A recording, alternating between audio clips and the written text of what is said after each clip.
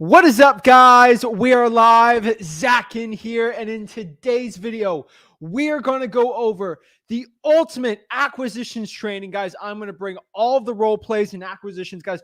We have everyone in the Wholesaling Houses for Real Masterminds in here today, guys. It is our 1-year anniversary today, so I'm going all out on the ultimate acquisitions training, guys. If you do not understand how jacked up I am, guys, this is 1 year of the Mastermind, guys. We do these calls every Thursday, and this is the 1-year anniversary of it, guys.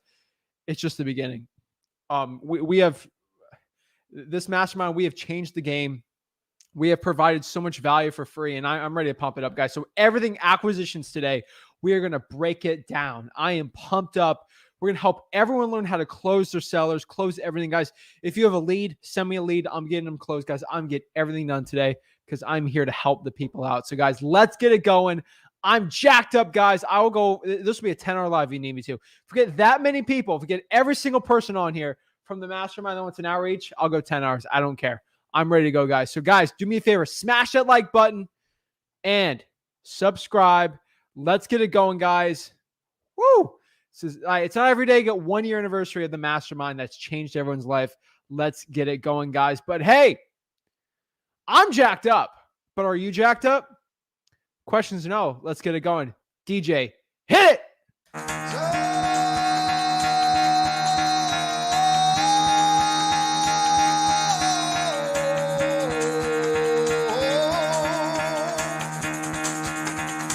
Get the fuck out of bed, bitch. Go.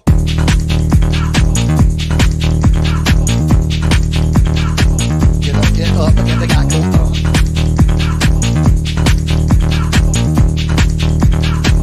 Time to wake up, bitch, get up.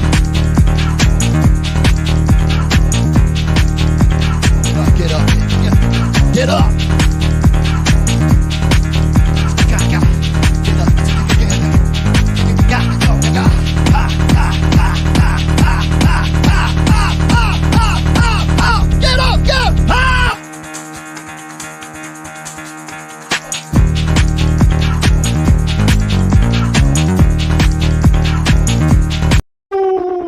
Let's get it, guys. So, yes, acquisitions today, guys.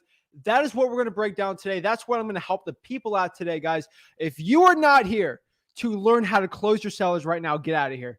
Like, just leave, guys. If you are not ready to close sellers today, and get it going, guys, because I'm telling you, we are going to break it all down today. So let's bring it up, guys, from start.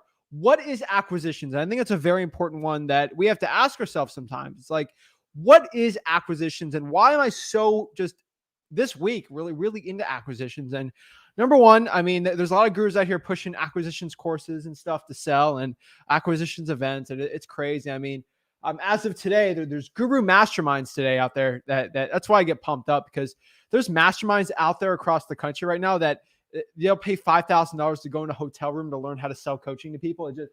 It's crazy. So I'm here to stop all that junk. I'm here to help the people out. So acquisitions, guys, it is the process, guys. We talked about marketing the other day, and that's really the point of, especially in cold calling, going from finding people that want to sell the property or might not want to sell the property. We want to bring them to a funnel of people who actually want to sell or qualify to sell. These are people that have a reason and a motivation for selling the property.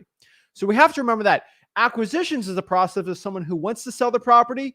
We got to get that thing locked up and get a contract for that. So we either do it through an appointment. If we're doing virtual wholesaling, we have to go get the deal locked up. So it's really a process, guys. It's for virtual wholesaling.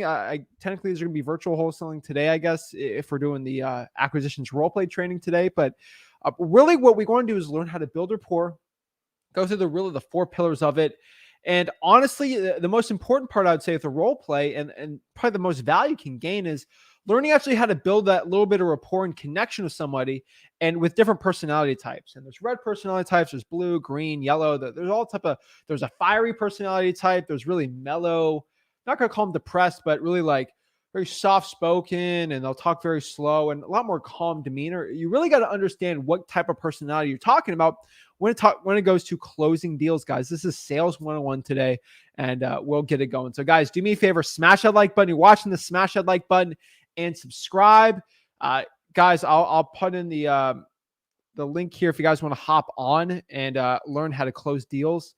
We'll do a couple role plays and try to see how you guys are looking to sell your deals and get it going, because it's a very soft line between going out there and trying to get the close versus qualifying if it's a good deal or not. So let's bring in, guys. We're talking about closing deals today, 101.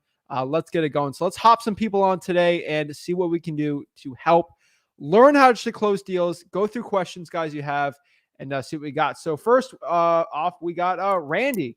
Randy, what is up? Yo, Randy, can you hear me?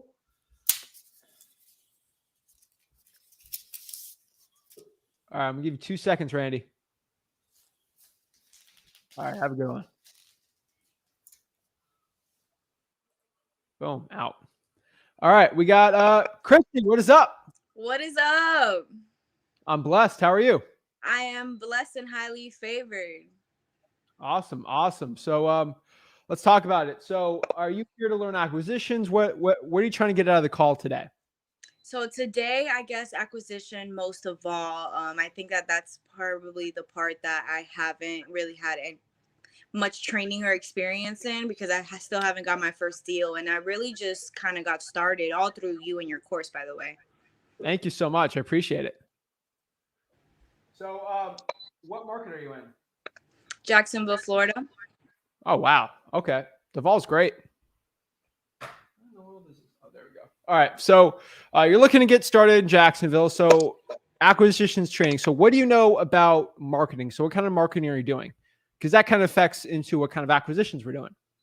Right. So I've only pulled one list so far from List Source. It only has about 256 leads on there. So pretty small. I kind of wanted to get started small. Wasn't sure how much money to spend either. And today was actually my last day at the firm that I work at, and I'm going to start officially wholesaling full time as of tomorrow. Wow. Yeah, it's exciting. How old? Nerve-wracking. How old are you? I'm 22. Okay. Perfect age to get it going. So, okay. And so you bought a list of 256. Yeah, and then tomorrow I'm going to start driving for dollars and kind of hit up, see if I can find any bail bondsmen. I remember hearing that from one of Rick's videos and stuff like that. So I'm kind of really just fresh meat here getting started. Okay, well, that's fine. I mean, I got my first deal at 17. Age doesn't matter. Fresh meat doesn't matter. I mean, you having the knowledge to know what to do in Jacksonville is going to help you out. Now, you're lucky here in Florida, so I actually kind of know Jacksonville. I can help you, give you some pointers. I mean, Jacksonville, where you want to drive for dollars is obviously you want to figure out where the best deals are, where people are selling their deals. So in the private chat, I'm going to do this at the end. I'm going to give you a company I know in Jacksonville. You probably know who they are. I don't want to screen it. So if you do me a favor, I'll say it in the private chat. No. If you can, do you have Instagram or Facebook? Yes, I have both. DM me on Instagram, all caps Jacksonville. Look for it tonight. I'll DM you a company. I want you to look up their Facebook. They post deals in Jacksonville. The reason why it's really important that they post deals in Jacksonville, I want you to look at those zip codes and drive for dollars in those zip codes, because that's where those people are wholesaling. They run a 7-figure operation there. I'm like, okay, so when you figure out, okay, most of the deals these guys are getting under contract and gals, they're in like 3 zip codes in Jacksonville. Well, I should drive for dollars in those zip codes. So I think it's pretty important to do. Let's say you see there's a deal at 21st Street, or some person bragged they made a bunch of money at 21st. Drive for dollars in that area, you know? That's where I drive for dollars. Like, because going out there and just driving around looking for deals is fine, but knowing where to go will just be more efficient. I was going to try starting out in my zip code just to stay kind of close to my house. And then that job I just left was at a title company, and their biggest client, they kind of bought in like certain zip codes. I noticed in the trend while I was working there, in kind of the same like 4 or 5 zip codes. So I was going to try to kind of stay in those areas as well. And what is your Instagram? It's at Flip with Zach or at Flip with Rick. Oh, okay. That's easy to remember. Never mind. Yeah, you don't have to remember it too much. I'll send you that company. So the reason why I was asking the marketing, because your marketing is really important in learning what kind of acquisitions you're going to be doing. So I'm assuming you'd be cold calling those driving for dollars leads? Yes. Okay. And so what help do you specifically need with your acquisitions? I guess I would just say I've gotten a couple people on the phone, and I don't really know like how to talk to them. Like most of them are either like, oh no, I want to stay in this house, you know, I'm gonna die in it, like I'm just gonna stay in this house forever, or no, I'm not looking to sell right now, or I have no idea what you're talking about. I've never owned a property before in my life. So just this kind of stuff, I guess. Don't really know how to get them from, yeah, hey, this is me and I own this property, to take my offer. Got it. Okay. So that's technically marketing. It's kind of an in between. It's kind of weird. So that'd be something to talk about. So your main issue is just kind of bridging that gap, you'd say? I would say that is an issue, but now that you said that, I think acquisitions would be more like where I can get more, like I guess, hot leads instead of cold leads and whatnot, and making those into contracts would say is my biggest issue. Okay. So finding hot leads, I mean, that's all through marketing, obviously. And a lot of acquisitions is through marketing. So that's definitely a very interesting point on there. So I would say drawing for dollars in those zip codes probably the best one. Through calling, I use the same script. Hey, are you the owner and are you interested? Once they say yes, we start bridging that sort of into the acquisition space. You know, motivation, condition, time frame, price, ask them all those questions. Why are you looking to sell the property? How's the condition of the property? When are they looking to sell? And obviously the price. From there, you just build rapport and you see if the motivation's good enough and the price is decently there, or maybe the condition's bad. Go set the appointment, meet them at the property. And then from there, you're just going to build that rapport and get a contract for the lowest price possible. So I'll just go through a role play, see how you'll deal with someone on the phone who's possibly a hot lead and send the appointment. Are you going to be the person trying to do virtual wholesaling, or are you trying to actually meet people at the property? What is your process you're looking to do? So the process that I'm looking to do for now is in person. Okay, cool. And are you sticking just to Duval County? No, Duval, Clay, Nice. St. John's, you know, kind of the surrounding counties around Jacksonville as well. Okay. Yeah, that'll probably work pretty well. Anything to St. Augustine probably should work too. So I figure that most wholesalers are probably like in the center of the city. And if I start looking for properties, maybe more on the outskirts of Jacksonville and those counties, that might, you know, help me get my first contract or more contracts down on lock. Definitely. Also, I want you to research all of the wholesalers possible on Facebook and just see where they're selling deals outside of Duval County. Like, you know, this person's doing very well in Clay County. They keep posting in like these cities. That's how I really gain a lot of knowledge, because Jacksonville's weird. I'm just being honest with you. Yeah. A property will be like 150K here, and then it'll be 70K, but it looks the same, but it's like a different zip. I've wholesaled in Jacksonville. I mean, Port St. Lucie is kind of a special case, though. They have like really, really big houses for like low amount of money. Yeah, it's different, but I've born and raised here, so I understand it. You just got to understand how weird Jacksonville is, kind of like Port St. Lucie, where they're all built weird. You know, you have a 2010 built house next to a 1954 house. And so it's very hard to do comps there, which helps you out a lot with your seller. So drawing for dollars is definitely the best one you can do there. So let's see what you got for acquisition. Let's do a role play. So talk to me as a drawing for dollars lead, and let me see what you got for setting an appointment, building rapport, and going from there. Okay, I'll give it a shot. First time. All right. So is this thing? I realize now this is me calling you, huh? So ring ring. Hello. Hi, is this so and so? This is him. How are you? I'm good. My name is Christy. I was actually driving by in this area. I'm from this area, and do you happen to be the owner of 123 Main Street? Yes. Oh, very nice. I'm actually a local investor. I'm partnered with some companies that like to flip houses and get some rentals on their books. And I was wondering if you'd actually take a cash offer for your house. I don't own that house. Oh, you do not? Nope. Are you a family member, or do you know the person that owns that property? I used to live there. Oh, you used to live there. Were you renting? Nope, just sold it. Oh, you just recently sold it. Okay, well, it was nice talking to you, I guess. Do you have Thanks. any Bye. Bye. Next one. All Did right. you ask me if I was the owner in the beginning? Yeah. And I And you said no said the first yes, time. And then and then you said you no got to keep switch. going. That's how keep going. What I'm do you not trying mean, to throw you like off. That's how these calls go. I'm telling you. You got to keep going. Next ring. Go. ring ring? Hello. Hi, is this so and so? Yes. Who is this? This is Christy. I'm here, a local investor here in Jacksonville. Do you happen to be the owner of 123 Main Street? Yes. Oh, I was wondering if you would like to sell your house for a cash offer. Possibly. What do you want? Are you looking to buy this? Yes, I'm I don't looking want to talk to for. any realtors right now. Oh no, actually, I would part of the service where you wouldn't have to go through putting your house on the market or dealing with a realtor or any closing costs or commission fees or anything like that. It would just be a as is cash offer on your property. Okay.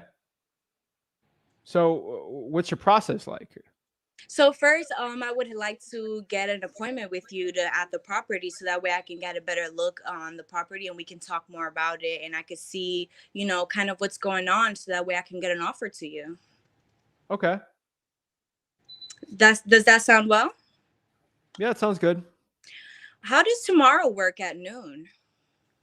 Yeah, that should work. I got a tennis game in the morning, but that should work. Would 1 or 2 be better for you? I know Anytime. sometimes I they guess can one go a works. little long. I play volleyball intramurally, so I know that sometimes after the game it can get a little stalled up. Yeah, that should work. One. Okay, 1 o'clock. And can I have a contact number to get back in touch with you? Just the number you're calling. This number is fine. All right. Well, all right. So then I'll see you tomorrow at 1 o'clock. And I look forward to talking about this property and hopefully getting a deal that will solve some problems for you. Perfect. All right. See you then. Perfect. Okay. So that was good. Thanks. What I want to break down is, first of all, the most important part here. You got the owner, which is good. I'm letting you know on the first call because I just want to see how your script, if it changed at all from go to go. You were pretty consistent, which is good. The one thing I can tell you is you had to qualify. That's the most important part. I personally don't go on houses just randomly. It's a recipe for disaster. I waste a lot of time. Make sure you just ask those 4 questions to qualify. I could have won $5 million for my house, Mm-hmm. So ask why I'm looking to sell it, the condition of the property, time frame and price, I would try to qualify the sale a little more. Going through the course, as you know, it's pretty important to precondition the seller. If they're ready to make a decision, you go in there. I just don't want you to go in the house and then you have to go 3 or 4 times. You give them an offer and like, well, I'll think about it. You really got to go through some more questioning before there. And it helps you also build more rapport with the seller. It was kind of hard in that call to build rapport because you weren't asking me much questions. I played tennis, but you really didn't break down, hey, are you married? Is there a wife I have to meet with you there? Like, is she ready to make a decision? See, my wife she might have working 9 to 5 and you just come there. I'm not going to sell to you unless my wife's there with me. You just got to ask more questions. Is it a hoarder's house? Do I even live there? I would just be asking more questions because that's how you build more rapport and get better prices on your acquisitions. Another thing there is I probably wouldn't set the appointment on the first call. The reason is because I want to get their price. I kind of want to look at the house and then bring it up the appointment after so I can condition them. It's hard to condition, set the appointment, everything the first call. You kind of lost me a little bit. Yeah. I don't try to get everything done the first call. Okay. I'm just trying to get that yes, get that initial report, say, hey, is it okay if I call you back later today? And I can kind of look at the property a little more. And it's pretty important you kind of look at the property a little more and try to say, okay, I see the property here probably be worth to a cash buyer 150, and the guy's at about 140 for it. And so I'm like, okay, it was okay if I call you back and set something up possibly for tomorrow. That should work. You see it's worth 150. He wants to sell for 140. Okay, that's about 10K of a deal. And then you kind of ask him more questions about the house. Does it need? Oh, it needs a new roof. Okay, well, that means the ARV is probably a little worse. It's like going to shooting arrows without your arrows. Like you got the bow, but you don't have the arrows. You don't have any ammunition for your of a weapon on the appointment. Like you don't want anything to help you out because you're going to a house, you don't even know what the value of it is because you don't know the condition of the house. You didn't ask them. You don't know their motivation. It's hard to get that close when you don't have information. And information is probably the most important thing going into the appointment. So let's try another one, and let's try to dig some more information and see if I can help you out from there. So you know the 4 questions, right? Why are you looking to sell? When are you looking to sell? What is the condition of the property, and what price are you thinking about selling? Perfect. And to build rapport on the call, do you know the acronym to use? No. So it's called FORD, FORD. And this is recorded, by the way. When you're looking to build rapport with somebody on an appointment, this is kind of on the call if you ever need help with it, but it's FORD. F is family. Talk about their family if it ever comes up. You know, your wife's spouse, who's living at the house with you. O, occupation. What do you do for a living? Oh, you're busy. Are you working a job? Oh, I got work at 2. Oh, what do you do for a living? Occupation. Oh, like let's say they're a teacher and your mom's a teacher. That's a great little rapport piece, right? R's recreation, what they like to do for fun. Obviously, tennis. Love talking about dogs. If you hear a dog in the back, it's a great rapport piece, or a cat. D's dreams, what they want to do in the future, where they're looking to go. One question I love asking my sellers, especially on these type of calls, is, okay, well, in the perfect world, you sell the property. Where are you looking to move to? I don't want to buy this house, and obviously you have nowhere to go. Oh, we're looking to move to my family in like California, stuff like that it'll help you build that rapport so you have all the information you need for the appointment. Okay, sounds good. Perfect. So let's get it from the top and see what you got. All right, here we go. 4 questions. FORD. Ring ring. Hello. Hi, is this so-and-so? Yep. Hi, my name is Christy. I'm actually giving you a call because I'm a local investor here in Jacksonville. Do you happen to be the owner of 123 Main Street? Yes. Hi, I was actually looking to make an offer on your house. Are you interested in selling? Possibly. What would be a reason why you would be looking into selling your house? I don't. It seems a little personal. Oh, that's okay. Do you know what kind of a time frame, maybe when you're looking to sell the house? Probably in the next couple of months before the year. Okay, so maybe 6 months to a year sounds like a good time frame. Yeah. Okay. And are you married by any chance? No. Not married. All right. And what about were you looking to get back on that house as far as price? I don't know. Zillow says 200,000 on it, but I know it needs a little bit of work, so I don't really know. Okay, here's what I can do for you. I can look up some property appraiser information on it, maybe come by the house on one of these days and take a look at it, talk more about the condition, maybe ask you a few more questions on that, and then maybe we can see if I can get an offer for you. Yeah, okay.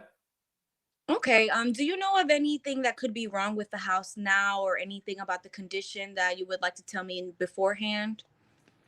Yeah. I mean, it needs a new roof. It's a little bit of a bug problem, but it just, it needs a little bit of work. I know there's a little small spot by the kitchen that's leaking a little, but it just definitely needs a new roof. Definitely a new roof and possibly some other things. All right, I got that down notated.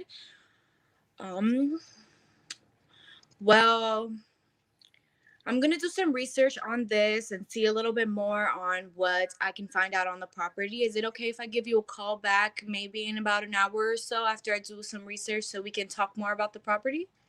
Yeah, that should work. All right, sounds good. And is this a good callback number for you? Yep.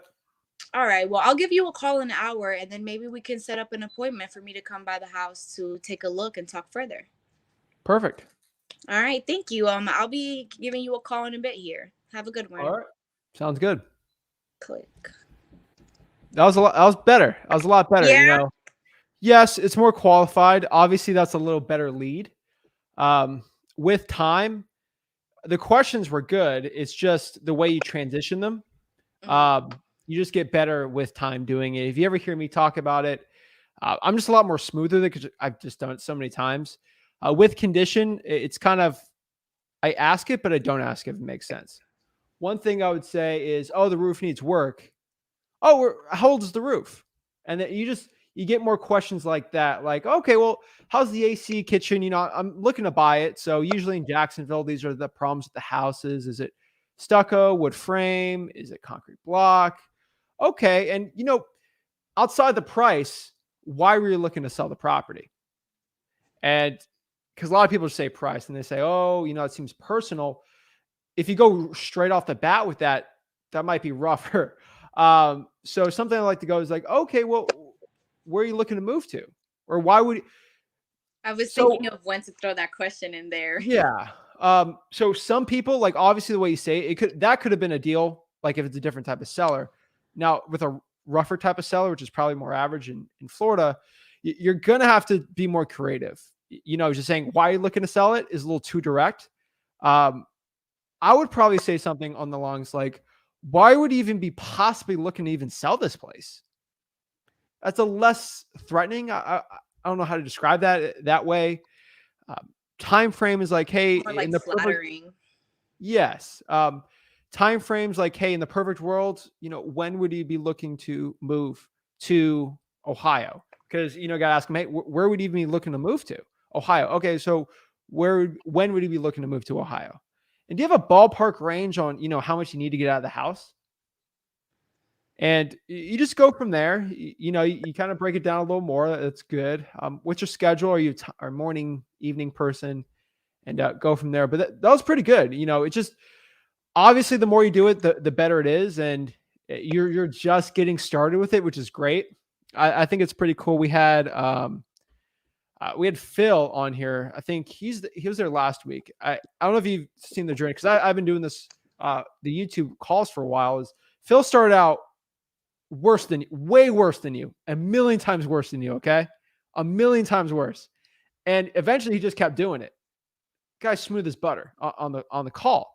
So that's really good. It just takes practice. It takes time. You said you play volleyball? Yeah, I did in high school. Okay. I mean, the difference between a freshman year or senior year playing any sport in high school. I mean, it's night and day. That's kind of like it is in business, especially with talking to sellers. It just gets easier the more you do it. So that's what I'd say. That's very good starting out. Obviously, I would kind of mirror more of like what I would say and try to go from there, but be natural. I mean, you don't sound aggressive on the phone. You sound a lot more smoother. So pretty good. The only thing I'd ever do differently is I never say the I word, investor. I never say that. I just say I'm looking to buy houses, but it's really up to you. If that's something that gives you confidence, then go do it. But overall, if you keep doing that, you can definitely get a deal with that script. You just do it more and you'll see more results. That's all I could say. But you're just getting started on the journey. So I'd say you're taking more action and initiative than 99% of the people in Jacksonville, especially in wholesaling. Like with that script, that's better than 99% of them. So it's perfect. Thank you. I do just have one question for you. So I kind of hate myself for not having my notebook with me now. I didn't think I was going to. It's just recorded. It's perfect.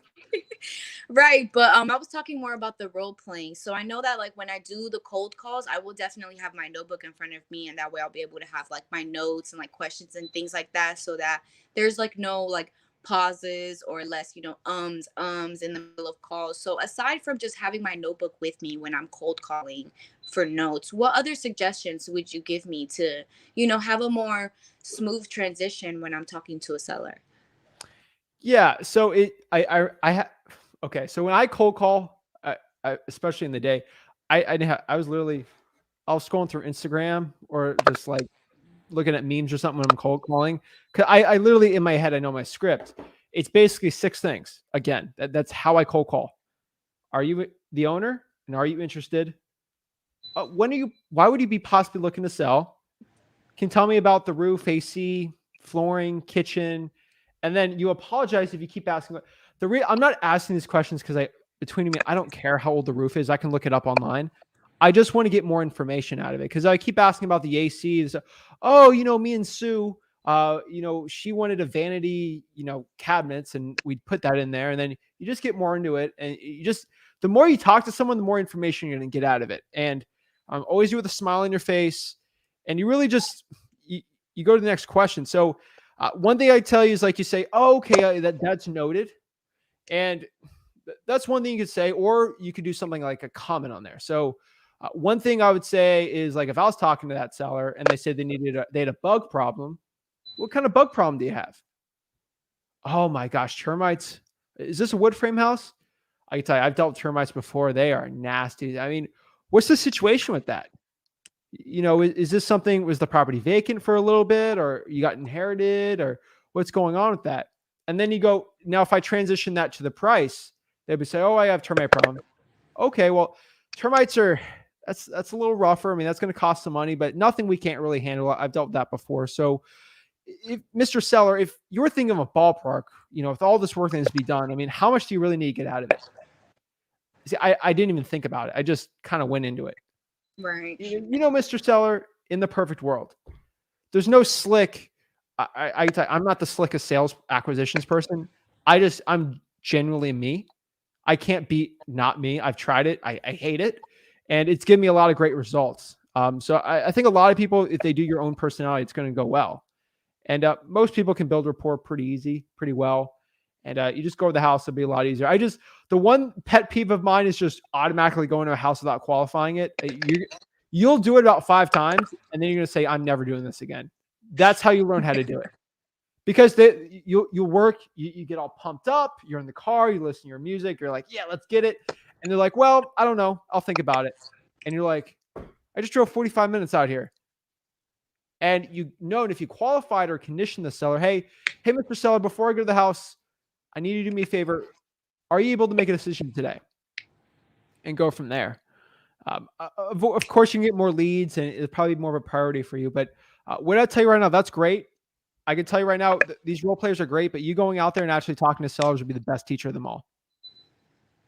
Thanks. It sounds like really the answer to my question was really listen to the seller while they're talking, not only just tunnel vision to my question, but really like listen to the seller. And that way I can find my moments in there to ask more questions and build rapport. That's it. For all your advice. Of course, there's an 80-20 rule, especially on the phone, where they need to be talking 80% of the time and you need to be talking 20% of the time. That 20% should be questions. Again, I think a really interesting part that is kind of opened my mind when I was starting out is you want to talk to your sellers kind of like you'll talk to your grandma. That's the best. So let me tell you like this. Okay. So let's say your grandma has a rat infested termite rental property. Okay. And she calls you up, or you call her and she's like, I got to get rid of this house. What are you going to ask? Are you going to ask, what's the ARV of it? Or what's the condition of the roof? You're going to say, hey, grandma, what's going on? Tell me what's going on. Why are you looking to sell? I thought you liked this rental property. Oh, that's an issue? Okay. I mean, when are you looking to sell this? How can I help you out? You're going to look at it from a perspective, how can I help grandma out versus how much money can I make off the seller? Once you go after it in a perspective of helping the seller, you'll ask questions, and that will open things up. That's the best way I can kind of describe that is talk like you're actually caring about the person, and the questions will just flow through you. Besides looking at it as a sales call, it's a conversation first and foremost. All right, man. I will take everything that you have given to me, and I will try to apply it all to my process. Perfect. Thanks, Christy. I appreciate it. Any last questions you got? Nope. I just want to give a shout out to your course and your YouTube videos, man, because I would not be doing any of this if it wasn't for any of that. Completely free. So everybody hit that like button, hit that subscribe button. Perfect. Christy, thank you so much, guys. I do this every week. If you need help every week, you have an appointment, you have a seller, I'll call them for free. I'll do it. I'll help anyone out. I promise you. Here to help. So Christy, you got a hot lead. You need help with it.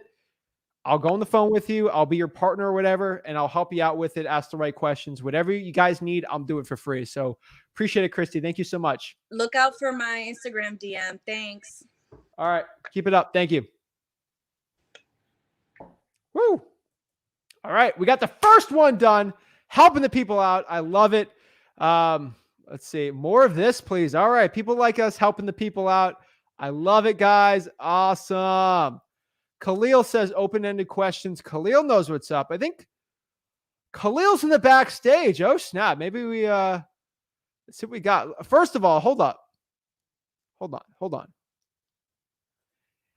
Got my first deal from the ROS mailer. Woo! Are you kidding me? Let's go. Come on, Ace.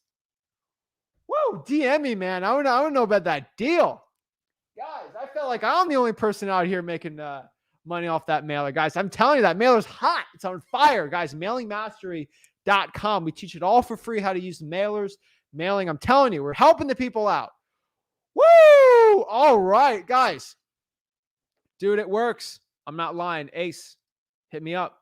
Love to help you out. Well, I'm definitely tell Rick about that. He's the only person that gets more jacked up about a mailing deal than me. But let's get it going. Let's see how we can help everyone out, guys. Khalil. Hey. Bro, it's Khalil, right? Yes, it is. Thank you for commenting, man. What is up? How can I help you out today, man? What's up? Wow, I got on here. Dude, if you click on the link, you're going to get on here. All right. I mean, so far I've been working at it. I've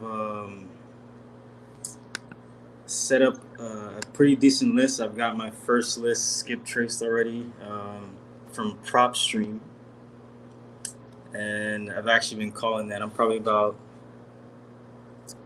200 in right now, and the first probably like the 16th person was my best actual shot at a deal. But unfortunately, I wish I had listened to this before, because I didn't set the appointment with him, and it was fire hot.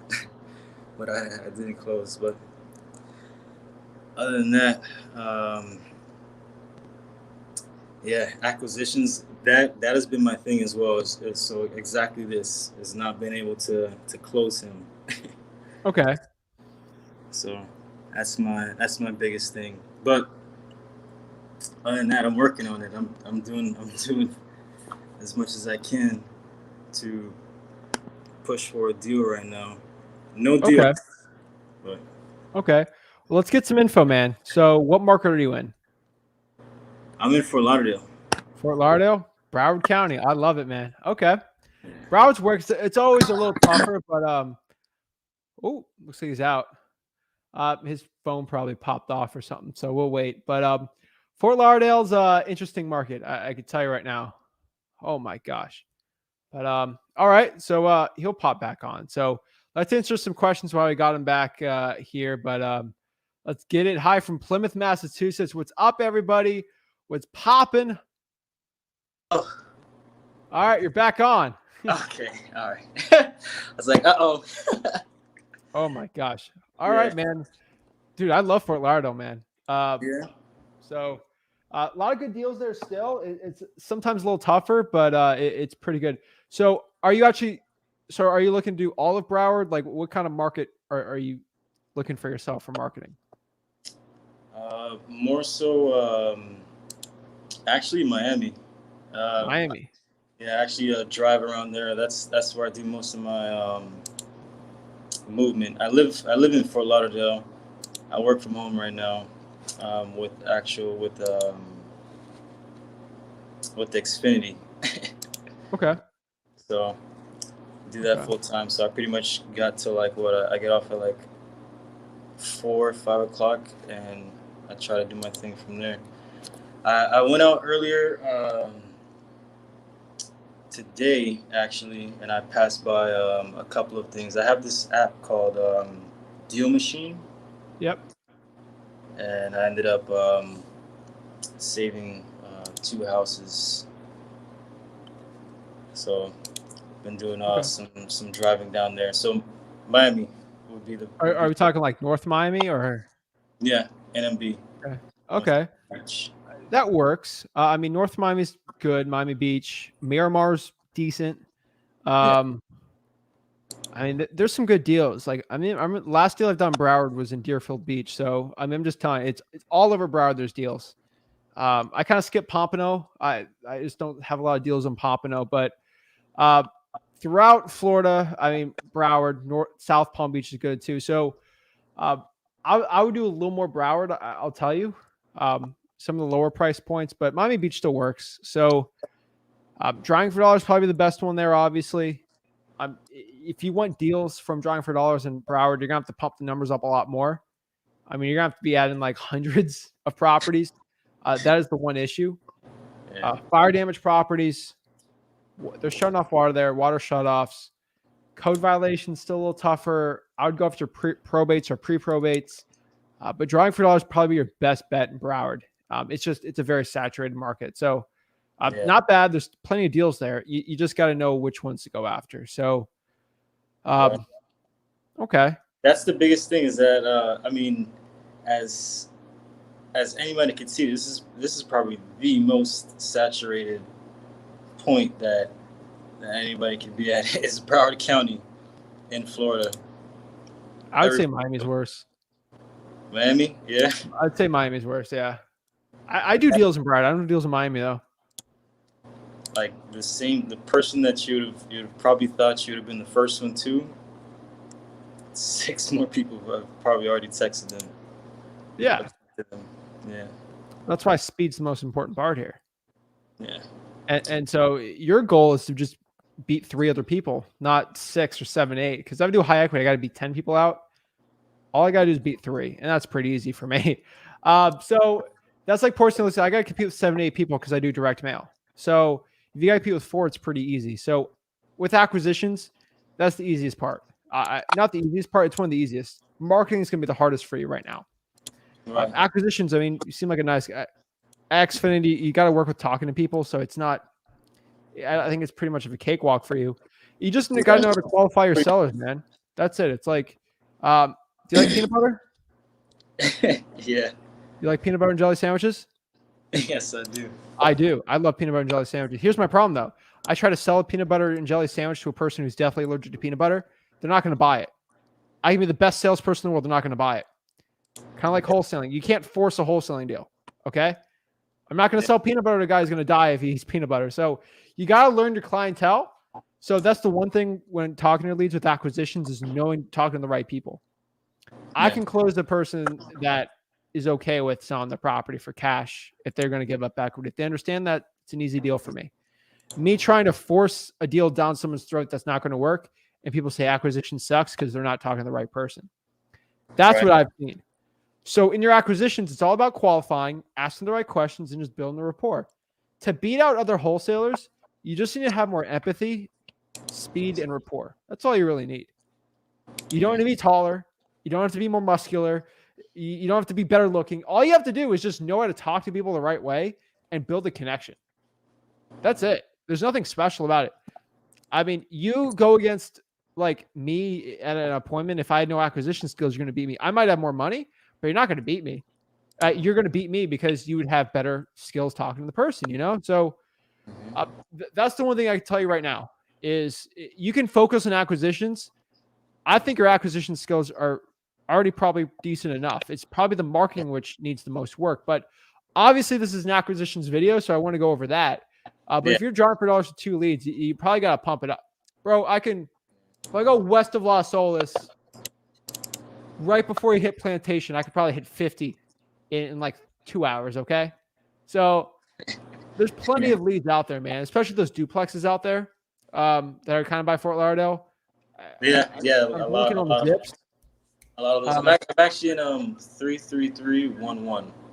Yeah, like that area, like kind of that area, you know, north of Davie, all day, right? So you got to pump up a little more than 2, but that's probably what I'd be going after. I would also be looking at vacant properties and drive for dollars on the fire damage properties and stuff like that. Just got to get that little edge on everyone, but that's what I'd be doing. So with acquisitions, what is kind of your process with it once you talk to somebody?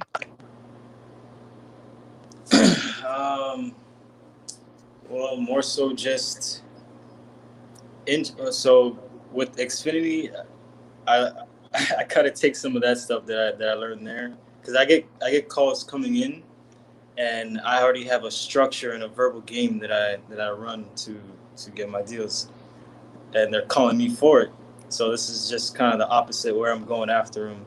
So it's more so kind of with the same tonality. I'll try to come off as the nice guy, but hey, how you doing? This is Khalil. The reason for my call. Well, is this so and so? Okay. And then Give me your wholesaling one, man. Because I've had to deal with Xfinity people for my Wi-Fi at my personal house, and you know what their sales pitch was to me? AT&T doesn't come here. We're the only people that come here. What do you want now, bro? Yeah. How am I going to say? Well, you got me. Yeah. Right. So Xfinity, I don't care because they're the only people, right? Like when I had my other house, AT&T was the only people, and Xfinity wouldn't put their lines in that zip code. They're like, "What's up, bro? We're the only ones who can do Wi-Fi for you. Want Wi-Fi or not?" Exactly. So the Xfinity sales process is, because I'm more north, like kind of like in Martin County, St. Lucie. That is one zip codes for Xfinity, one's for AT&T. Now you're Fort Lauderdale, it's a little better. You got fiber everywhere, which I wish. But okay, so what is your sales process for a wholesaling deal? I want to hear it. Let's do a role play. I'm looking to sell my property. I'm a fire damage lead. Call me. Let me see what you got, bro. Oh, okay. Ready? I'm not even stressing you out because remember, I will be a lot harder on you than any seller will ever be. Yeah. True. Okay. All right. So let's dive into it. So, ring. Hey, Hello? Is this Zach? This is him. Hey, Zach. This is actually Khalil. I was actually driving by your house. I saw it had some damage. Are you the owner? Oh, sorry. Are you the owner of 123 Street? I was. It kind of burned down, but yeah. Yeah. Okay. So, yeah, it looks like it's currently vacant. As far as some time, do you have a minute or two to try to see if we can? Oh, actually, no. Hold on. No. All right, bro. As far as Let's ask me 2 questions. I'm the owner. Am I interested? All right, and then go into it. That's it. There's nothing to memorize. Are you the owner? Yes. Hello? Who's this? Hey, this is Khalil calling. Is this Zach? Yeah, this is him. Hey, Zach. This is Khalil. Are you the owner of 123 Street? Yes. Awesome. I was actually passing by. I did see it had some damages on the property. I was actually wondering if you're interested in selling. Kind of. I mean, possibly. I'm waiting for the insurance to come back on it, but yeah, there's a little bit of damage that happened. It kind of went on fire. But are you a realtor? I'm not really looking to list the property. No, I'm not a realtor. I'm actually an investor. So I actually. Oh man, that threw me off. Yeah, sorry. Hey man, just go something natural, man. You know the 4 questions? Yeah. Why? Go through them, man. Just go through them naturally, man. Just talk to me like I'm a regular person. Actually, just go through them now, man. Just go through them now with me. All right, you're dealing with Zach Ginn, all right? Ask me those questions. Let's go. I'm not putting you on the spot. Let's go. Just naturally ask me, man. What exactly happened with the property? It went on fire. Yeah. Wow. Everybody made it out safe? Yeah, we all made it out safe. I lost some signed baseballs, but it was fine. Wow. Okay, that's cool. As long as everybody's safe, is there a time frame that you guys were looking to get rid of the property? As soon as I get my insurance check, I'll probably know. Okay. Yeah, we're living with family right now. We're just gonna probably rent something out for now. All right. So, I mean, if there were a ballpark number, a ballpark figure that you had on your mind for the house, what's the price point that you guys are looking to sell? I don't know. Best price. I'm getting an insurance check for the full value of it, so I don't know if you want the house. Like, what are you gonna do with it? All right, so oh, as far as I'd fix it up. I'd fix it right back up. You know, have it looking pretty right back on the market. But as far as the property itself, it does look like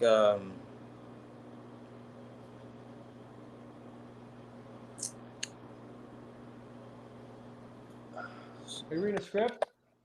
yeah, I know that. Yeah, that's what No, I'm just trying to talk say. to me, man. Just talk to me. Yeah. Just talk to me, man. Come on, talk to me. You're good. Cool. So as far as a price, I mean, you didn't really give me a price.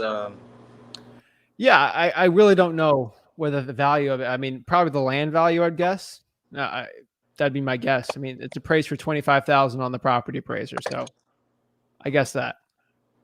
Okay. Wow. Okay.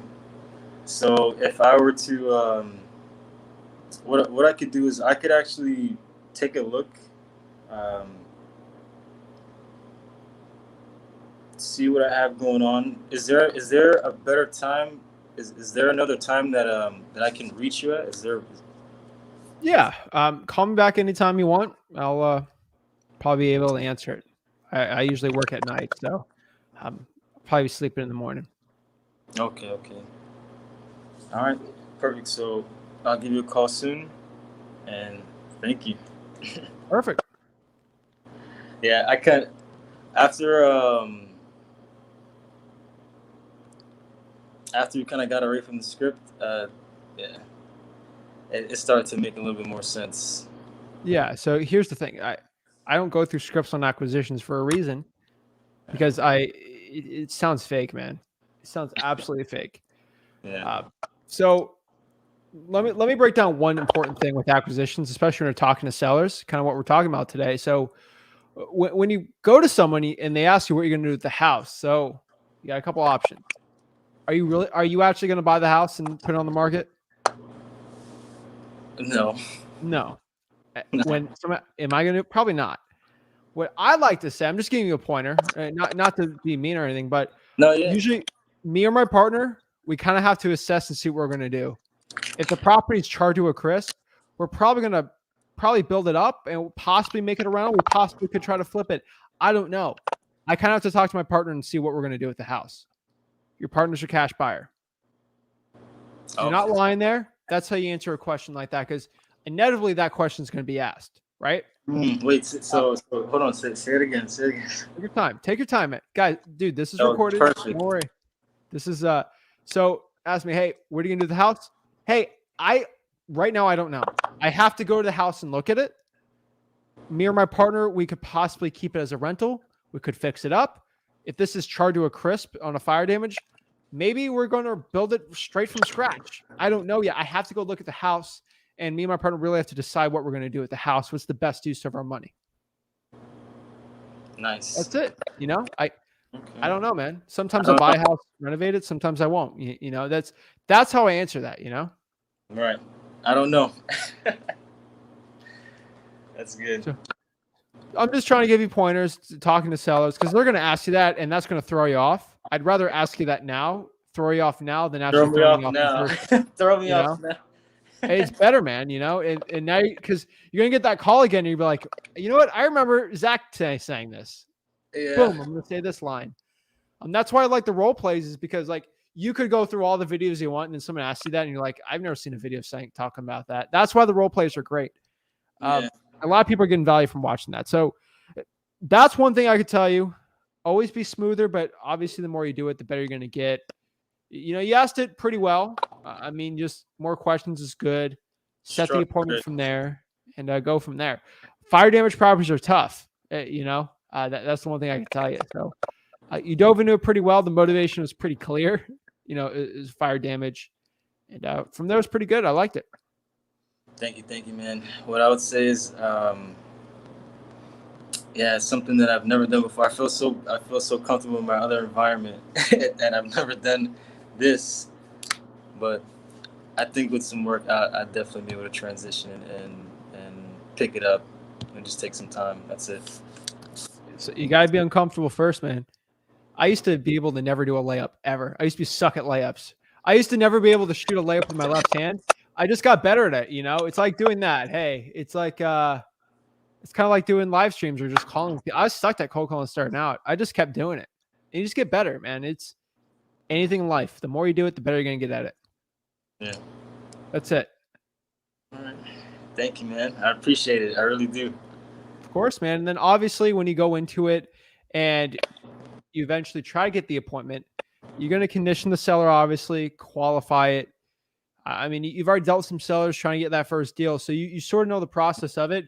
You just want to refine it and get better. Yeah. Remember, man, I'm not trying to burn you out here and like make you look. I'm just trying to show you what a regular seller might be able to do. So you exactly know what to do in that situation. And you got hit hard and you've got through it pretty well. So it's awesome. You just got to know how to smoothly do it. And I promise you get better and better and better. You keep going on these things, you'll get better and better and better. I promise you. Yeah. Wow. Do you believe that you are better at calling now than before you came on this thing? Yeah. You're sort of learning, right? You keep doing it, man. I'm telling you. Because based on what you just on what we just did here, I noticed what I would do different, literally right at this moment. All right, go again. Let's go. On my next phone call. Go call. Ring, ring, ring. Hey, are you Zach? Hey, is this Zach? This is Zach. Hey, Zach. I was actually passing by the house earlier today. I was just in the neighborhood and had some fire damage on it. Are you the owner of 123 Street? Yes. Awesome. I'm glad I was able to reach you. I see that the property is all messed up. Are you guys interested in selling this thing? It's a little messed up. We're trying to see what to do. Maybe I try to repair it. I've owned this house for a while, but I'm probably just going to move out of here and, just kind of pack my stuff up. I'm kind of sick of Broward. It's getting a little too busy for me. Oh, wow. Broward? Yeah. Broward is definitely congested, so I know what you mean, man. It's terrible. Have you ever driven the 595 after 6 o'clock? Oh, man. I hate it. 5 lanes, I can't deal with it. I'm going to somewhere a little less crowded. Hours and hours. But okay, where are you actually interested in moving to? Probably kind of northern Florida, maybe by like Crystal River or something a little more relaxed. I like the springs up there. Nice. Okay, Crystal River. What are you guys thinking? Like kind of like well, hold on, I haven't heard of that. Crystal River? Yeah, it's it's kind of west of Gainesville, south of Panama City. It's I don't want anyone knowing about it. I want to be very relaxed, kind of secluded. Yeah. All right. A getaway, right? Oh yeah. Okay. Is there a time frame that you guys are actually looking to, you're looking to get this done? Yeah, I mean, I'm kind of living with family right here in Broward, so we're living in a 3-bedroom with 7 people. So definitely as soon as possible, probably after Christmas is we're realistically looking at. Just making sure, the actuaries come by and give me my insurance check, and we're ready to go. I'm already talking to a realtor up there. Nice, right? Okay, so again, ready for another property. Christmas is coming, so that's definitely a packed household there. So I can definitely see. As far as so you said when'd you say again? Yeah, I'd probably look there after Christmas is when we're looking to sell it. After Christmas, okay. So in about a little while. All right. And I mean, as far as price wise, did you guys have like a best price in mind that you guys wanted to be at? Do you have how much do you own anything on the property? Yeah, so we have a mortgage for $200,000 on the house. So I fingers crossed to get a check for $300 on it. Hopefully more. I just don't know. You know, I got to wait for the insurance company to give me a check. So usually we should get over 200,000 for it. So that shouldn't be an issue. Gotcha. Okay. So I was taking a look at some comps in the area. What's a comp? Oh, sorry. I was actually taking a look at some other houses in the area, and I did see some pretty interesting selling points. I don't know if you saw one of your neighbors over there sold recently, but 200K, between 200 and 300 is your dollar amount right now. What are you looking at? But obviously that's a fire. That's what that check what I'd get for it. So I don't want to sell for that. Probably just what the value of the land is, or maybe less because you got to bulldoze it. I don't really know. I just want to kind of get rid of that thing. Yeah. Gotcha. Okay, yeah. So I mean, that's good. At least you're getting the money back for the property. As far as the land value, yeah, I'd be able to put a considerable. Oh man. Okay. Let's see. Yeah, as far as, bro, keep it up. as far as land value, okay, that's cool. So what I can do, if that's, let's see, what I can do is give me a call back. I can give you a call back. Okay. I do want to take a little bit deeper look into the property, and if the numbers seem right, is it all right if I'd be able to give you a call back within maybe an hour or so? Yeah, that works. All right, cool. Again, Zach, thank you for taking my call. This is Khalil, and we'll speak soon. Perfect. Thank you. All right, take care. Awesome, man. That was bro. The reason why I made you do another call because I want you to watch the replay of the first call versus the second call. You're gonna see a huge difference already, and that was like 5-minute difference. Okay. Yeah. Imagine what it's gonna be when you keep calling people. It's gonna be night and day. That was a lot smooth. I just want you to see the difference between you just talking out of your heart and your brain versus you talking from a script. That sounded way better. Yeah. Now I think the most important part at the end, which you didn't have a script, so you didn't know where to go. The point of the acquisitions process with the calls is, hey, I already have their motivation. You have time frame, condition, price. You got all that, right? Get off the stinking phone, and set the appointment, right? And condition the person. They're ready to make a decision. So that's great. I appreciate you giving me this information. Let me look at everything and sort of see if these numbers are going to work for me. And is it okay if I give you a call back in an hour? Maybe we can set something up for tomorrow, the next day. Perfect. So I can't wait to give you a call back soon. Hang up. Look at the values. Call back. Say, I know you wanted 25. We're probably closer around 20,000-ish on it. Is that something you can do? I'd love to meet you tomorrow. Can you make a decision on that $20,000 price? Then you kind of hit them lower on the appointment. But that's the whole process, man, right? Okay, great. You don't try to close everything over the phone. Like, you just can't. The real closing's in person. So that was pretty good, man. I just want you to see the difference between the two. One was you were way smoother on the other part, right? Yeah. You're actually going out of your shell and building rapport, which is great, right? Yeah. Because you were being natural, not going off a script. So that was great, man. I just wanted you to see the difference of improvement when you start speaking from regular personality, because your personality is not boring, man. You just got to put it in the conversation. It's great. I can be very animated. I know, man. Like, obviously there's a point, like, you're not talking to your friends, but like, you put some of your own like personality in there. But you just don't want to sound like a robot, because you're dealing with 5 other robots trying to get a deal. Exactly. Yeah, that's true. That's it. Wow, man, that was like, ding. I know, man. I'm telling you. Why do you think I beat everyone else in my appointments? Because everyone's like a robot. How much would you like to sell property for? Okay. It's just they're all it's competing against robots, and I got a water gun. It's easy. Yeah. So I can tell you, man, you got way better improvement on that one. You just got to keep going at it, and you'll do way better. Yeah. I promise you. Keep it up. Keep calling. your skills will just increase. Build some tighter list. I know, man. Yeah. Telling you did great. Thank you. All right. Wow. So yeah, I'd love to, if I could do this, because this is like I get like QA at my job, so this is like QA.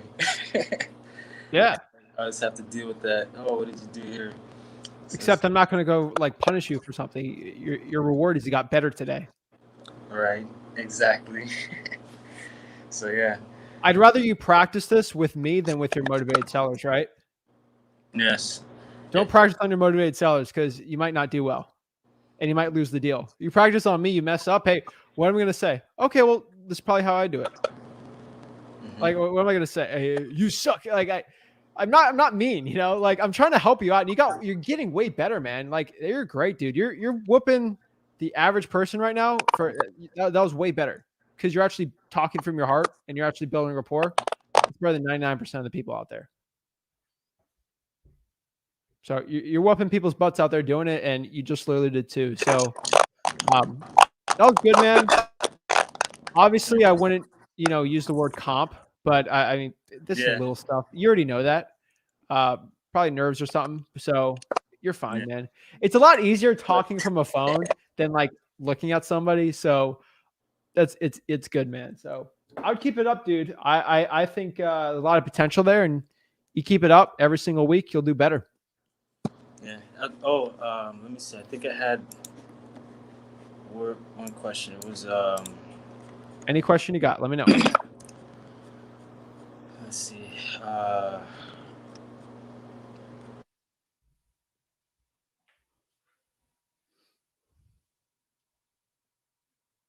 Got a phone call. Can you still hear me? Yeah, say it one more time. Okay. I keep getting a phone call. You're good. Let's see. Busy guy. That was an objection. Okay. I have an objections list here. Bro, hit me with anyone. I'll get them right now. All right. So I know they really fall into like, I know it's 4 categories. It's like what? It's like either a yes, plutonic no, a test, or a rejection, pretty much. But not interested. I'm not interested. Okay. Well, give me a call back whenever you're interested and tell me how it is. I appreciate it. Have a great day. Boom. You're not talking to people that are allergic to peanut butter to buy sell peanut butter. They're not interested in selling the property. I'm not here to do it. I'm not selling a Miami Dolphins jersey to a Bills fan. Okay, it ain't just gonna work. It's not gonna work. Yeah. Straight shooter. I don't have time. Time for what? I don't have time to speak. Okay, well, what's a good time for you to speak? I can give you a call, talk anytime. I'm up early. I can be up late. Let me know. And then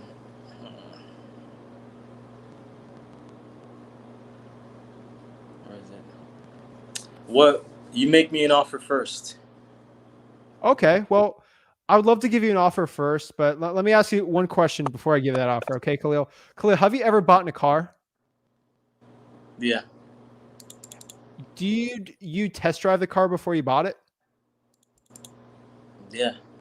Would you buy a car without test driving it? No. Now, why would I buy a house without actually looking in it? I can't really give you an offer right now, Khalil, unless I actually go inside the property and look at it, because I got to see. Now, Khalil, I trust you, but as you know, in Florida, especially in Broward, especially with hurricanes hitting everything, I just got to look at the house. I got to see how the condition of the property is. How's the AC? How's the roof? Are you an expert with ACs or roofs? Because I've dealt with a lot of them, and some people might think it's okay. I just got to look at it, I would probably have to go look at the house. Is it okay if I look by the house before I give you an offer? Because honestly, I got to test drive the house. Okay. Cannot. Okay. All right. So, all right, I'll keep that one. Test drive. See how I say this with confidence? Yeah. If I say that without confidence, you would have bulldozed me. Confidence. Swagger. It's not swagger or ego, man. I'm just confident because I know I've never legitimately given an offer on a house without looking at it. Yeah, I've and then interesting enough, I've had I've actually ran into probably some buyers. I've ran into quite a few cash buyers on the phone at my job. Because Nice. that's pretty much all I get. Is I just bought a new house, so I get to see all the movement. But let me see. What was the other one? Firm. I'm pretty firm on the price. Okay. Well, if you're firm on that price, have you considered listing with a realtor?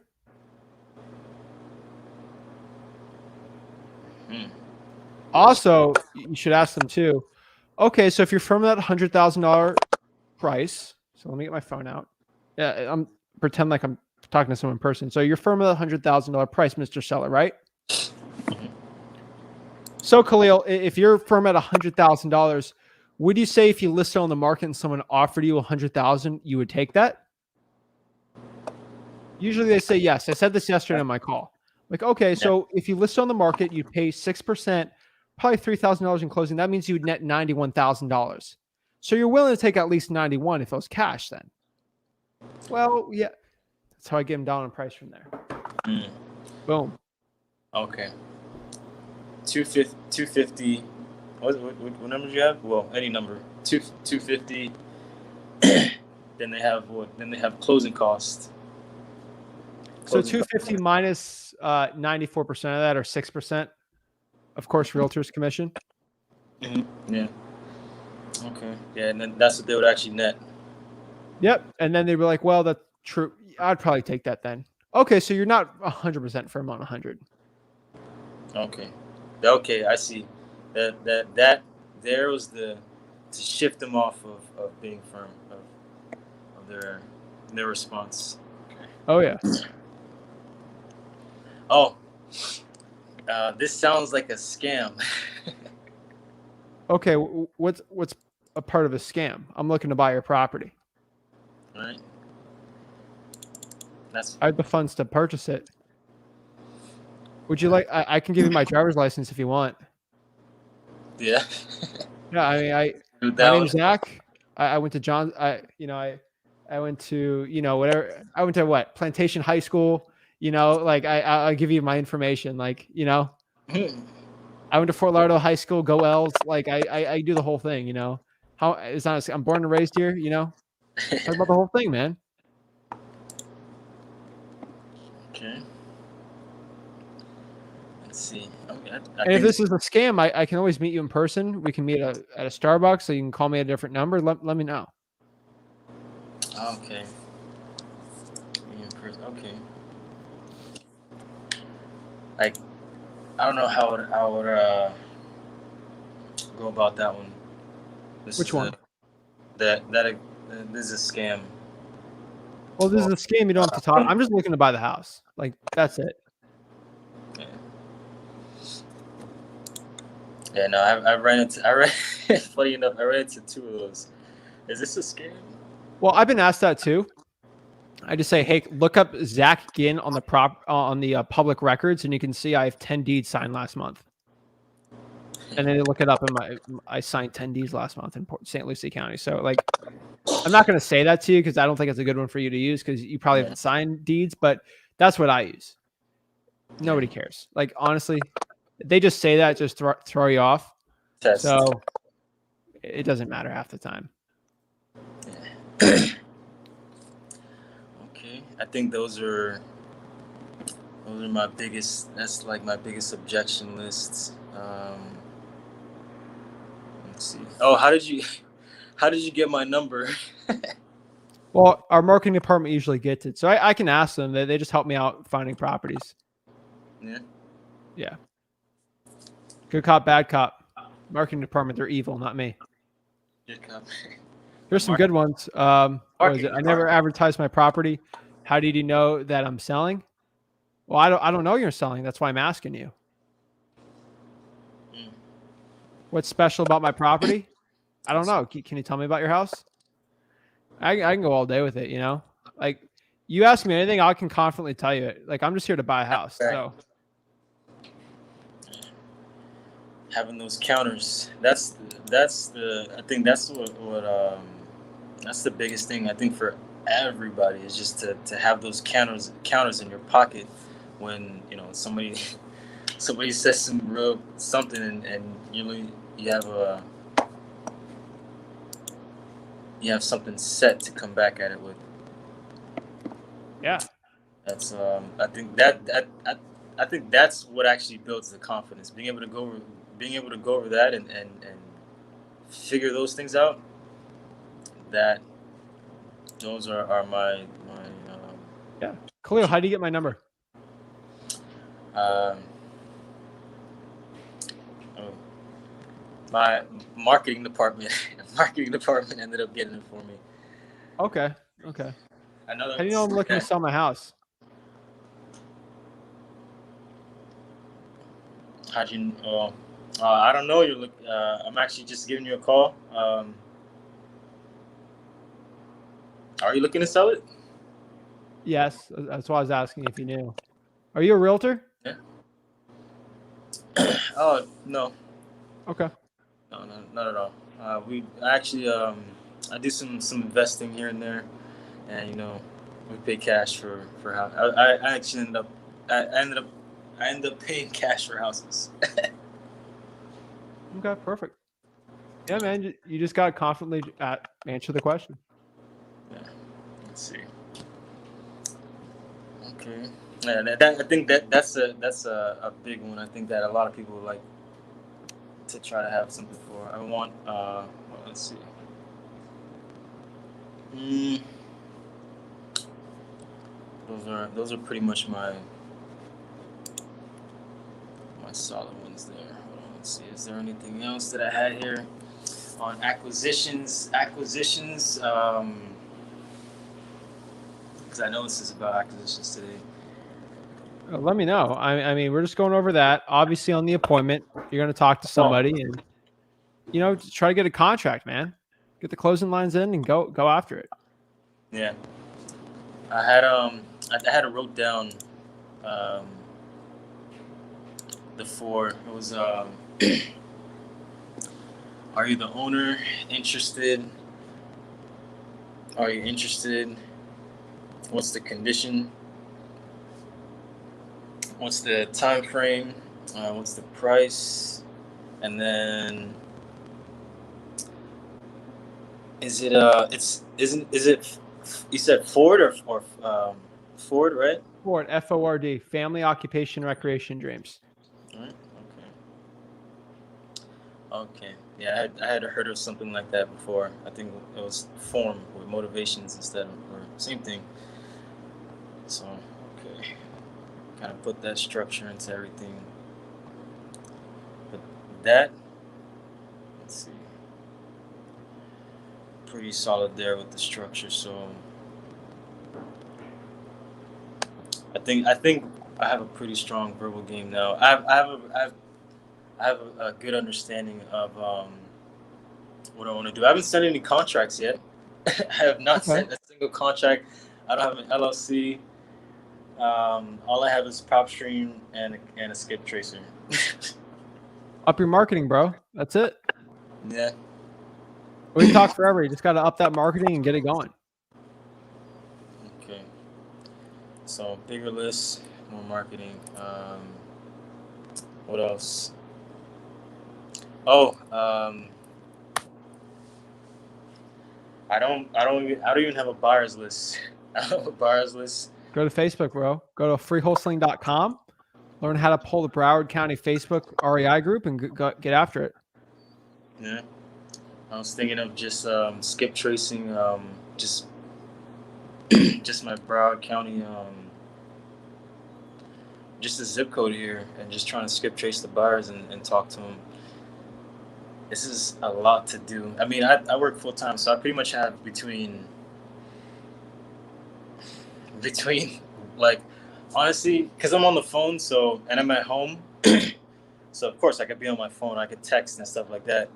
So I could have somebody text the leads. I'd only be able to give them a call or get on the phone with them after 4 o'clock, and I would love to leave Xfinity. Bro, you got it up to marketing and go from there. That's all I could say. Yeah. Marketing. Okay. And then proof of funds. I think that was another one. Okay. It's POF.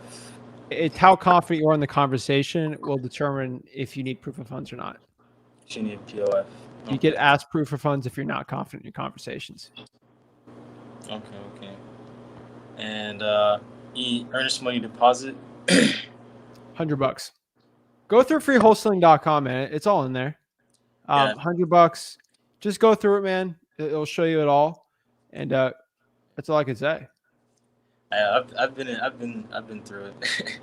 Okay, yeah, and the contract module, $100 earnest money deposit. So, $100. No. All right, and then, wow. So let's say I don't have no LLC. You don't need an LLC. I got my first 2 deals on LLC. Yeah. And I think the next thing, my next thing, damn, my next thing is just to get to work. Bro, we can talk about this for hours. Get to work, man. That's all I need to do is get to work. Bro, that's it. You'll learn more from getting to work than any conversation we have. I promise you. So I think I'm pretty clear on what I want to do. Well, I guess I'm pretty clear on how I want to go about talking to them. I guess I just need to I guess for me personally, I just need to get better at building lists. But as far as my acquisitions game, I think you just gave me the best thing that I could possibly have gotten in this thing. Bro, I'm here every week, man. Yeah. Let's see what else. Damn, I'm really trying to think of is there any areas that I could. Well, do me a favor, Khalil. Let me talk to some more people in the back. If you have a question, or write down a bunch of questions and just come back in on the back of the line, and I'll talk to you. Yeah. Okay. Perfect. All right. We'll start riding, man. Appreciate it. Thank you. Thanks. All right. All right. We got Khalil on there. He's working on it, guys. I see everyone's backstage, guys. We're going to go in order from left to right of the people who joined. There's actually everyone says that they're the only person backstage, guys. It's in order of the people that came in from first to last. So talking to everyone, guys. So let's get it going. Jojo. Let's go. What's up, bro? How are you? I'm good, man. How you doing? Are you ready to become a better wholesaler today? I am. Let's get it. Man. Let's get it, bro. Let's go. Man. So what's up? Are we doing a call? Well, let me know. What do you want to accomplish today? Like, what market are you in? Like, what do you need help skill-wise? Like, let me know. So I'm in Los Angeles, California, and I wholesale in Huntsville, Alabama. Nice. Yes, I have a buddy out there. He's a realtor, and so he really got me into wholesaling. And so what I do, he's working his real estate business, and I make calls like an hour, 2 hours a day while I'm free, and I'll give him calls and whatnot. And if I come across a deal, if I come across a motivated seller, I'll send it to him. He'll go check out the property. He has a list of buyers, and he'll get to them, and then we'll split. So been doing it for about a couple months now. Haven't closed a deal. I came across your page. A lot of great value, a lot of information. But I'm working on a few deals, lost some deals, some crazy stuff, but yeah. And bro, so Alabama's amazing right now for wholesaling. Mhm. Like I don't want to be screaming about it. I'll keep it on the DL, but dude, it's amazing, man. There's so many people making so much stupid money in Birmingham right now. It's crazy. Yeah, we haven't even looked in Birmingham. But I know we came across a guy who I found he has a fire damaged property, and he originally wanted to sell it for $100,000, but we got it under contract for 55. And so we're trying to sell it right now. We kind of put it out there for 85, but somebody said, will we take it for 65? So we'll see what happens. But he has some property in Birmingham, and my guy, he didn't want to tap into that market because he's doing real estate, and then whatever wholesales I give him. So I'm trying to also learn how to like branch off and just do everything myself, so I can start reaching out into different markets, and just like, because I don't want to just rely on him. I guess that's kind of where I am right now. I'm relying on his buyers and not building a lot of my own lists. Yeah. I mean, first of all, I would do all of Madison County. I think if you just stick to that, you should do fine getting your first deal. I would probably stick to Madison County. You will not have an issue at Madison County getting your first deal if you do what you're doing. Yeah. Go after government lists, bro. You're fine. Like, easily get a deal doing that. Yeah. I seen your video. Man. Oh my bad. A lot more bad. people going into Madison County now after watching this video, but I'd keep it up. Man, dude. yeah, I hope not. You have yeah, someone boots on the ground, so you should be fine. Oh yeah. I seen your video on how to get lists. So I've called the city basically to try to get water shutoffs or fire lists, and they just told me, we don't give those out, or we don't have a list. And I was just like, dang, like, how is Zach getting the list? And so that was the best thing I've ever heard in my entire today. That's probably one of the best things you could have told me. Or that means no one in that county is getting that list. Yeah. So guess what? Guess what happens when you get that list? I gotta find a way to get it somehow. It's pretty easy, man. Yeah, because I called like 3 different places. I called utilities, try to get some liens, try to get probates, try to get any of those lists, and they were like, yeah, we don't give them out. And so I'm like, okay, well, I try to pull them on Zillow. I mean, not Zillow, PropStream, but PropStream's not. I like PropStream, but it's not always accurate, and it's hard for me to tell sometimes. And so yeah, if I can get those lists, I'm on the phones all day. But yeah, I had trouble getting those lists. Okay, so let's do this together. Hold on, give me a second. So all right. Let me know if you've done it. If you've done it before, I'm sorry, but have you gone to Madison County, Alabama here and gone to the probate judge, and have you created an account here to get free access? I haven't created an account. No. Bro, do it. It says the online record portal for probates will require you to create an account. Please know there's no fee to create the account and no fee to access probate documents. Bro. That's crazy. That's crazy. I literally called and I talked to a woman. She was like, no, we don't give those out. She doesn't know what she's doing. She's in the government, man. I see. They're not trying to release that information, not trying to let me be great. So, bro, I literally searched Madison County, Alabama public probate documents, and this is what popped up. Go, man. That's crazy. Go. And one thing is, if I was going to call somebody, I would be calling probate courts. I'd be calling the probate people. And then they got all this stuff here. But recorded documents, I'd create an account, and then you just go after all the recorded documents. Go to IRS liens, the divorce list, tax. They're all in here, man. So, bro, go after it, man. You're in. All right. You see the private chat, right? I thought you were you were in the private chat, right? Mm-hmm. All right. I just posted the link for you. Man. It's in there. Copy that while you're on the computer or something. Yep. And bro, easy money right there, man. Man, you just saved my life. Bro. No, but I really appreciate that. For real, actually, because I actually did try, and I don't know why I didn't come across that.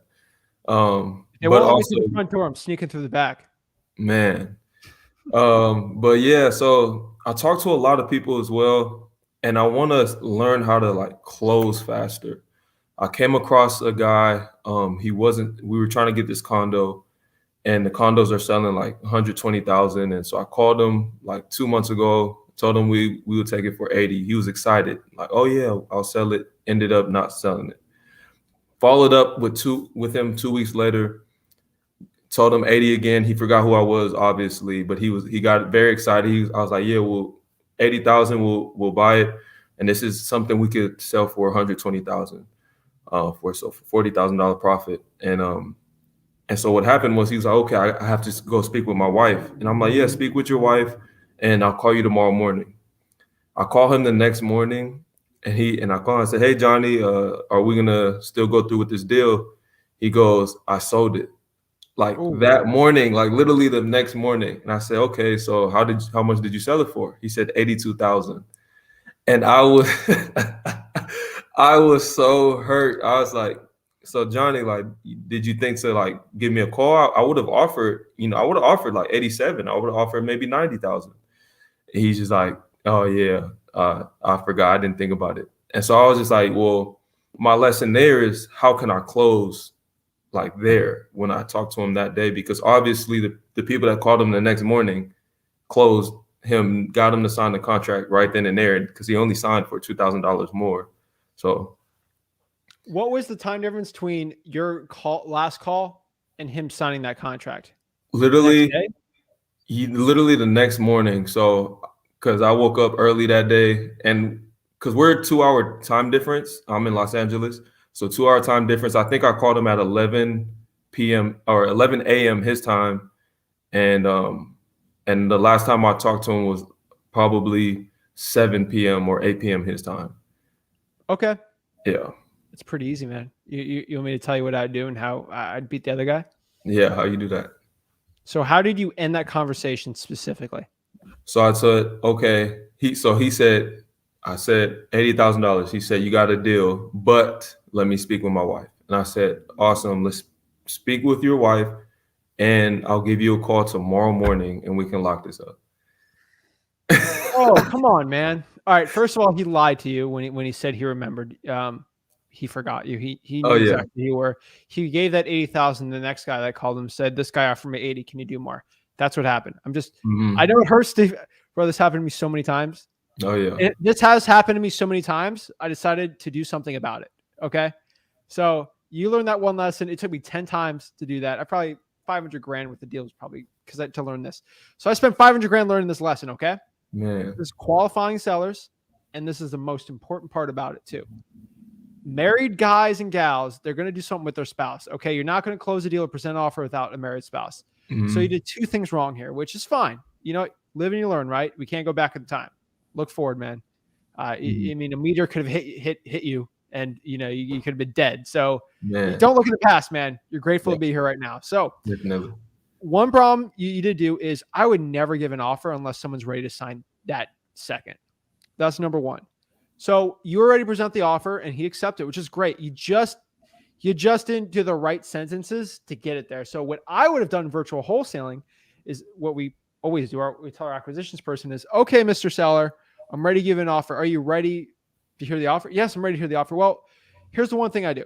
I'm very busy and I'm only looking to buy a couple more properties because I'm dealing with a lot of houses. So here's the one thing. Are you ready to make a decision right now if I give you the offer to sell or not? I need a verbal agreement that you are willing to make a yes or no decision on this call. If you're going to sell with me, yes or no right now for it, and to get the paperwork and everything done. Yes, I am. He would have said no. You know why? I need my wife. Okay, well, is it okay if you have your wife on the phone call? She's going to get home at 6:00 tonight. Perfect. Well, I'm going to call at 6:00, or you call me at 6 with your wife. I'll present the offer, and if you say yes, we can get it done today. Yeah. What you need to do is have wife and husband on the phone. Okay, Mr. Seller, after everything you told me, what price you really need? And they need to get the price, not you. But let's say you negotiate, you're at 80. 80, she says it's deal, they do a deal. Perfect. While I'm on the phone with you, what's your email? I just sent you a contract. Crap. I just sent you a paperwork. I messed up there. I just sent you some paperwork, or maybe say contract, whatever. Right now, I want you to open it. I'll read it with you. And then what you got to do is you got to click here to sign it, and then have your wife click there, and should be good to go. Man. Yeah, I wish I would have knew that. You see that? If Definitely. he said, "I'll call me back when you sign it," deal's dead. Let me stay on the phone with you while you do it. Yeah, I even messed up there. I don't like saying contract, but I said contract, so whatever. But I still make mistakes. So give your okay on right here. I need your wife's okay. While you have DocuSign or whatever going, you stay on that phone. Okay. And you have him sign there tonight. Oh, yeah, I'm gonna definitely take that. Is this recorded then? Watch the recording of what I just said. But that's what you have to do. And you have to do this not with just weird seller, every seller. Okay. That's it. So Jojo, it's Jojo, right? Mm-hmm. What I want you to do is I want you to say the same exact thing to me. Close me now. Zach. Okay, so Zach, I don't want the first time you do that be with a seller you're trying to close. I'd rather be with me, and then you're like, okay, I've done this before, you know? Yeah, definitely. So Zach, look, I'm ready to give you an offer. But before I give you this offer, I want to know that, if I give you this number that you're all in, that I have your verbal agreement that, if I give you this offer, we'll sign and we'll close today. Can I get that from you?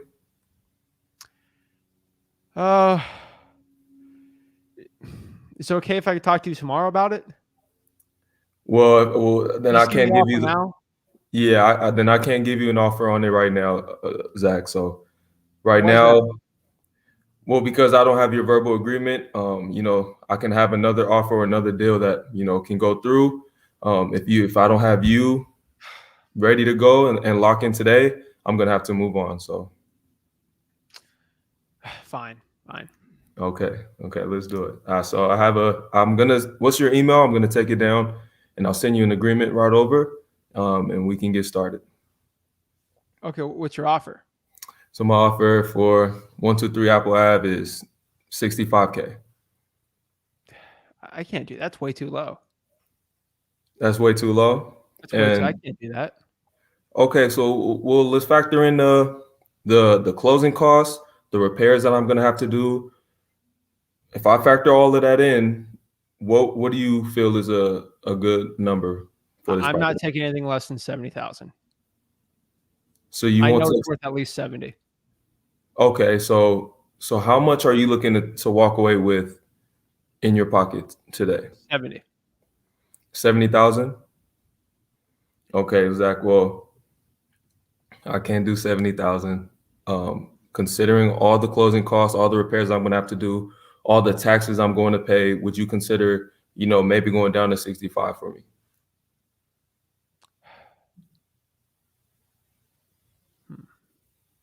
Sure. That's fine. I'll send it right over to you. You're a tough negotiator, Jojo.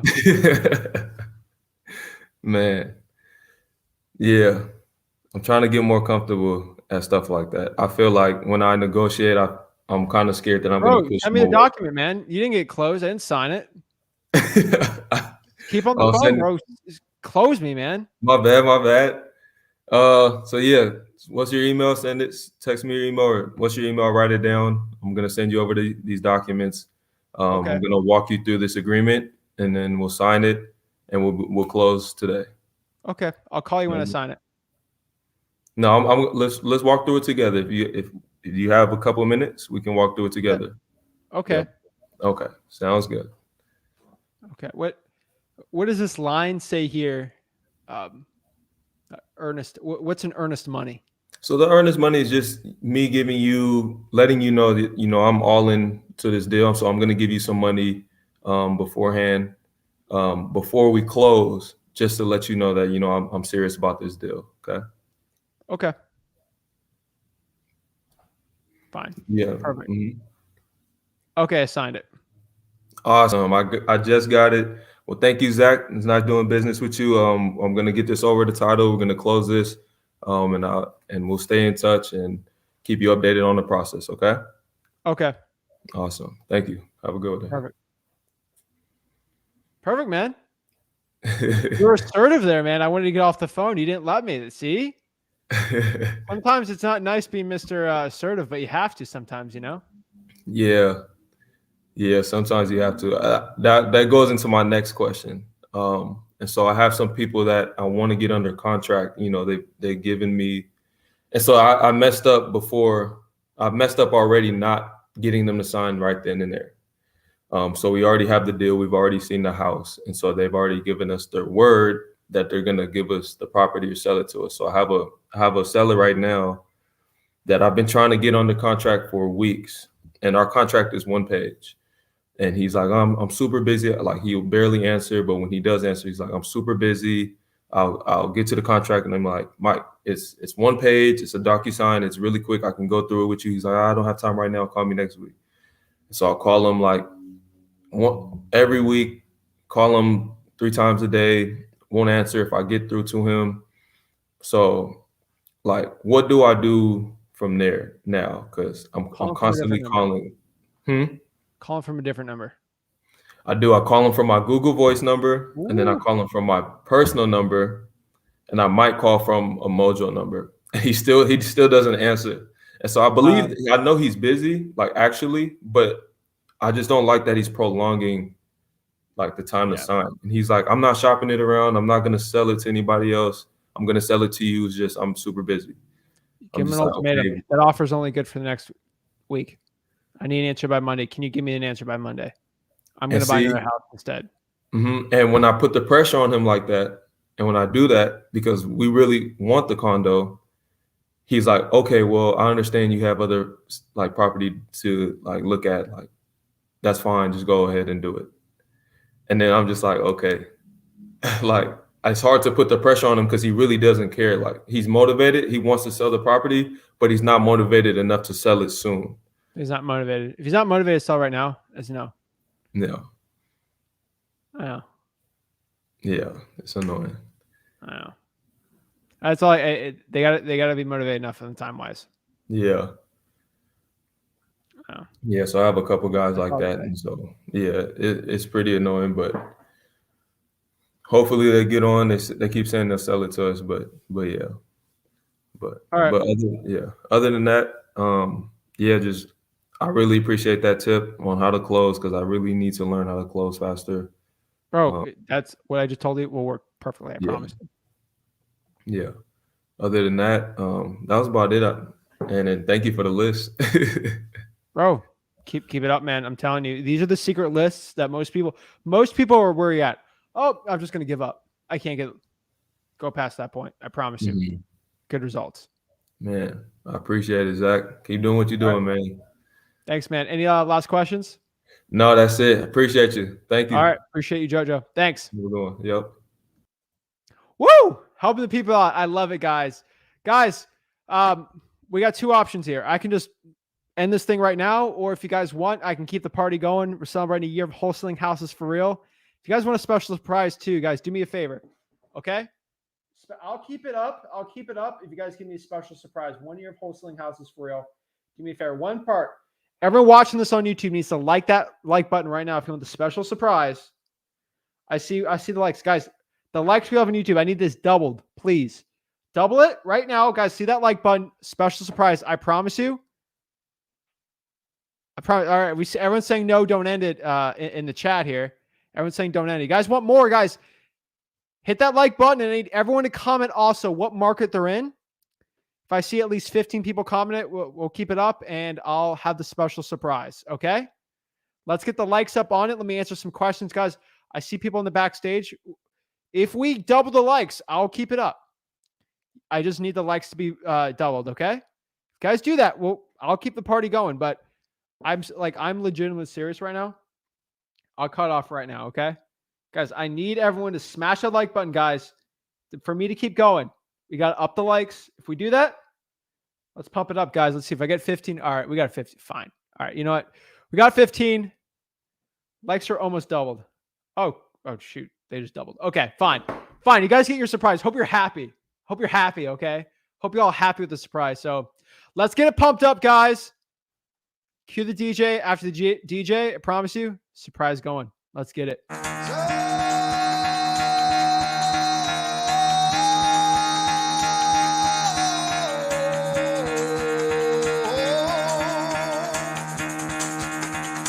Get the fuck out of bed, bitch. Go.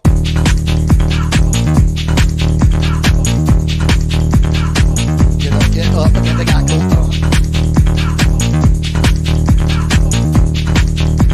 Time to wake up. wake up, bitch, get up. Get up, get up.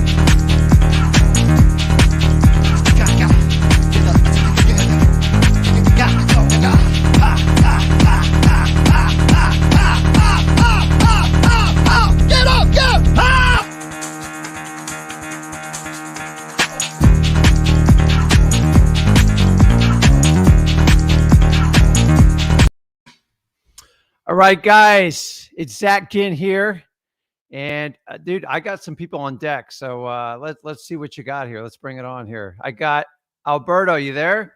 Yeah, I'm here. What's up? What's up, man? Not much. Get out of here! Get out of here, guys! I took over the show, so Nice. I want to kind of mix it up for you. It shouldn't matter who you're doing this with, and I listen into like everything. And so guys, I taught Zach. So it's now you got to kind of the old guy here. So we're doing acquisitions. So let's just jump into it. So tell me what market you're in, Alberto, and kind of like what you really want to work on. Sure. So I'm in two markets. I work Okay. in Indianapolis, and after like 7 o'clock, I'll jump to Las Vegas just so I Okay. can be on the phone as long as I can. And I'm having more luck in Indianapolis. Las Vegas is pretty hard. I haven't had any leads there. Now, So I paired up with someone in Indianapolis about 3 years ago, and I'm not going to share his name, but he's absolutely huge there now. And he was in the exact same position for you. He was struggling a little bit. Everything I tell you guys, although he paid me for it for full disclosure, I'm going to share the exact same information with you. So I love the Indianapolis market. It is prime. Prices are good. Stuff moves quick. Las Vegas, I agree with you, but it's kind of like Florida. So what's your how long you been doing this for? almost 6 months. Actually, I started in June. So it's Okay. been however many months. And And how's it been coming along? no deals. I had one so close. I was Okay. actually on a video chat with Zach a couple weeks ago because I sent the guy the DocuSign, and he's like, "I'll sign it on Monday," and he ended up backing out. He basically, I don't know what happened, but I Yeah. learned a lot from that. I learned a lot from that deal. I think So because it was my first one, I was really yeah. nervous. I was confident, but he might have like sensed like maybe this guy's new or something. So anytime you get that, they're probably gonna have like red flags going up in their head, So Nah, everybody's got to get through their first deal. So right, I was no different. I was just as nervous as you. got it. There's no difference in it. So just keep doing what you're doing. It's so where do you reside, Alberto? I'm in Chicago. Okay. I would So love to be in this market, but I need a real estate license. So that's not okay. So I heard Jojo earlier. I'm sure he's doing some virtual marketing, but when you have that person that's just not following up, like they won't sign. Here's a tactic that we still often use to this day. So if Jojo, you hear the speakers on, listen. If someone just will avoid your DocuSign or they're avoiding your person show up, hire either a local person or even a notary and shotgun and send them on a date. Because a lot of people agree to the date and then they won't show up. A paid notary will go out of their way to make sure they get a signature for you. So it's a strategy to cost you 75 to $100, but sometimes it's worth it. So especially if you're doing it virtually. So just yeah, an idea when they're avoiding your DocuSign and stuff like that, set a hard date and have someone show up. And when they know they're there to show up and the guy confronts them, they're going to sign the deal or they're never going to talk to you again. So right. so why don't we dive into it? So if you want to call me, it's regardless whatever market is, Sure. and let me see if I can help you out. So do like a role play. Is that what we're doing? Yeah, and remember, it's first of all, I give you guys a ton of credit to come on here publicly and do this. But if you can handle like this scrutiny, it will make dealing with the sellers a heck of a lot easier. And remember, you're not paying me and Zach, and we want you to win. So the only way you can screw this up is if you don't talk. Right. Okay. So go All right. ahead and ring my phone. All right. Ring, ring. Hello. Hi. Is this the owner of 1120 South High School Road? Yeah, it's me. Hi, sir. I'm a real estate home buyer in the area. I was just calling to see if you were interested in a cash offer for your property. What uh, is this like one of those Zillow deals or what is it? No, I'm a local investor, and we buy our properties cash, and we pay closing costs and real estate fees. If you were looking to sell your property,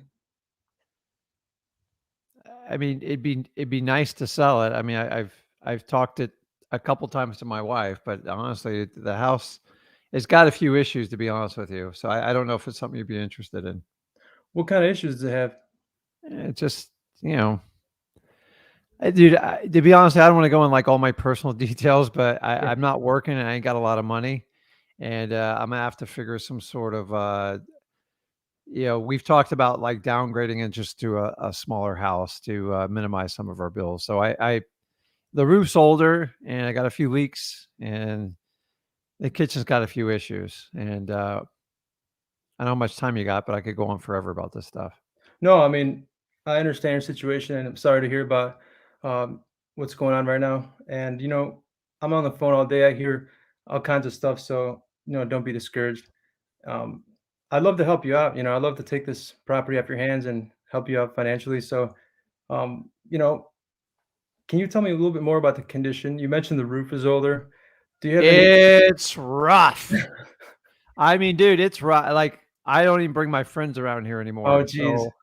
So, um, yeah, I had a contract where I was working, and the quote was 2 years ago about 20 grand, and it's probably a lot more than that now, to be honest with you. So, About $20,000. Okay. yeah, I mean, the realtors all freaked out when we talked to them originally putting on the market. So, Wow.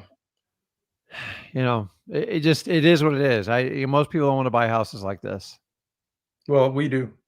You came to the right place. Um, so can you tell me a little more about, do you have any plans to go somewhere else? Like after you leave this property, do you want to move to a different city or state? Well, to be honest with you, we got kind of so frustrated with the condition of the house, we kind of just stopped thinking about it. So my plans are, if we sell this, I'm probably going to go stay out with my brother until I can get back on my feet. And we don't owe a lot on the house, so we'll get some money on it and just probably just kind of rent something. So um, it's November now. I mean, in a perfect world, I'd like to be done by the end of this year. Okay. Like, because it'd take me about a month to figure out where I'm going to go, and probably another 30 days to pack up. So that's the reality of my situation. So Okay. I don't know if you can wait that long. Yeah, we can work with that time frame. A bit about us is that we buy our homes cash. There's no closing costs or real estate fees. We Okay. typically we typically close between 2 to 4 weeks, but we can work with a different time frame. So with an offer like that, how much are we looking to get?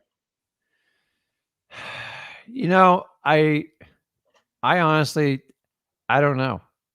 I Okay. mean, I just, it's not in great shape. I'm not trying to play like a poker game with you. I honestly do not know what it's worth. And I'm Okay. frustrated and embarrassed by it. And so if you have an offer in mind, I am open ears. So similar properties that we've bought in the area have gone for $80,000. How does that sound to you for you? I have no idea.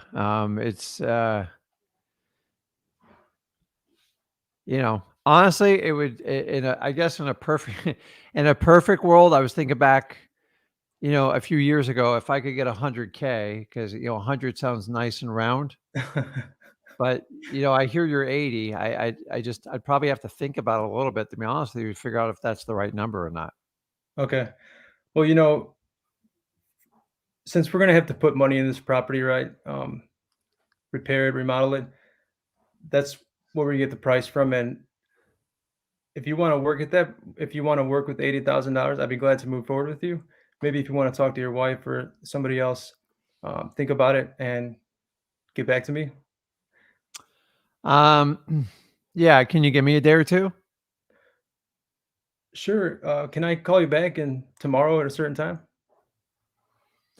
Yeah, I just don't call before like 11 a.m. I like to sleep. How about 12 noon? Can I call you at 12? Yeah, it's fine, but don't. Yeah, let's just plan on like noon. So you're gonna call from this number?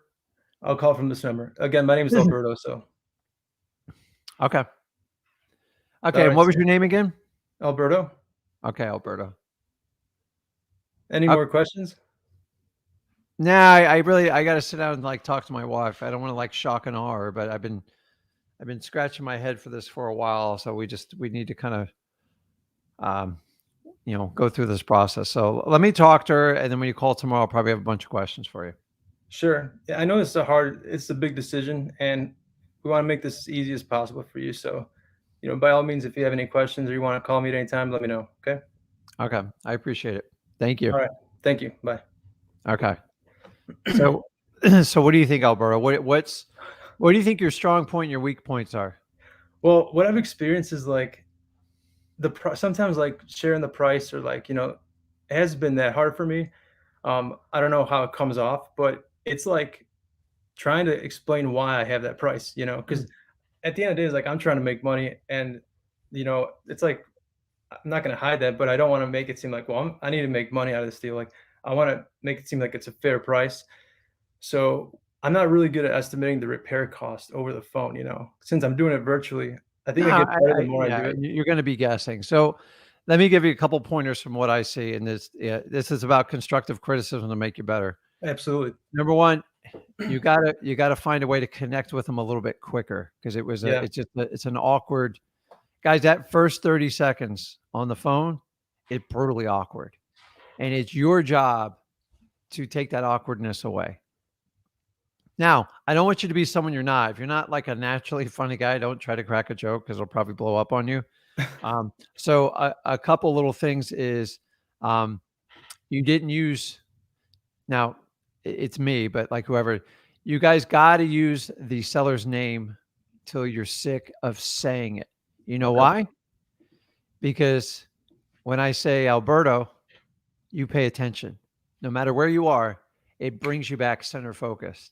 So think back when you're in when we were all in school and the teacher like ripped your name, Alberto, up front. And it is a natural calling. You guys got to use the name a lot. Rick. Hey, Rick, I have a question. If you start out with it, you abuse it to death. People just love to hear their names. It's an ego thing. And it's, when I scream Alberto, no matter where you're at, you're gonna snap your head around. So number one, use the name a lot more, and just get comfortable. And as Zach teaches you guys before, just have a conversation. Alberto, I agree with you. At the end of the day, I do want to make money and get to the business end, but if you try to treat it too transactional, it like you're just a number. Like when it comes down to it. So just try to have some more small talk that flows. Yeah. And every now and then, if it's not going the way you want, take a little bit of a risk and ask them a question. Hey, Rick, what is it like you really enjoy doing? Like what makes you really happy? And just see if it'll change the conversation, because they're used to people calling them all day and just beat kind of get into it. So once you got in the conversation, you were fine. And remember, so if you guys are on with me and Zach, don't look in the screen, because when you guys are making phone calls, you're not looking at someone. So you don't act naturally when you're looking. So as you notice when I'm talking, I look away because I don't want to start laughing or do anything crazy. When you get the price, you build really good rapport, and then you got to bridge to the fun part, which is always the price. And by the way, you never get it completely right over the phone. In a perfect world, you can go see him belly to belly, but you're doing it virtually. So you got to sharpen up every word you say on the phone. So when you get to the price, the technique, when they won't give you the price, you've got to find a way to pull them in the conversation without you just flat out laying the number out. Sometimes you just have to do it, and I get it.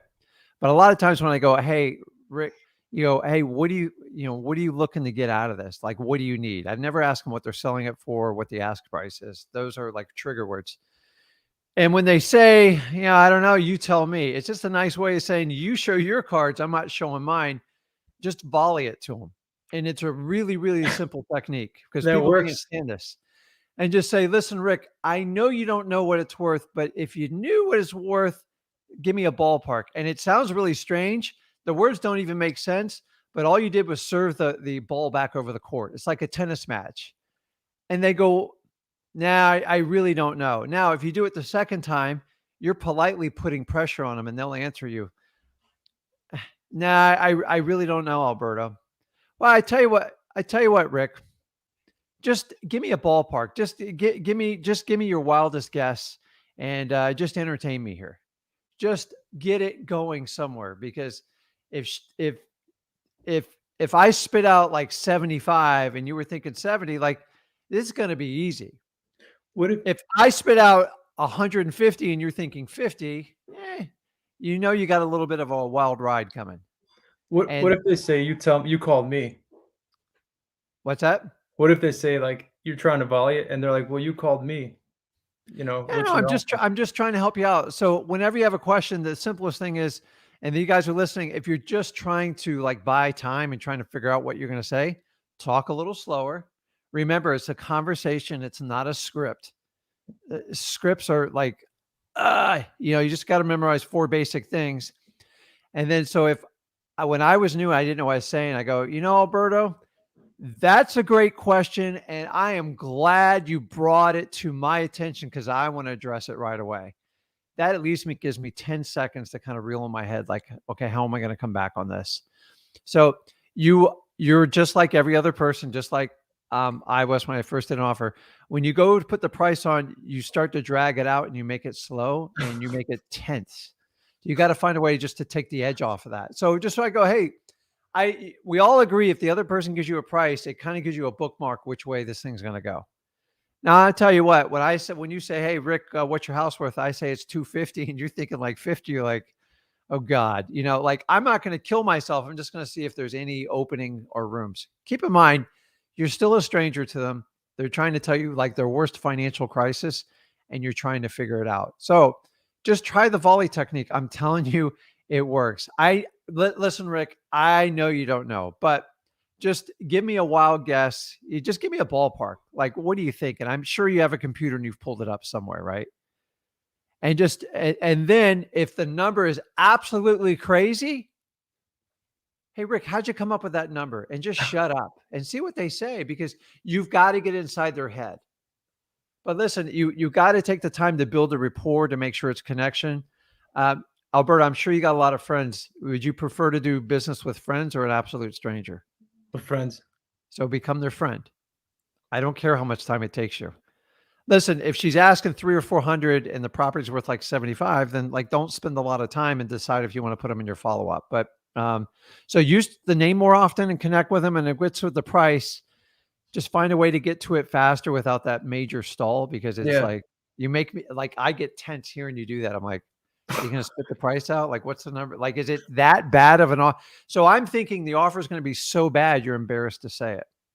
So another way you can do it, it's much more challenging on the phone, but if you're belly to belly, you can do the kind of the third party thing. I go, well, like don't shoot the messenger, but I was thinking like, I got like 50 grand ready to go. Is that something you would entertain, or is it you're just not interested in it at all?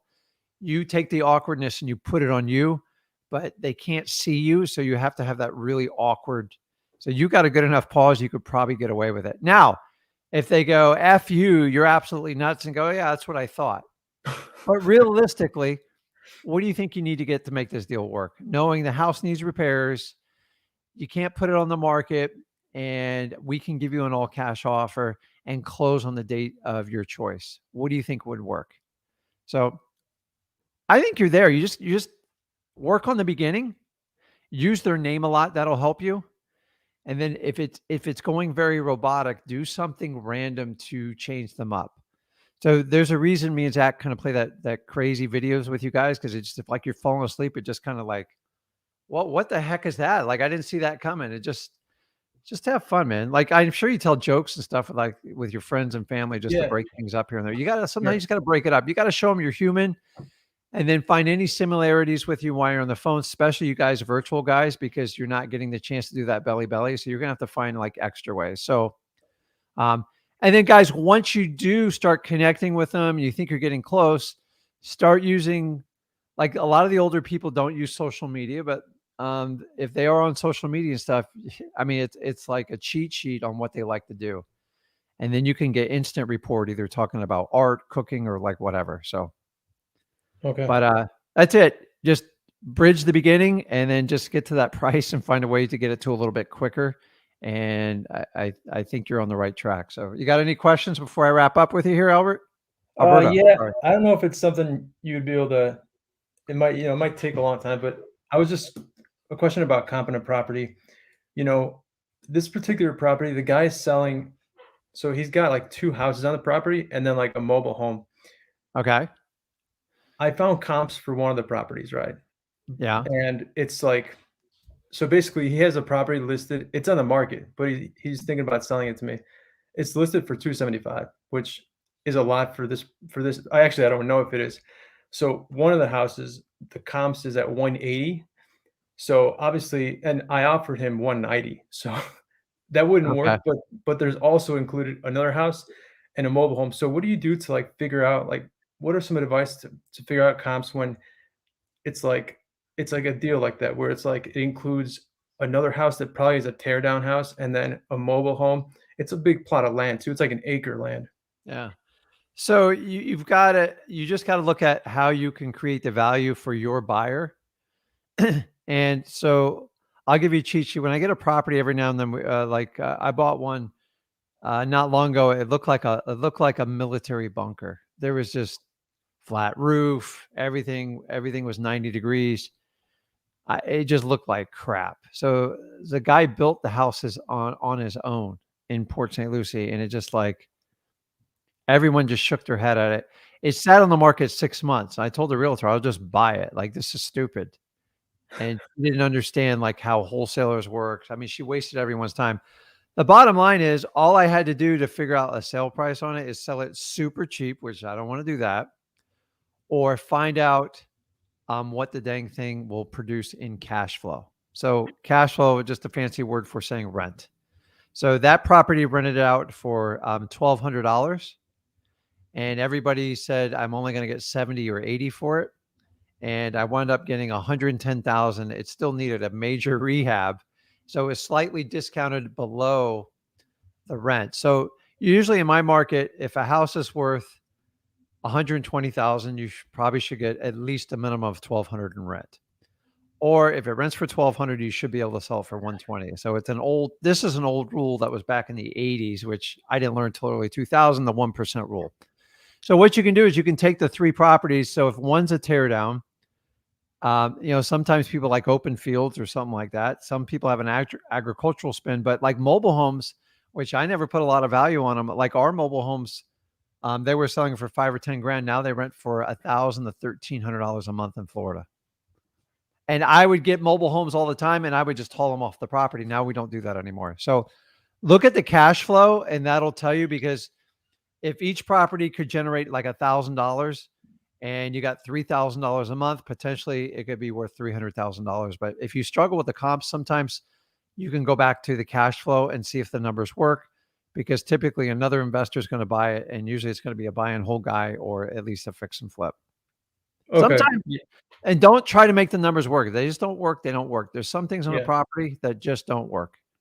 Yeah, that's what my fear was. It was like having a contract signed up, like, ready, and then not being able to sell it to like an investor. So no, I mean, and if it's a really wild property, just make sure you've got, an out on it, like 30 days, because you're pushing the envelope if it's not going to fit. So if you got to put it under contract, as long as he's not living it up and you're not really tying him up, then who cares? So yeah. Okay, bud. I got to help some more people out here. Good job, man. Thanks a lot. I really appreciate your help. Okay, we should like spin a wheel here. Boy, there's a lot of people. I just take them one by one. Which one? This one. You can tell I'm not the tech guy. I should have you do, you should be like the audio video guy. Okay. Who we got on here? My name is JC. How are you guys? JC, good. What's up, JC?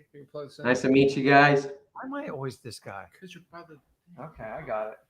Zach, pleasure to meet you, my man. I love your website. I love everything about you, man. Thanks, you bro. motivate me, dude. So hey, dude, I'm right here. Oh my God. So I just kind of talk as you guys kind of get yourself settled. I got into land just recently in October. I Okay. do land. I don't do houses. I followed Rick originally. Zach, don't get pissed off at me. You know, your dad's the We're the first same one I thing. found. So We're not the same. you were talking about a Good channel. video, Rick, on land, and ever since then, I kind of just dove in on your advice. Yeah. As of October, I did Mellors October 15.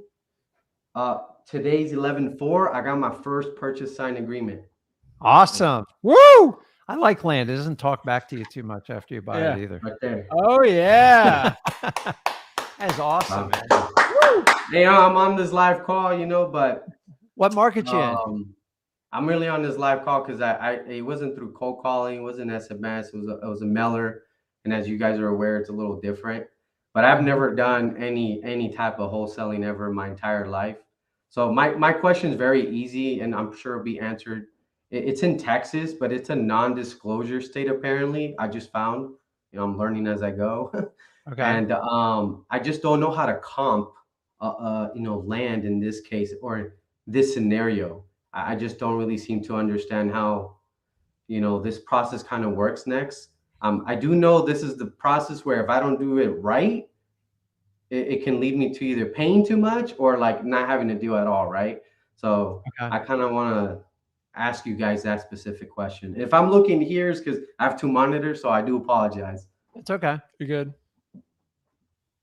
So I mean, if you're land wholesaling in Texas, I mean, you're gonna have to learn the MLS pretty quick there, and it's hard to find comps, but it's a lot easier to do. So reverse engineering is the best one you possibly can do from there. Find your cash buyers first and see how much they're paying in land for whatever county you're doing. Let's say you're in Houston, you're trying to do Harris County.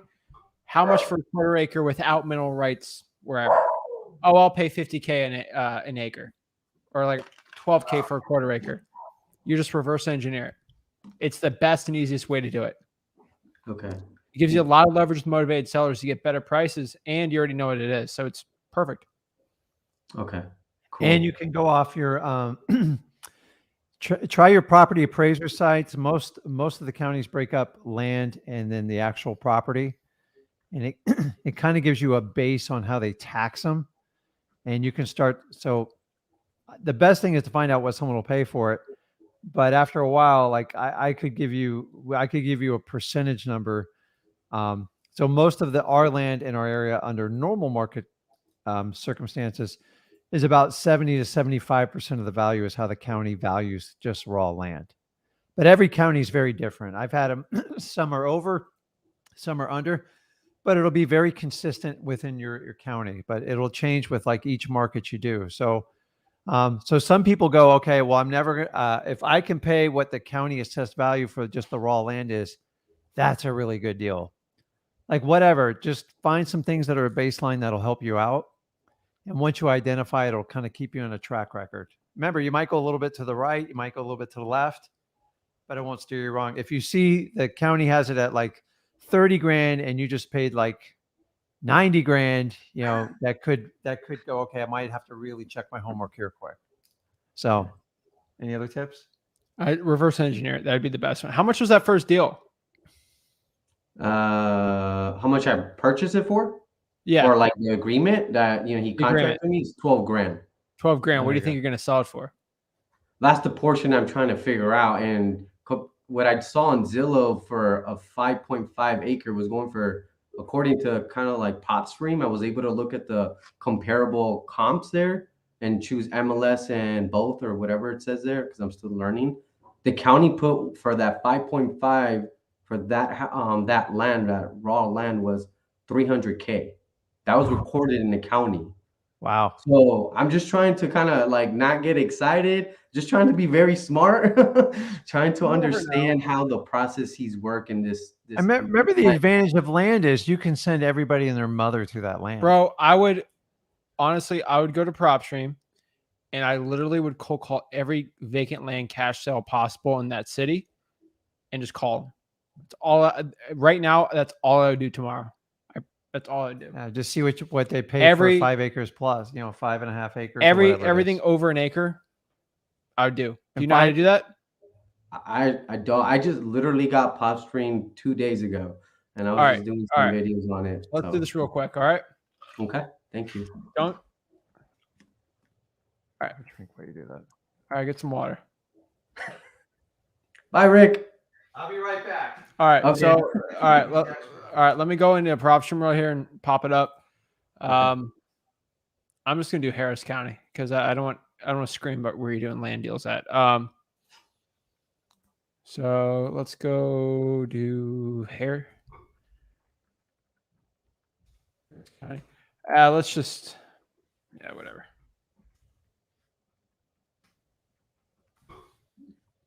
County, Texas. All right. Let's see here. Share my screen. Okay, perfect. Okay. So got a filter here. I'm going to go to quick list. I'm going to go to cash buyers, vacant land. And then give me anything special for vacant land. General, I think, is one of them at the bottom.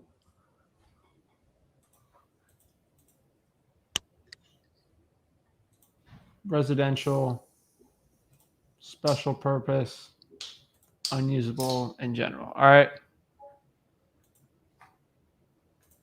So we got 27,000 for vacant land.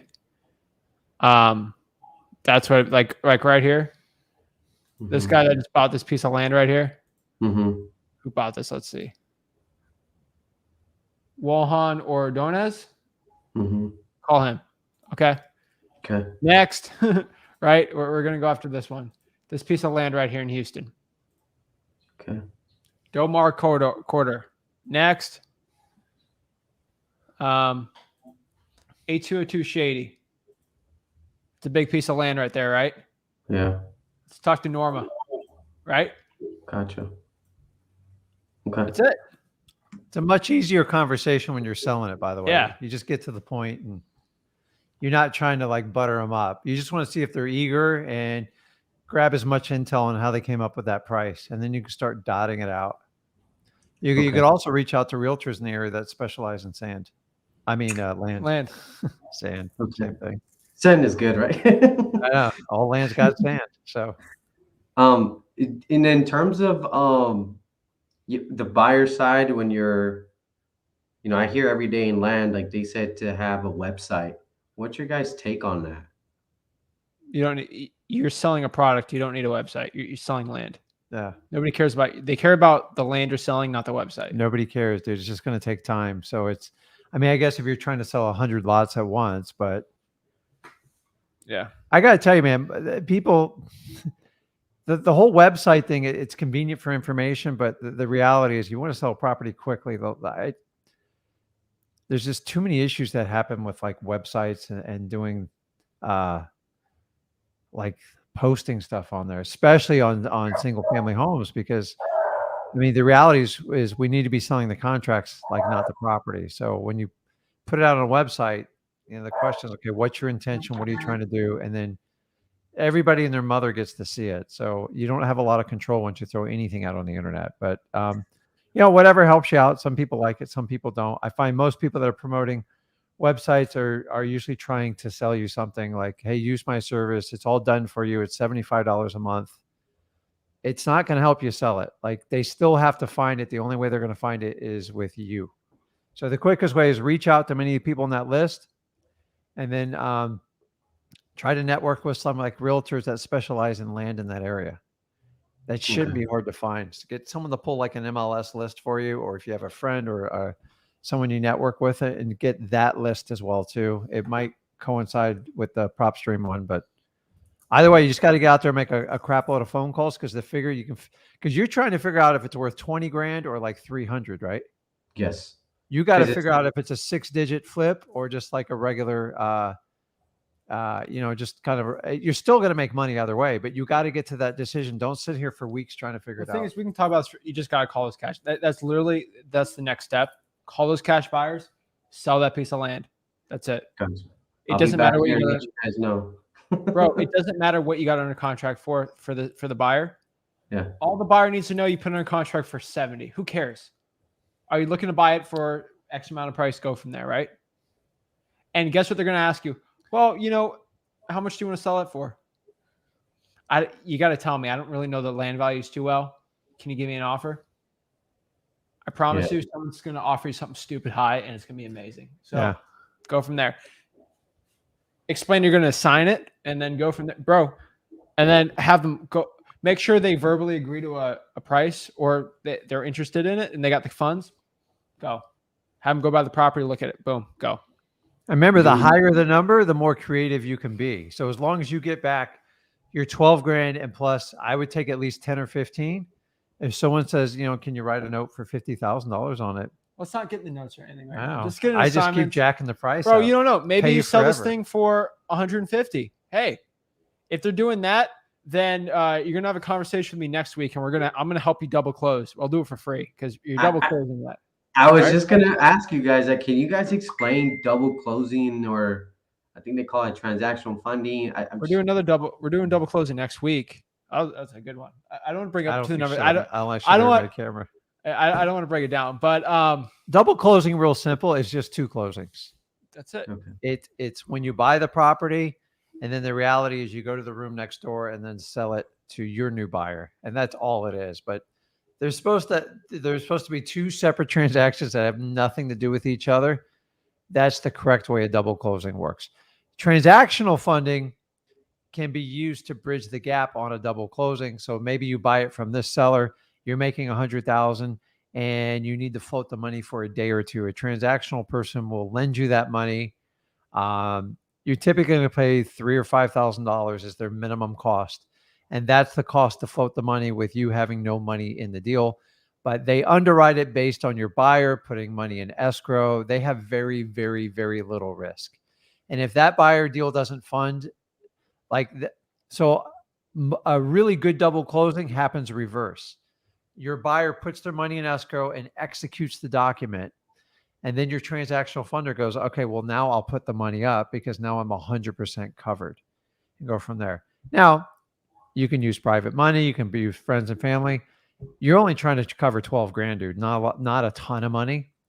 So if you gave someone $1,000 to float you that money for like 48 hours, there'd be people bending over backwards to do that for you. But that's it. A double close is just two closings, guys. You buy it and then you turn around and sell it to someone else. A really good double close happens in reverse direction. That way you don't close on the property unless you know your buyer is like dead set and funded and signed. Exactly. That's it. And transactional funding just pays for the money in between the two closings. So sometimes they're a minute apart. I've seen them as long as like 7 to 10 days apart, but transactional funders, they typically want it done in like 5 days or less. They don't want any more risk. Gotcha. And that's it. It's not complicated. Or you can do an assignment. Great. So I have a couple of options here. So definitely. Bro, let's not get too ahead of ourselves, bro. Call the cash buyer. We'll worry about the 200,000 price. Okay, at the end of it. All right. So, bro, get it going, man. You got it. Cool, guys. And don't think this is something that's like too good to be true. I mean, I know people in Texas doing $80,000 land deals, so I wouldn't worry about it. Cool. Well, I appreciate you guys, Rick and Zach. Pleasure. Awesome, man. Awesome, nice man. meeting you. Also, last one I could tell you is, let's say you're getting offered, you have like 4 cash buyers who offered you $100,000 for the house. Okay. Most likely what I'd probably do is I'd find a way to buy that thing for 12 and just put it on the market and sell it for like 120. Yeah. Then you could just like, right?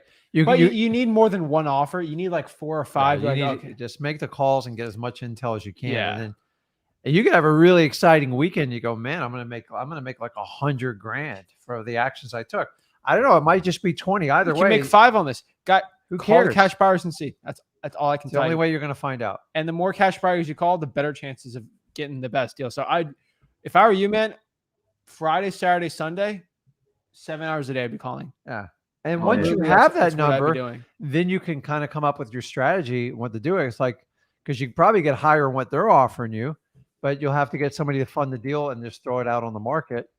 And you'll just have to do analysis. Now, if you're someone who needs to pay your rent and you're getting ready evicted, just move. Move as fast as you can. I tell people. I'm all in here, man. Trust me. I'm all in. I didn't think about it twice going to this business. Okay. So make those phone calls, and that's going to lead you in the right direction. Oh yeah. Thanks, guys. I appreciate you guys. You guys have a blessed night. Awesome. You Have a too. good one, man. Thank you. Thanks. See ya. That's awesome. Woo! I love it. All right. Next here we got Yosef. Joseph, I've seen him here before. Oh yeah. What's up, He's a guys? smart guy. What's up, Remember- man? How you guys doing today? Doing Great, good. man. Doing great. Let me take off my AirPods real quick. Give me a second. Now, can you hear me? Yep. Oh, yeah, we can hear you. All right, perfect. I didn't know land deals can be that crazy good. Yeah. Is it like more, is it less competitive than houses, land deals? Yes. Well, that's crazy. There's less of them though. There's less of them, and It's harder to be a 7-figure wholesaler off of land only. Mhm. You can make 100, 200K, but Yeah. like it kind of capped. That's always the issue. But I always do both. Why not? Of course. So like I shouldn't like when I'm in PropStream pulling the list. I usually don't include vacant land, but now I'm gonna think about it and like go ahead and pursue. Think about it. Vacant land. I'm gonna do it actually. Not think about it. I'm gonna do it. I did it. St. Lucie County, I would say only has like, Yeah, there's nothing left. I would say in St. Lucie, there's probably $500,000 worth of wholesaling land deals in St. Lucie. Yeah. And that's not a lot. Like that's I did it terrible. by accident. The guy would own the lot next door, didn't build on it, and I'd ask him just to throw it in. That was like my big land deal 5-7 years ago, and now we chase them all around. But we've seen land it sells as low as $5,000 a lot. Now it's now they're up like around 125 for the same lot. It's actually almost That's sounds like crazy. that other thing. Yeah. but- So I took you guys' tips and tricks on going to the probate court and trying to pull the probate list. So I went to my local probate court around like 2-3 days ago, and I went in there and they didn't want to help me out. And I'm like, you know what? I'm not taking no for an answer. So I kept on asking. They sent me somewhere else, and then she's like, oh, you're gonna have to figure it out yourself. She sent me to a computer, and I'm like, okay. There's a computer that just has case search number, and out of me have no cases. So after an hour of like just talking to people, like at the court, I was talking to a few attorneys. I'm like, yo, how does the probate cases work? And he was just giving me clues here and there. And I figured out a way to find it by date.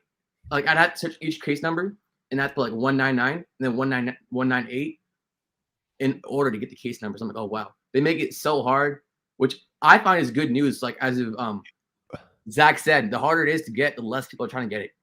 Yeah. What market is that? Yeah. Riverside. Oh, Riverside. Yeah. Correct. Yeah. They So- didn't want to help me out. I'm like, okay, I'm gonna figure it out myself.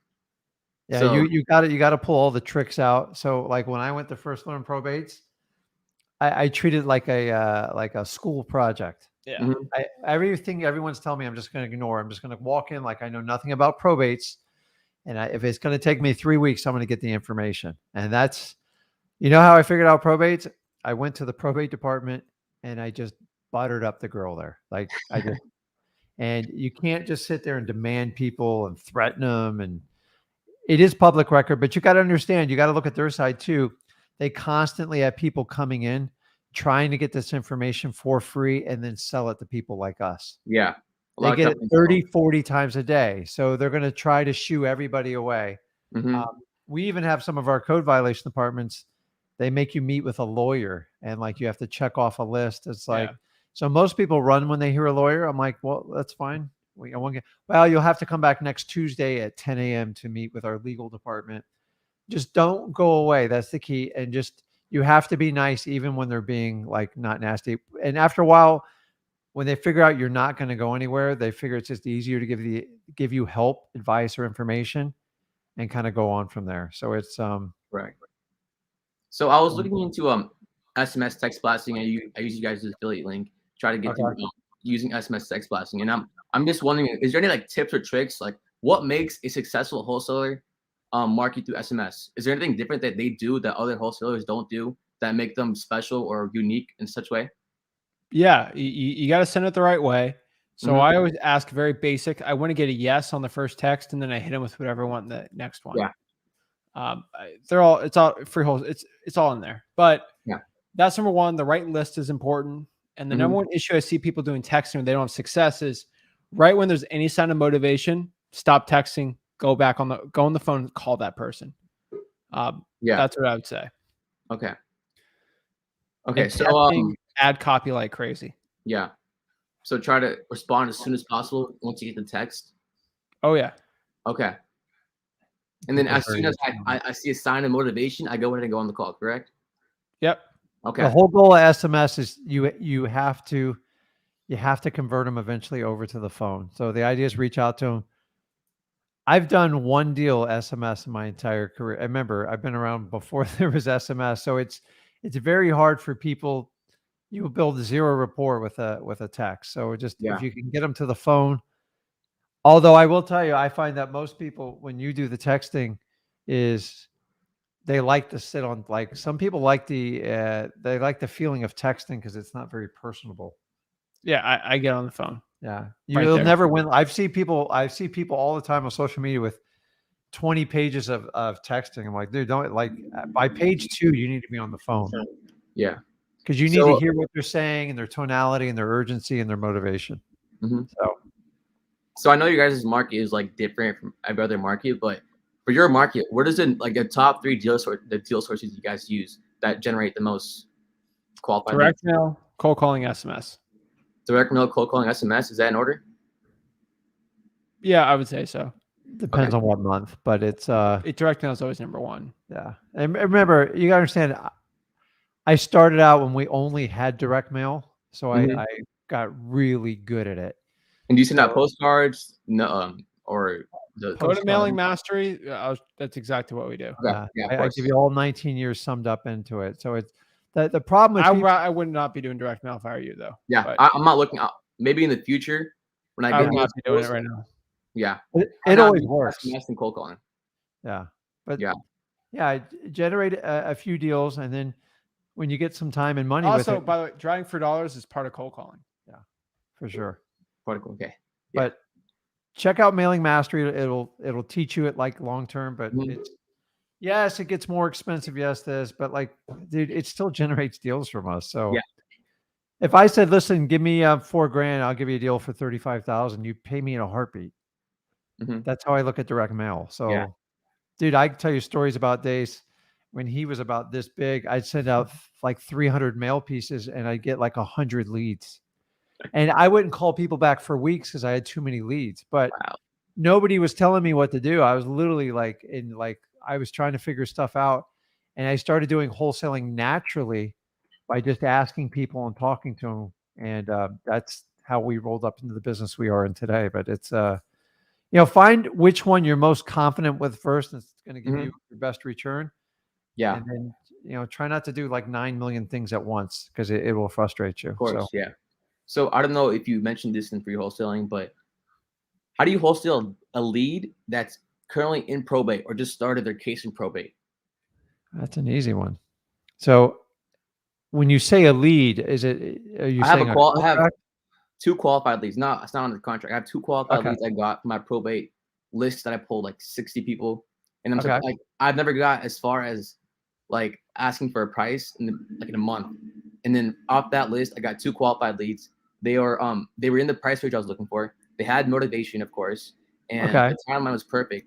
I had 2 of them out of the 60 I pulled, and I called them today. I'm still like learning about the process of how do you wholesale a lead that's still in the probate court. Because I was talking to someone in the Discord chat you guys had, and they said I wouldn't recommend wholesaling leads that's in probate since it involves the government or court issues, something like that. I'm still looking into it, but what is you guys' intake? So Yusuf, first of all, like, I love anything where we can kind of communicate, but like, I will tell everybody involved in this chat, guys, make sure it's okay to get someone to get you excited and get you pumped up when you start getting down to like nitty gritty. Yeah. And people make it like, don't do probate leads because it's government involved and it's just going to mess with your time. The government's involved in every real estate transaction. Everything, like your real estate taxes. I'm just telling you, you got to be careful on who you take advice from. And whenever when they say, well, they said, I heard, people are talking. No, I need specifics, because that's how society operates. We don't. So we have to. I get operate- comments all the time. I heard Florida wholesaling is illegal. Yeah. So I train you guys on Who's probate. heard? In probate, it's a process. 90, probably 90% of probates, they have their biggest single asset is their house. And 9 times out of 10, that's all they really got to sell, get permission to sell. Yeah. So when they go through the probate process, who's ever designated as the PR, which is the personal representative or the executor, once that person's appointed that authority, they basically speaking for the dead person. They have the legal authority to enter into a contract. I will tell you up front, lawyers do not want them to enter into a contract because they feel like they lose control And money. So I always go straight to the PR and try to enter into an agreement as soon as possible. Yeah. I'm going to tell you, I do everything I can to humanly avoid the attorney because 9 times out of 10, believe this or not, they will get someone they know to go buy that house. I see it all the time. Or they're going to give it to a real estate agent, or they're going to tell you they got to get an appraisal on it. Now, Florida, none of that stuff's necessary. You just need a buyer and a seller to agree. Once they sign that agreement, you have something that you can now sell. So probates on average take anywhere from 6 months to a year to complete on average. Okay. Here's the key, guys. That is the probate case. Okay. The house is nothing more than an asset within the probate. And guess what? It costs money every day it's there. There's taxes, there's insurance, there's you got to take care of the lawn. You got to run the utilities. It never stops. So all the lawyer has to do is once they have the contract, we just gently remind them, hey, can you just petition the courts to go ahead and sell the asset? What's the benefit of selling it? There's no more expense to the estate anymore. Now, you and me get our money.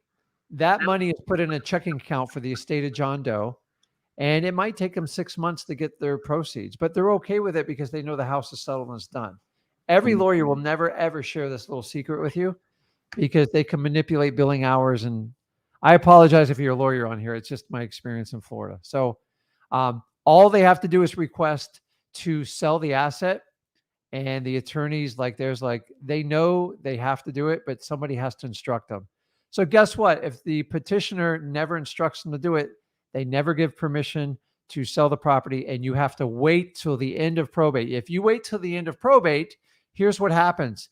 They now transfer the title from the deceased person to the beneficiaries, and then you get to start all over again. And you are behind the 8 ball big time. So Oh yeah, definitely. ask if you're going to take advice from them, make sure they've done it at least 30 or 40 probates You test before they us tell the you. probate question. That's it. I'll answer. We'll answer it. Okay. Yeah. So you don't have to wait till the probate's over. Every state has an exception to sell it because a lot of people are strapped with the mortgage and the expenses of it. So it makes sense. I want you to understand though, when they get their proceeds from it, it goes to the estate till they finalize the probate, which is a benefit for them because there's no more cost on that property. So you give them bad advice. Okay. That's it. All right. So last time I was here, I was in a cold call. I'm still I still got a lot to improve. I was in a cold call with Zach on the last live stream, and I had a lot to improve. I'm just wanting to see if I can go to another cold call. You guys can critique me. I don't do whatever you want. You won't hurt my feelings. Go. As long as I'm improving. Because cold call on the list yesterday for the probates, I feel like I still have a lot to improve. I still have a problem speaking fast, which I'm trying to improve. But critique me, tell me how I can be better. You won't hurt me. It's okay. Just tell me how I'll be better, right? All right. You want them All or right. not? Per probate. Huh? Oh, You me? the seller for the I probate. thought or me? I was gonna pull up the number at the end of it. Oh and my show gosh. It. No, we're not doing that. No. It's American Idol. Why don't we be? Never mind. I'll do it. Fine. All right. Go. Okay. All right. I'm not going off the script because that's what you told me. So I'm gonna try my best. From the heart. From the heart. And I'm gonna dim the screen so I don't look at you guys, so I don't get nervous. Okay. All right. I don't get nervous. I'm not nervous. I get nervous because I watch you guys on YouTube, seeing you real live, looking at your face talking. It gets me a little bit nervous. All right. All right, let's go. Ring, ring, ring. Hello. Hello? Is this Rick? This is Zach. Oh, sorry about that, Rick, Zach. I was looking for Rick, the homeowner of 123 Main Street. I'm also the owner. Oh, that's cool. I was actually in the area around yesterday, looking to buy a property on Main Street. I was just wondering if you'd consider an offer there. Maybe. Maybe, of course. Yeah, I mean, I'm very interested in buying a property there. It's the street, the houses there are amazing, and if it fits the right price, I would love to buy a house. Just wondering if you'd be considering an offer there because I'm trying to buy one house, and if you are willing to sell, I'll be 100% down to buy. Okay. I possibly would be looking to sell it. Of course, yeah. If you would be selling it, when would you sell it? Probably within by next year. By next year, of course, yeah. So how about this? I'll give you a call back around next month and to see how the process is of selling your house. Maybe next month is a whole new month. Who knows what happens? But I'll give you a call back in a month and see how we can work. Okay. All right, perfect. Is that good? All right, my name is Yusuf. I'll give you a call All back. right, Yusuf. Sounds good. All right, bye. All right, man. Okay. So, You want me to go first, or you go first. Go ahead. It's great. You gotta expand on your conversation a little bit more. Yeah, So I mean, probate's the one where, if you didn't notice, you did 80% of the talking, he did 20. Oh. You didn't get any information from him. Mm-hmm. We all get in this tendency, like, okay, I just want to go off the phone, get this over with. Like, I get it. Like, but on probate, you got 2 ears, 1 mouth. You got to engage it, and you got to find a way to pull it out. It's awkward. It's really weird, but I'm just telling you, man. You gotta get to the root of the problem. Like, so obviously you don't want them to talk about a deceased person. That's horribly awkward for everyone. Yeah. But just give them to kind of talk about the house, ask them questions about the house. And if you know any of the answers ahead of time, but would you agree? Like, my only thing is, you're confident, you're talking, but you got to get Ask a probate questions. talking. You didn't ask the 4 questions. The 4 you didn't questions. ask why I was looking to sell. That was probably the most important question to ask, right? You Yeah. didn't ask why. I mean, you did mention, like, I was never looking, but next year, so I'm like, you know what, this guy. Outside of price, why would you even consider selling it? Mm-hmm. Yeah. Of course. Condition, time frame you did, and then price we never got. Motivation, price, yeah. Of course. All right.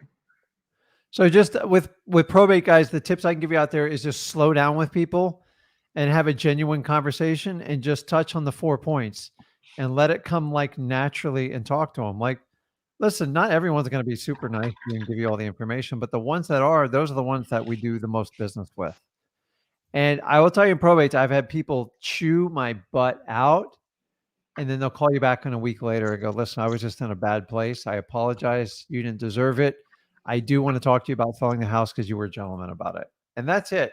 If you can get them to talk and get past that first, well, you get past the first 30 seconds, which you did good with it. You got to get like that conversation going. So if you find yourself doing all the talking, you got to like switch it up. So remember, probate, like I used to have a little sign on my desk, 80-20, 80-20, 80-20, 80-20.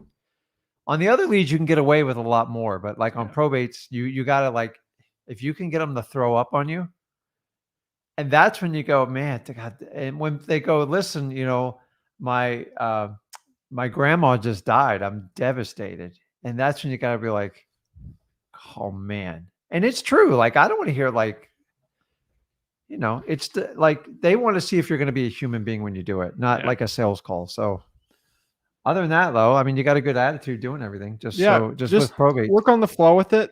It's still great, bro. It's way better than the last one you've done. We just got to always improve. Yeah. That's I mean, it's always hard talking in camera because, like, in the back of my head, I have like people watching me and like you guys judging me, which gets me a little bit nervous. But I feel like getting prepped I'm not for talking judging, in I'm front of you critiquing. guys. Yeah, I'm just saying like getting prepped and talking in front of you guys and like the viewers. It gets me more and more comfortable with talking, so I can talk to anyone. Because I work at Starbucks. I enjoy talking to people. I Yeah. love it. But on the phone, I don't know what it is. I feel like I just get a lot more nervous. I'm like, what is going on? So People are a talking lot on more the phone, nervous in person than on the phone. So that's interesting. Yeah. I don't know And keep in why. mind, everybody who comes on here, it's not just you, it's everybody. Hmm. Like It's it's probably you haven't everybody. talked to enough people on the phone. Yeah. That's probably it. So get on the phone, man. It's different. You're not looking at them. So remember, they only hear the words coming out of your mouth. Yeah. So you have to be, you kind of have to craft it. So Yeah. Yeah. right, we love seeing people face to face because man, it's like a game changer. But Yeah. That's it, man. Start calling more. That's all I can tell you. Of course. You'll get Yeah. better doing it. All right. Thank you guys so much, Zach, Rick. See you, Goodbye. bud. Good Great job. night. Thanks And for you guys coming have on. no problem. You guys have a wonderful day. All right. Okay. Perfect. Woo! I love it. I love it. All right. Next up, we got Dylan being very patient. Dylan, what is up? Man, thank you guys for getting to me. Thank you for the awesome content that you put out. I watch all of your stuff and I love it, man. It's really fantastic. How cool. Thank man. you so much. Yeah, So how can we thanks help for you taking out? the call. So I did have a couple questions. I would love to be able to do like a mock call if possible. That would be wonderful. Basically, I've been doing the wholesaling full time. I mean, I did my first fix and flip earlier this year and had been wanting to leave my job. Left my job and started my own company in August 1st of this year. And so since August, I've been in my kind of new converted home office. Doing wholesaling every day, 6 to 7 days a week. Awesome, man. What market are you in? I'm in Tampa. I'm not too far away from you guys. I'm actually in St. Pete, but I'm born and raised in the Tampa area. So, trying to target St. Pete and Tampa somewhat, but really focusing more on the outer areas just because my thinking is that it's going to be less competitive. I'm certainly new into this space. And so, just kind of thinking that I may have a better chance, like in the Hernando County, Pasco County, Sarasota County, Manatee County, those kind of surrounding areas. That's really my main target that I've been targeting. All these places I can still drive to, do personal appointments, be there, at a moment's notice. And that's kind of been my train of thought up until this point. Perfect. Cool. Have you had any success doing that? No, unfortunately. Okay. I'm doing I'm not saying that in a way. I just want to figure out what's going wrong and how we can help. Oh, absolutely. No, that's kind of one of the things I wanted to talk to you guys about. I mean, I'm pulling about 10,000 lists a month since August. I got one VA and I'm doing SMS campaigns, and I haven't, just almost 99.99% of everything I've heard of when I do hear anyone's actual voice is, Jesus, I get 30 of these calls a day. I'm so sick of it. I'm so tired of it. I've talked to 3 or 4 people who said that they were open to the idea of potentially selling, maybe, perhaps, and following up on those leads. But I've yet to come across a person that is actually interested or in any kind of like motivated way to sell their house. So I think maybe I'm just not doing enough on the marketing side. Maybe I'm just haven't doing it long enough. Maybe the tactics that I'm using to target people aren't effective. It could be a combination of all of them. But at this point, I'm just kind of having a lot of faith that actually exists a person who does want to sell their house. I know that has to exist. I just have yet to encounter that in my own life. What do you think? Well, I mean, you're not the only person with that struggle. So, what you need to do is, like, whenever you're really struggling with something, if you just think like a basic sports analogy, sometimes you got to like get down to the grassroots. Like, so we talk football, it's about, blocking and tackling. Sometimes we try to do all these complicated plays, and a lot of times people just need to learn how to talk to engage people And then also like lists are really important. Like sometimes there's something about pulling a list. So when you get a list and you hit on it and it like, wow, I got a great deal from it. That's when you really learn like how to pull lists. So I pulled every list known to mankind. And I can tell you, I've done lists where I go, man, I don't know what I did. I didn't get a deal off of it. And I start questioning everything I'm doing. What the hell did I do this for? I had a great job. What did I leave it for?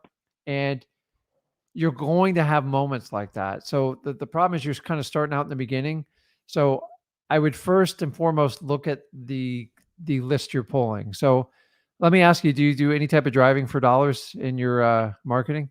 No, not yet. That was the next thing that I was wanting to. Oh, I will tell you this. Actually, Whenever we've struggled on deals, I get everybody get in their car and go fill up like a yellow notepad. I use whatever technology you want.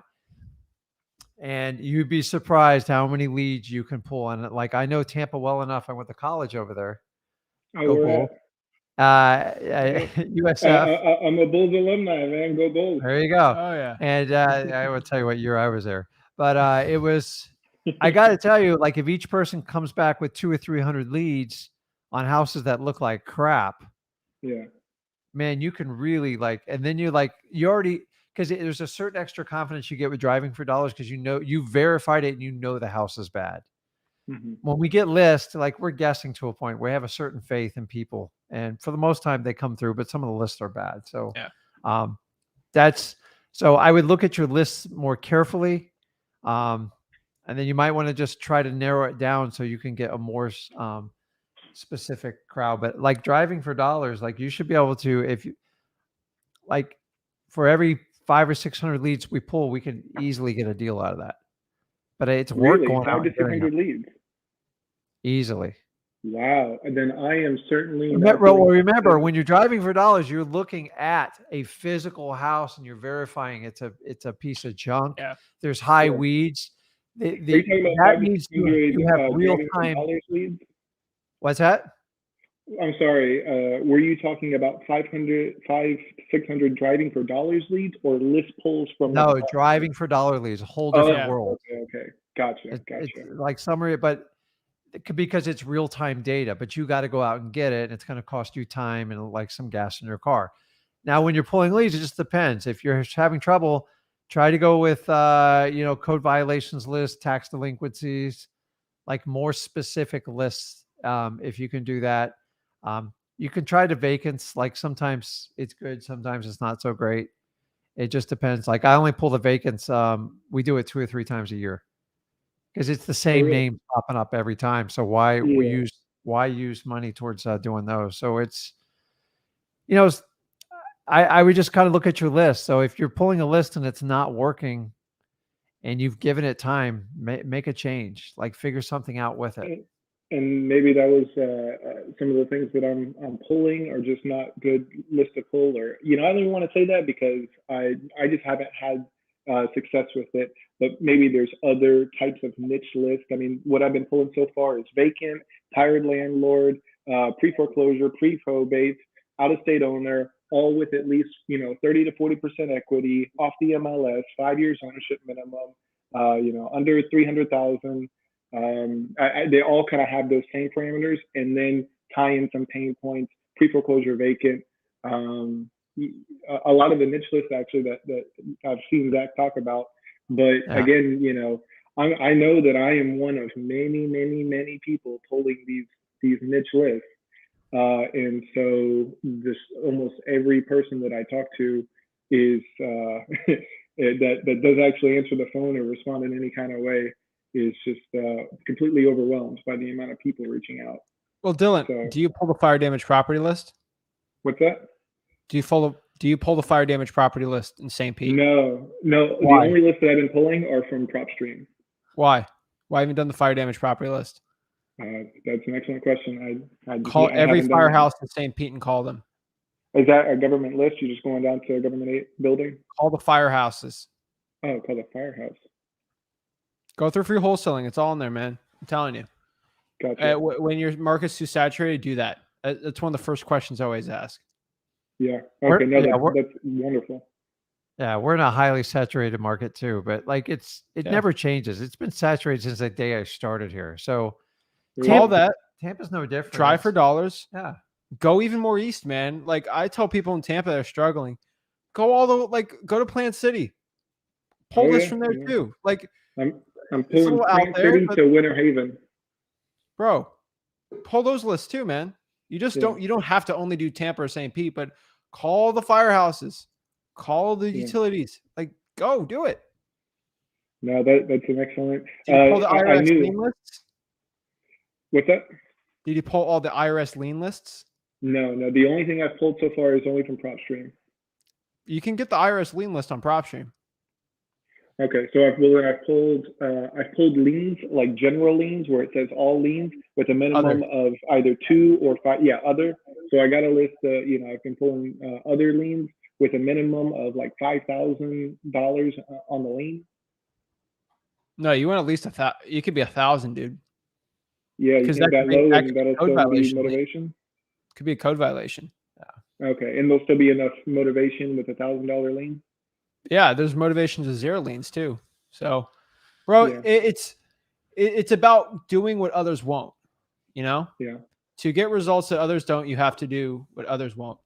So go out there and pull the list that no one's doing. No one's calling the firehouses in St. Pete. I'm telling you right now. Someone watching this probably will. But I mean, I'm done now. And remember that the fact that like you're local, I always tell people, if you want the upper hand, you just got to find someone to connect with and then go on an appointment. If you do it face to face, it drastically improves your odds of getting a deal. So I'm just telling you, I know I kudos to everyone doing the virtual marketing. We do it, but our local profits are like through the roof because we go out and meet people quickly. We connect with them and they're very, very happy to do deals with us. And we're in a highly competitive market. So the main thing is if you can get in front of people. So what was your previous line of work? I was in sales. I was a sales manager for a steel manufacturing company. I used to go down near Port St. Lucie all the time. We used to make really big castings and forgings for their sugar mills. There's 4 sugar mills just north of Port St. Lucie. And so I used to do outside sales, travel and spend weekends with customers, nights with customers, dinners, events, kids' baseball games, all that jazz, everything on the sales side. You like talking to people. So I hints that we just got to work on like your phone skills a little bit, but like you got to get from the phone to getting in person because it will make a tremendous difference. So it's like, you'll see, then you can kind of get to like, oh my God, someone's going to sell me their house. There's something about when you see the house physically and they're willing to sell it to you, really just comes down to getting a great conversation and understanding on how to get a good price, which we teach you head to toe to do. It's like, I don't give you scripts on purpose because there's too many scripts out there and everyone's trying to like go off a script. So if everybody goes off a script, if you guys can just remember like 4 basic things to have a conversation with people, that's all you have to do. Yeah, I feel like if I can get in front of someone, my confidence to be able to connect with them goes through the roof. The challenge that I've had up until this point is finding a person who is interested in selling their home. And so like I've only pulled, lists from PropStream. It's been about 30,000 in the last 3 months.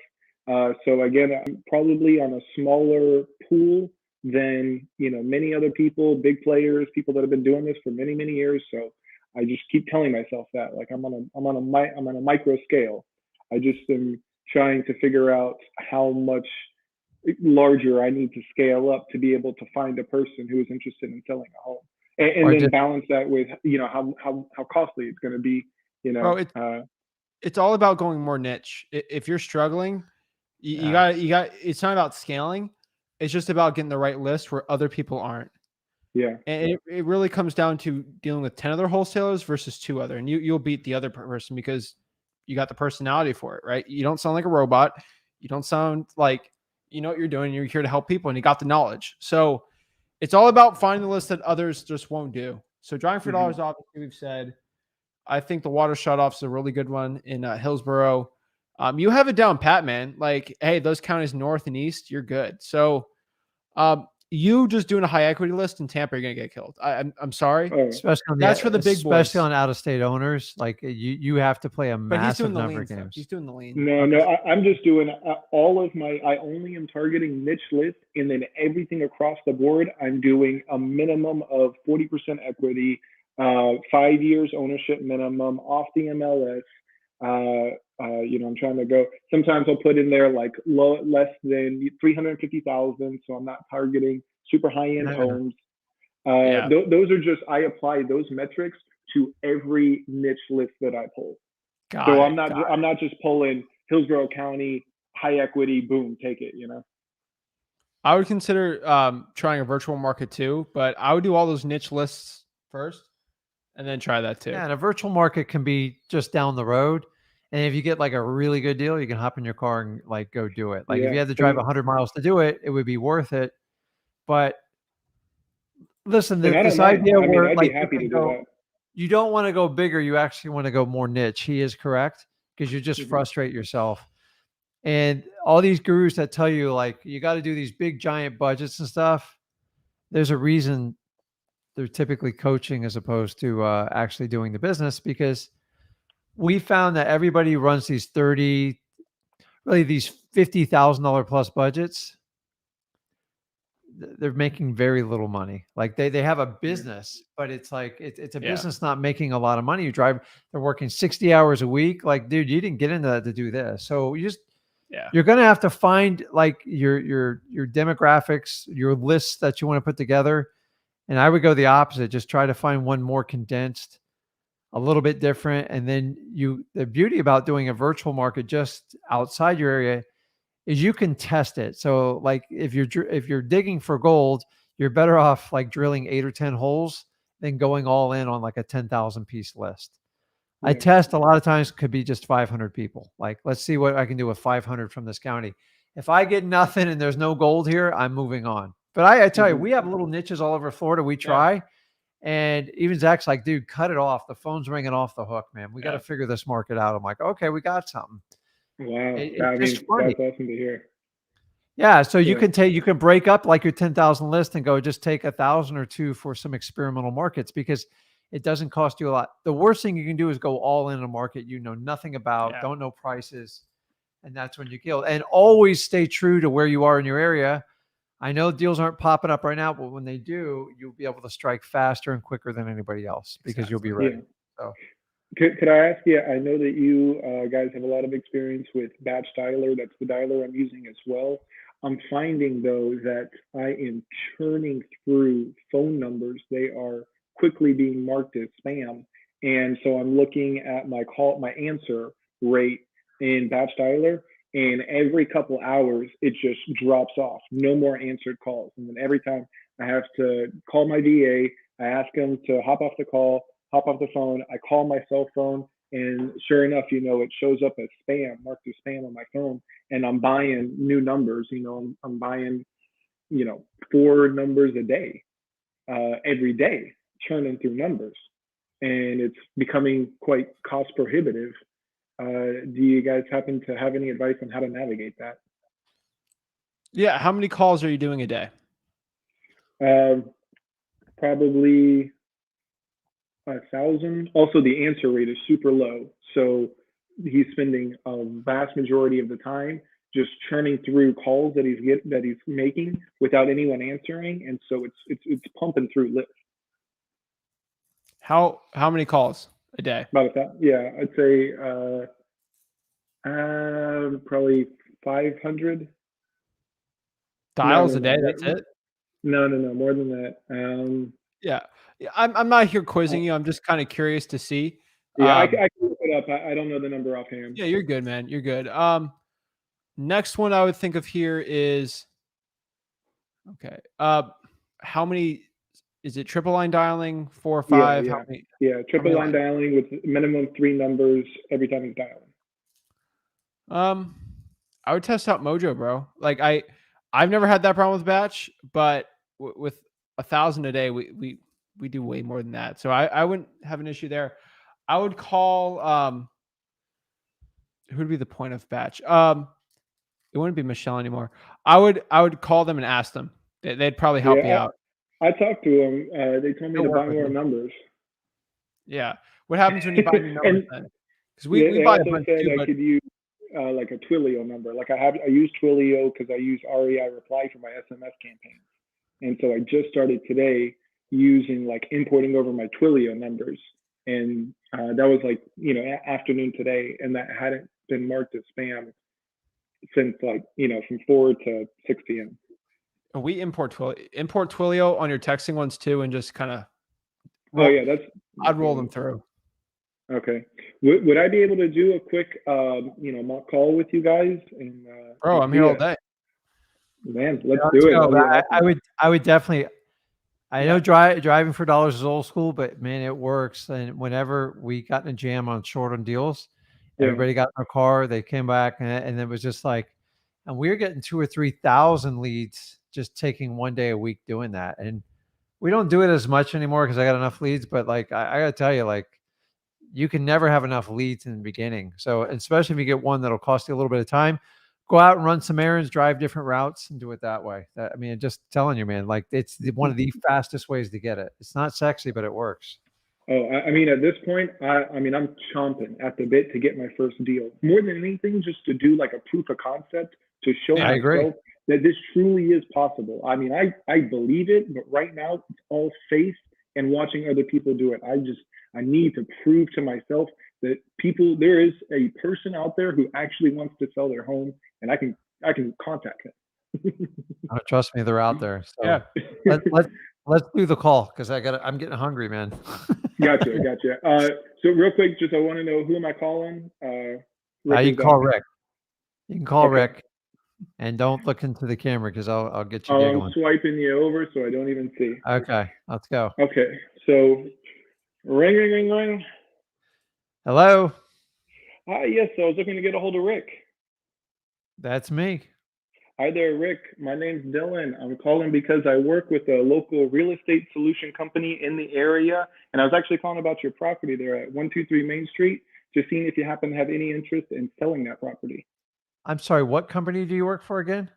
So the name of my company is actually Ethical Home Solutions. We're a local real estate solution company. We buy properties.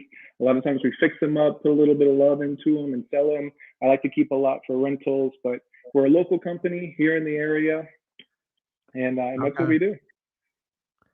Okay. I get a lot of companies calling me, so I was just trying to figure out what you guys do. So Gotcha. No worries.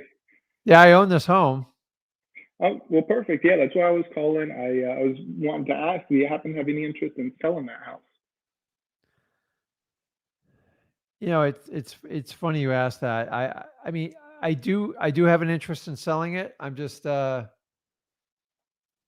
trying to figure out what I do after I sell it. So it's I've had this home for 20 years and raised the kids in it. I just I haven't decided. I really don't want to do the realtor route, but I don't want any problems either. So it's yes, I am considering selling it. I mean, do you have any ideas for me? You got a price for me? Yeah. Well, no, Rick, that's perfect. I mean, that's what we do. We buy houses, and we're not I'm not a realtor. We don't have realtors in our company, and so that's how we like to do it, is just kind of person to person. Let me ask you, do you happen to know, if you were to sell, what do you think you would do? Would you stay local? Would you go out of the state?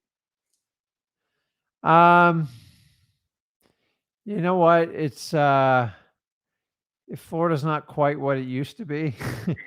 So I know we got people moving down here in droves. Yeah. No, I got some family up in like the Tennessee, Georgia area. And it's pretty affordable living there still. And so I'd probably take the proceeds from that and roll it up in like as a little 2-2 cabin. But it's it's just me and my wife here. So it's it's a pretty easy decision for us. So we thought about this for a while. It's kind of funny you called. So oh, good deal. Well, maybe I just got good timing. Are you from the area? It sounds like, are you from Florida? Yeah, most of my life. I got you. Pretty much. Good deal. Yeah, so you've seen the change. I mean, I can't believe the amount of people. I'm sure you've seen it in your area, like traffic, the amount of cars on the road, the buildings going up everywhere. It is nuts. Yeah. So you got a price for me? I would love to be able to get to a price. I have to figure out, when we buy houses, one of the major things that impacts the price is the condition of the home, as you could imagine. So that'd be a perfect question. How is the condition of your house there? I was afraid you'd ask that. I need to, have no fear, man. just a little TLC. Like I just, I don't want to get all embarrassed, like showing you all my problems with the house, but it's not perfect. It's not bad, but I don't want to paint it. I don't want to like update everything. But I don't want to give the house away either. I'll be honest with you. No. And we're not looking to take anything from anyone. It's not going to work out. If I were to shoot you a super low number, something that you're upset with, it's not going to work for you. If it's something that's way, pie in the sky, a high number, it's not going to work for me. So I'd love to be able to see if we can work, out a deal that'll work for both of us. But no worries on the condition of the house. Don't be embarrassed at all. That's what we do. We love to take a house that needs a little love and kind of fix them up the way I want and put a little special quirks that we like to do to it. So one of the big things for us is like the big items, a roof, air conditioner, plumbing. Do you happen to know the age of the roof? Honestly, I don't know. I can tell you I haven't put a roof on it since I've been here. So I've been here 20 years, if that helps you out. Yeah. Well, that's okay. No worries. We just like to factor in. So anyone, if we were to get in there, we'd probably want to put a new roof on. What about the AC? Do you happen to know when you had a new AC put in? It was like 5 years ago. It was just so hot here. I had to put a new one in. So it's like 5 years old. It works good though. Yeah. Does it give you heat too? Because I know when it gets cold, it gets bone chilling cold. People don't think that it gets cold in Florida, but there's about 3 or 4 weeks where it'll freeze your butt off out here. I just tell my wife to put on a sweater. I'm not. Yeah, sorry. We're in Florida, man. No, man, I'm gonna have to learn from you. Let me tell you, if I said that, I'd be sleeping outside in the cold.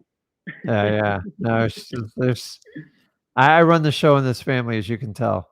Man, I don't even know about the house anymore. Regardless of that, I'm gonna have to come over and take some notes. Okay. As far as the AC sounds good. Sounds like we'd probably want to put a new roof on. As far as like kitchens and bathrooms, have you had any major upgrades in either the kitchens or the bathroom in the last 3 or 5 years? No, I mean, I'm kind of a vintage guy. I don't like to waste money, so it's. Oh, I hear you. I'm approaching retirement here, so if I'm going to put a new kitchen, I'll probably do it in the new place I get. Gotcha.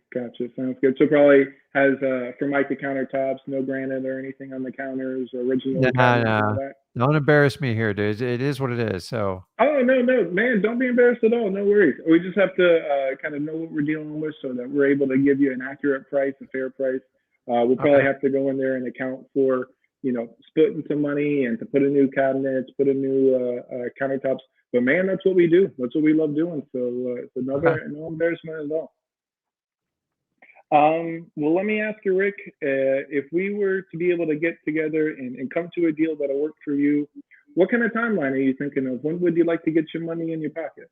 I mean, obviously I'd have to talk to the wife, but I pretty much tell her what we're going to do anyway. So, if you gave me a respectable offer and you don't like try to lowball me, 2 months wouldn't be, I don't think would be, we could be out within 2 months as long as I get paid. Gotcha. 2 months. So probably, I would imagine you want to get through the holidays, Christmas, New Year's. Do you think if we close, maybe around the first week of January, that'd be something that would work well for you?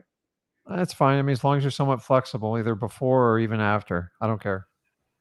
No, I mean, whatever works for you. If we come to an arrangement, we can get an agreement and really just close on your time frame, whatever will work best for you, and just kind of keep in touch. If anything, I can help at least refer you some companies that can help do the move, U-Haul companies, anything like that. We do a lot of logistics in that realm. So if we can, I'd love to be able to help if you need any on the transition side. Okay. Sounds good. Perfect. Well, so we got your timeline figured out around 2 months. we know that the house is going to need, you know, a fair amount of work put into it, roof, kitchen, bathroom. This is just the stuff that we would want to go in there and make sure that we have enough money to go in there and change. If we were to do all that, and keep in mind, since we're doing it person to person, no real estate commissions involved, I'd be happy to pay all the closing costs. You don't have to worry about anything on that. Would you happen to know, Rick, just like a net number that you'd like to get out of the deal? What do you mean by that? Like the amount of money that you'd like to just to get out of this thing, you know, clean sweep where we pay all the closing costs, you know, just like a net number to you to be able to sign and that you feel good about. I'll tell you this, like I already told my wife, if we could get $150 out of this, we could probably do something. I just don't want a big hassle with it. So does 150 sound like something you can work with?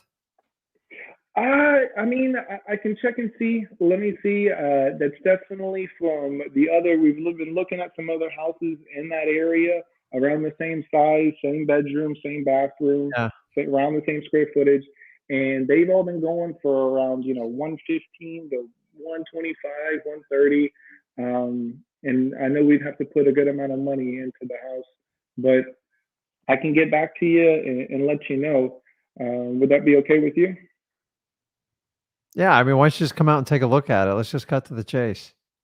Man, I'd love to. You're free tomorrow afternoon? Yeah, 2 o'clock work for you? Yeah, I'll make it work. I'll be there at 2 o'clock. Okay, cool. Hey, Rick, I appreciate your time, man. It was really good to talk to you, and I look forward to seeing you tomorrow, too. You take care. Okay, cool. Bye. Okay, I got 2 quick things for you. You're very good at talking to people. You're very That's really good. comfortable. So I'm not a big fan of putting the company name when you first start talking to people because they'll instantly tie you to a sales call. So remember how I always say use their name, use their name, use their name. They should be able to do the same with you. It doesn't mean you can always roll your company in however you want to do it. But guys, I've tested marketing like to the tune of millions of dollars.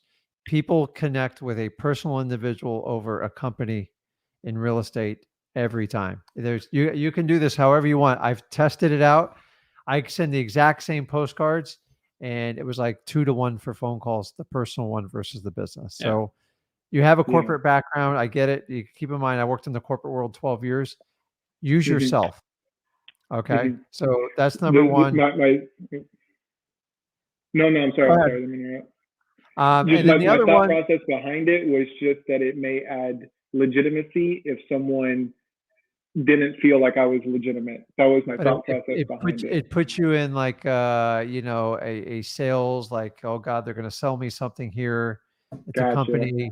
And when you have an individual, people can hold you more accountable as opposed to a company if they're not scrupulous or something like that. A guy's trying to get a commission. The other part, I'm just going to cut to the chase. We've been on it for a while. Is when you got to the price, you got to get a little bit more aggressive when you start like getting in that, because you I threw out a number. Now, granted, it's typical for someone to say the house worth 100 and they throw out 150. The minute I know that the condition of the house sucks, dude, I'm all over it, because that's the one thing you can fix is the number. You can fix what the offer the number is. And when you go in person, like the house is usually 10 times worse than what they tell you over the phone, by the way. And a lot of times they go, well, you know what? If I say 150 and you go, man, this guy's nuts, which we get this all the time. What? And, Zach's really good at this. Like, well, that's fine. If the house is in good shape and you got a new roof on it and the kitchen's really clean stuff, it's something we might be able to do.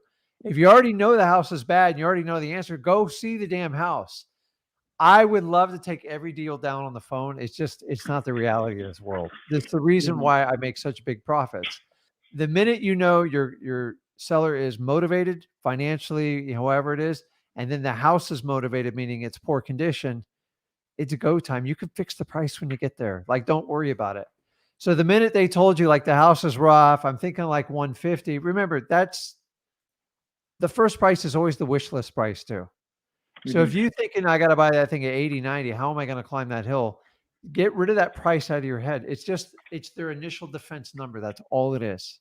Mhm. I can't tell you how many people ask us 300 grand for a house and walk out at 100. Like you know how we do it? Yeah. It's belly to belly, because you're not going to convince them over the phone to drop it. Now, if they want 300 grand and the house is only worth 80 to 100, and you got to kind of like gauge, like, okay, are they just messing with me or not? But on this one, I tell you, listen, I'm a little embarrassed about the way the house is. I know when I get there, it's probably going to be 10 times worse. So worst case scenario, you're going to learn a little bit something. Just make sure you feel safe, especially for you ladies out there. And, but you're really good at talking to people. So my tip to you is get some that are even close and just go see them. Yeah. People are so much different in person than they are on the phone, aren't they? Oh, yeah. It's night and day. So you're yeah. used Yeah, to I'm sure. negotiating with people in person. So you just got to get in front of them. Find someone that has a personal motivation, or if the house has a motivation, and if you have the right lists, they should naturally just find the ones and go. Oh, yeah. Like when we get slow, I'm like, I just just go out. What's the worst? You have a conversation. They're like, Rick, you're never going to believe. You told me to go out and see that guy. I thought he was nuts on the price, but 2 days later, we walked out with a deal. Yep. That's Yeah. it. I think that's the point that I need to get to, is to be able. You to got to find get in front of someone. people. So how many people have you physically been in front of us since doing this, like belly to belly? None, zero. There's your answer. You would be so I- much more effective if you got in front of them. I think Oh my God. that is certainly my weakest point, is finding someone who is at a point and willing to say anything other than F off. Have you talked to code violations? No. Those people. Those are my favorite list. Yeah, that list is full of disgusting And properties. it's not like 50,000 people. It's Yeah. usually a couple thousand, and that's it. And then you just How spend time with do you go and pull that? Code enforcement. I got that. The Okay. Code enforcement. like a local government entity, or Pinellas government County code enforcement. Gotcha. Yeah, you got to get the list, and then it's just like when you chase probates and everything else down, you just got to kill them with kindness and be patient with it. But sometimes you can get them online. The old days we used to walk. Just in go the to office and, freewholesaling.com. Go to code Mhm. violations. yeah, I just- also show you how to do it online. yeah. Gotcha. Dude, get in front of people, because it will You're go doing up. the right thing. Yeah, you will. You're just going after the wrong list. That's Yeah. what I've seen. Oh, yeah, and believe me, I want to get in front of people. I'm chomping to try to get someone to just at least say, I am vaguely interested somewhat. I might, kick you out, but at least I'm willing to stay on There the you go. phone for more than 2 minutes, and then and I'll be there. All right, Dylan. So do me a favor. By next week, hopefully you hop on Thursday. What I want you to do is I want you to pull the water shutoff list for Hillsborough, Pinellas, and Pasco. And I want you to pull the code violation for those 3 counties also. And then call the pre-probate list. Just those 3. Actually, and the fire damage, those 4. Focus on those 4. Pull them, call them, and get back with me. Let's Okay. keep it On vision. the pre-probate, that's again, you're talking about going down to the courthouse and trying to get the pre-probate list. Pre-probate's on PropStream. PropStream. I mean, I will just pull that list again. I just pulled it 3 days ago, so I'll pull it again. Well, did you call pre-probates? I did in September. All right, just do the new ones. Yeah. And do the new ones, and then do those other 3 lists. Let me know how it goes. How can I get in touch with you just so you're going to do this the same thing again on Every Thursday. Every Thursday, Okay. bro. Hell yeah. Okay. Bro, I don't man, miss. I'm down. I don't miss, dude. Every Thursday, I'm on here. Yeah. I got you. He's man. probably I not got on you. here, but I'm on here. Regard, man. You guys. We're not doing like 25 hours on here, are we? Fridays. Yeah. Doing 26. 26. Oh, yeah. No, I don't. But yeah, man, every Thursday, I'm on here. There ain't enough coffee in the world to keep me up that long. What time do you start? 6 p.m. 5 o'clock Or- every Thursday for the past year. Yeah, you're. Yeah. It was 6 o'clock today, but 5 usually. All right, man. Well, hopefully you remember me. I will absolutely be there, and I really appreciate all the value, all the help, man. This is just phenomenal. All right. Awesome. Sounds good. Appreciate it. Thanks, man. Thank you, guys. Take care. Keep it up, bro. Woo. All right. Hold on. All right, we're going to do this real quick and then we'll hop on to someone else real quick. Hold up. Hey guys, Zach Ginn here from Flip with Rick. And after helping tens of thousands of people get started in wholesaling real estate and helping so many people out go from $0 to $100,000 in wholesaling real estate, I'm super excited to announce my new Wholesaling Mastery course. This Wholesaling Mastery course will have everything step by step on the whole entire wholesaling processes. I'm going to give you real deal examples. I'm going to hold your hand throughout the whole wholesaling process. This course will give you everything you need to know to make up to $100,000 to over $1 million per year in wholesaling real estate profits. Most real estate gurus out there will charge you around $5,000 for a course like this. But today, if you click on the link, you will get my Wholesaling Mastery course for the low price of... Sell out. What? What are you doing? What are you doing? What do you mean? I knew you would do this. I knew you were going to go the course route with the guru. It goes against everything we've preached from day one. Don't be a sellout. The course is free. What? The course is free. I'm giving it for free. Oh, I apologize. Carry on.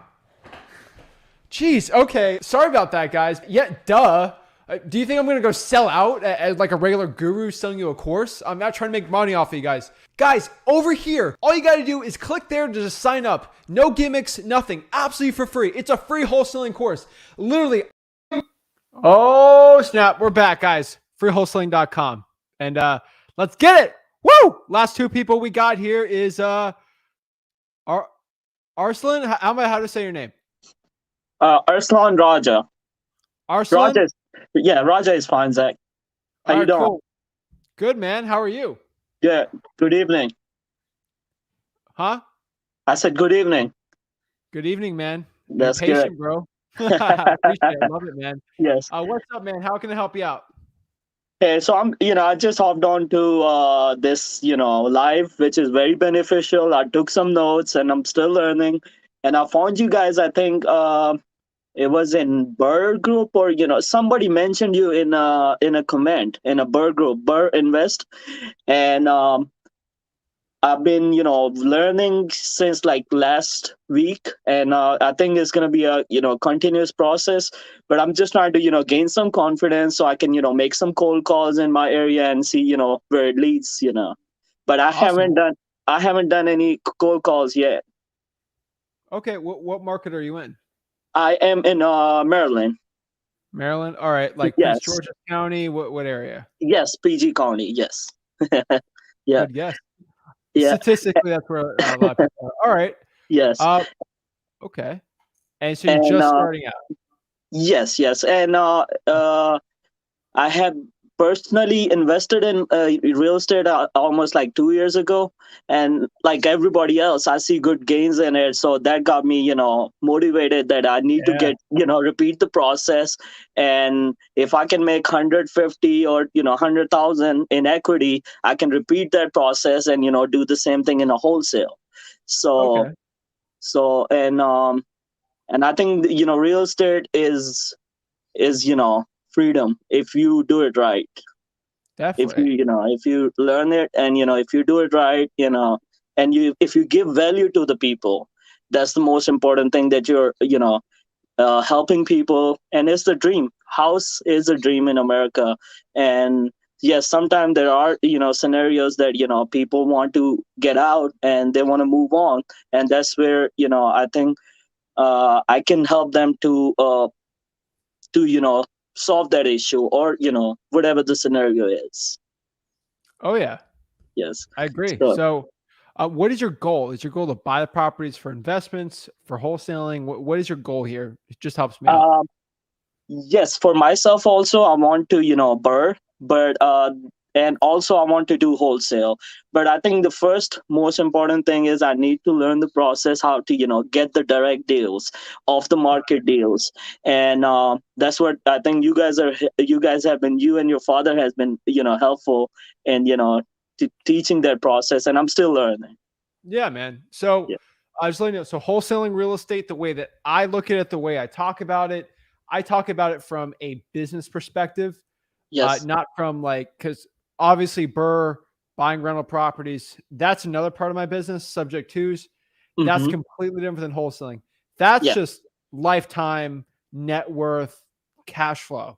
Yes. Wholesaling just, you make millions of dollars. It's cool, man. So you're trying to combine a little, but which is great. So that's a good way to, like, all my creative financing and rentals are all from wholesaling. So it's great. So That's great. cold calling, I would say, it's not difficult. It's easy, but it's Yeah. hard at the way you want to do it. So if you have money, so do you have a regular job? Yes, I do. All right. So what do you do for a living?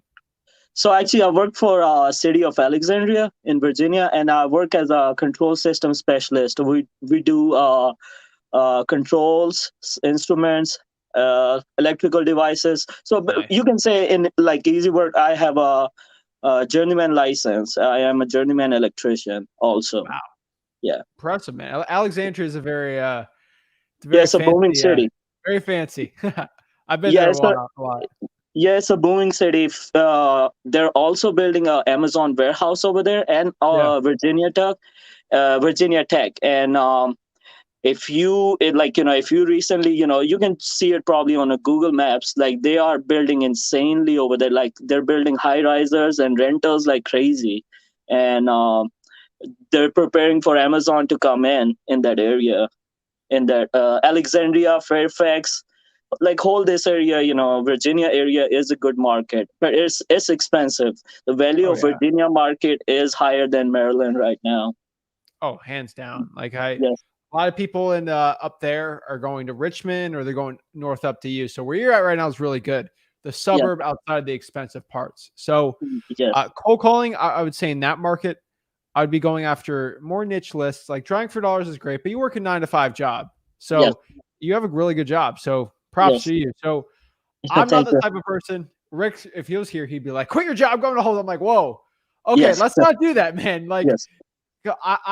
I'm on the thing where, hey, let's do wholesaling on the side. That's something that's working pretty well. Hey, don't quit your job. Let's kind of see what we can do.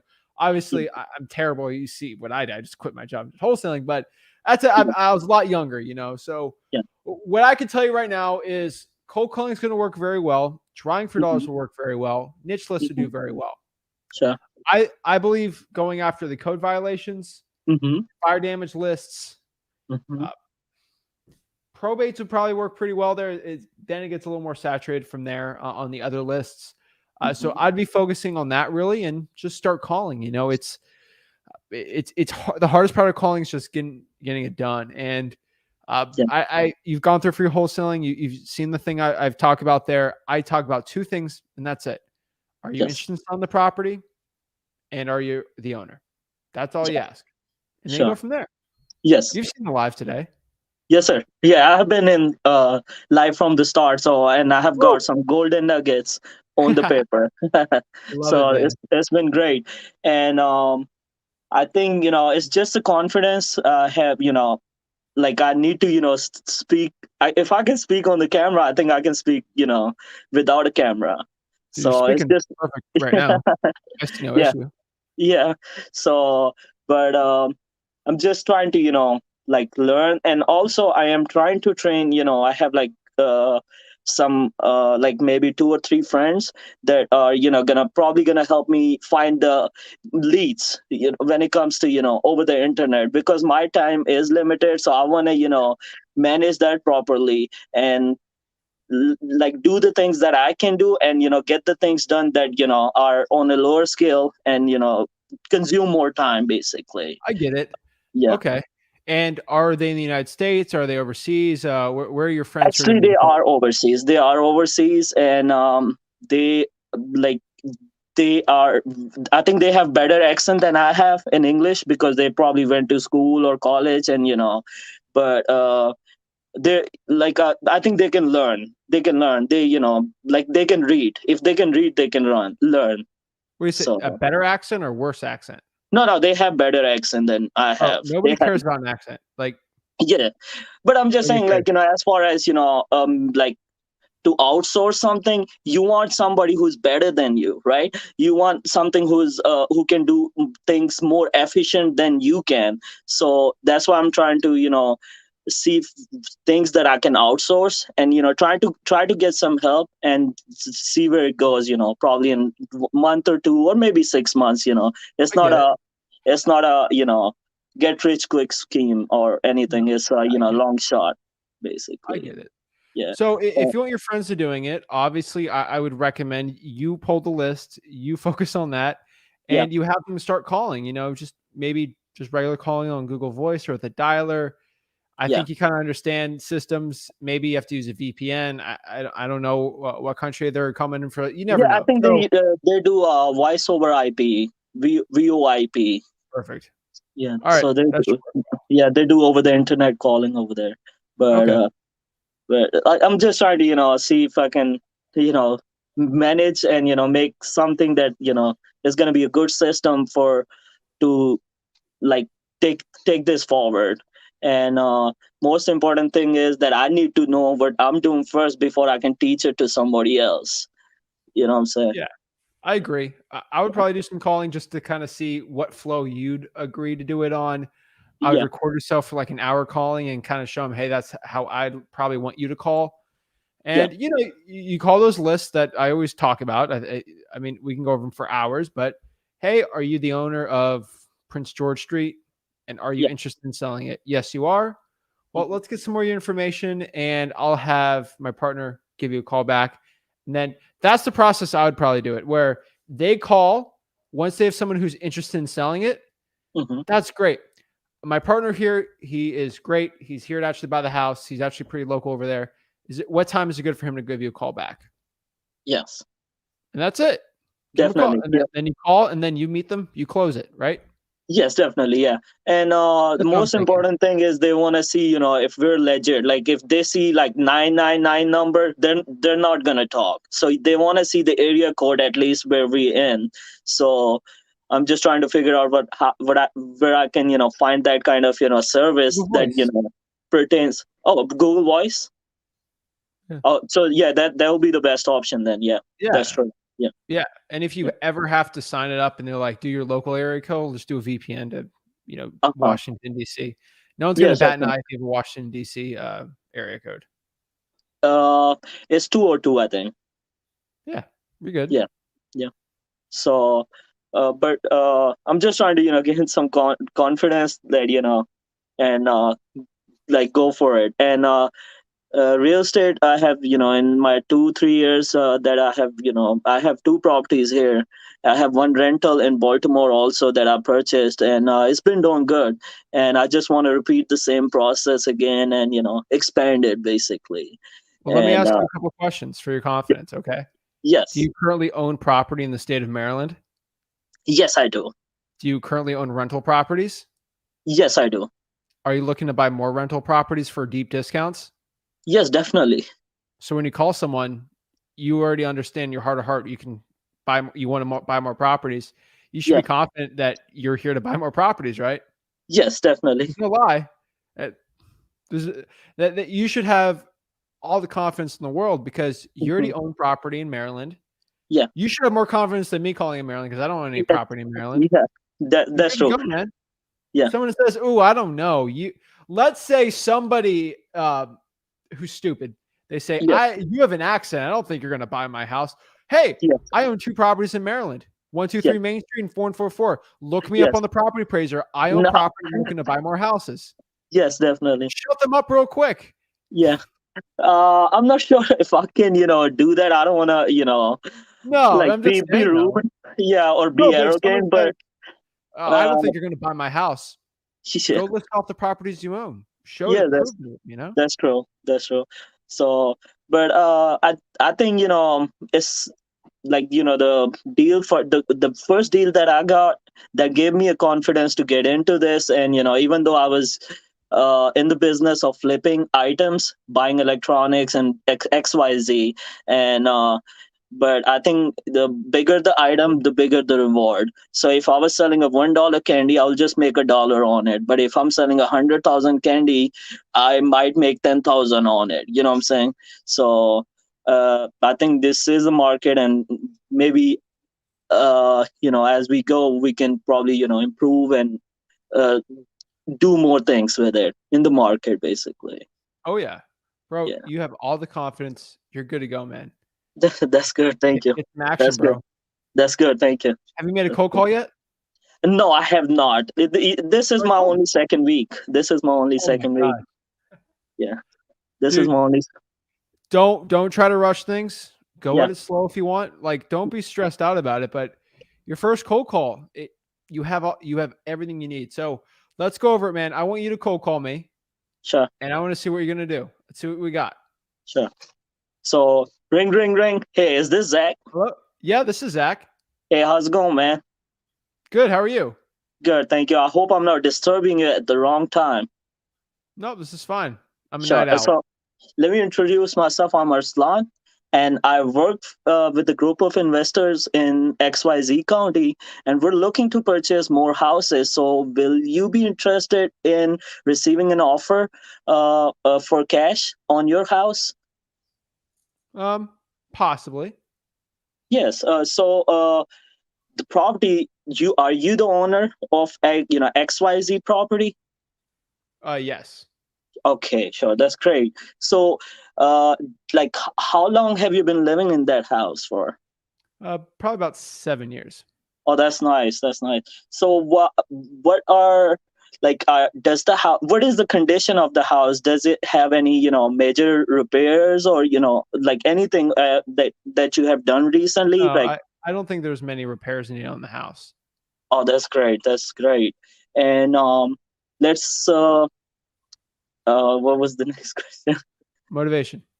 Yes. Like, why are you no how soon you want to sell your house, Um, or how soon are you looking to sell your house?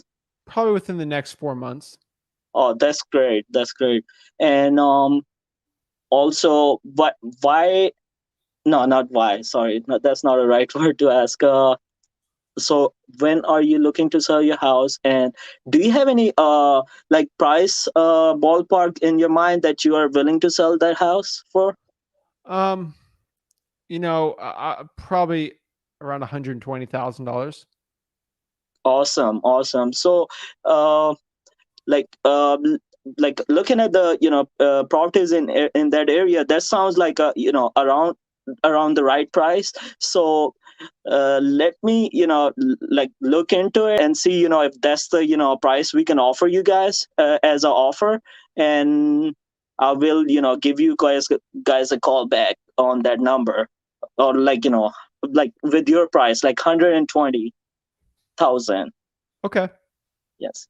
And so like can I ask you, like, were you guys like, do you have a family living there with you, or you're by yourself? And are you have you made plans to move to any other state once you sell your house?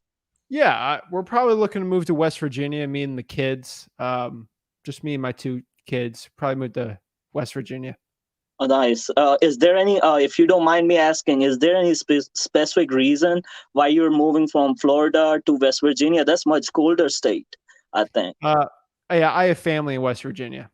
Oh, nice, nice. That's great. That's great. So, yes, I think your price seems to be, I've looked some, properties in the market, and it seems like, what you're asking is 120, and are you willing to like negotiate that price, or like like if I can tell you my number, and will you be able to, think about it and, give us an answer? Sure. So, but I think my offer is around 100,000. So, what do you think about that number? Does it sound right? Possibly that could work. That's great. That's great. So, let me. What is the best time to reach you? Like in an hour or so. Like, do you think I can reach you back in an hour or so? I'm probably going to go meet some friends tonight. So if you call me back anytime tomorrow after 2 p.m., it should work. That's not a problem at all. So what we can do is I will write your number down. And is this your primary number to reach at? Yeah. Yes. Oh, that's great. And like, if you don't mind me sharing your email address, so I can, if I'm unable to reach you at the phone, I can send you an email, or Yeah. like, Support at flipwithrick.com. perfect. That's great. And I think that's it, right? All right. Boom. Dude, That's that was great. great, man. For a first call, that was awesome. That's That good. was Thank great, you. man. That Sure. was great, dude. Obviously, there's always stuff to improve, but I think you haven't even done a call yet, so I wouldn't really know what to say. You can do more calls. You're gonna get way better at it. Yeah. You did good, man. I would ask the question shorter. I don't know how to describe that. You Yes. know, I'd probably ask them shorter. That's the only thing I would do. Like, hey, why are you looking to sell the property? If you don't mind me asking, do you have any other family like that live in the house? I think it was pretty good, man. I think it was good. Obviously, That's there's good. ums or buts in there, but for the first time, I don't see any real issue. I just think you got to keep going at it. You'll have good results. So that was Yes, good. I think it's just my mind trying to process that information. And you're right. I think it should be interruption free and as short as possible, to the point. I think. Hey, It was are good. you? You didn't mess up too bad. Like if I was looking to sell, I probably would just keep talking to you. The only thing I would change is in the Yeah. beginning when you say you're working with a group of investors. Yeah. For you specifically, I know everyone's watching this, but for you specifically, it's get selfish. Let's try to help you only. I Yeah. would say, hey, I'm a local landlord looking to buy more rental properties in the area. That's I would awesome. say most wholesalers can't say that. Most Uh-huh. people can't say that because they don't own rental property in the area. But guess what? Yeah. You do. Yes, I I do. That's what I would say. So let's go over the opening line real quick. Okay. Ring, ring, ring. Is this Zach? Yes, this is Zach. Hey, Zach. This is Arslan, and I am a local investor in your area, XYZ area. Landlord. I'm sorry. I'm a local Yes, yes, landlord. landlord. Yes, I am XYZ landlord in your area, and I'm I a am local looking to landlord. purchase. I am landlord in your area, and I'm looking to purchase more All right, let's do it one more properties. time. I'm a local landlord in your area. I I'm am a a local local. landlord in Prince George County, wherever. I am a local landlord in Prince George's County, and I'm Let's looking to go. purchase some more Say it again properties. from the top. From the top. I am a local landlord in the area. You gotta say hi. You gotta say hi first. Hey, okay, I'm doing it again. Hey, ring, ring, ring. Is this Zach? Yeah, this is Zach. Hey, how's it going today? Good. Good. Hey, Zach, I am a local landlord in PG County, and I'm looking to purchase some more properties in the area. Is that something that you will be interested in selling or receiving a cash offer for your house? Bro, that's perfect. That's good. Thank you. I'm just saying that sounds way better. I don't like saying investor because why not? You're a local landlord. It Yes. gives you authority. It shows you know what you're talking about and you own property.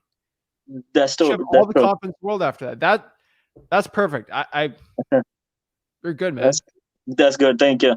So, my question is, so like when you guys like are I got this free trial for PropStream, right? And I'm still trying to learn the menu and everything, and see what's in there. I'm trying to find out like which is the best service for skip tracing when it comes to finding the numbers, or should I do it in the PropStream when it's like cost wise? I would probably do a little PropStream just for now. And if you're doing a little more, I'd probably do Batch.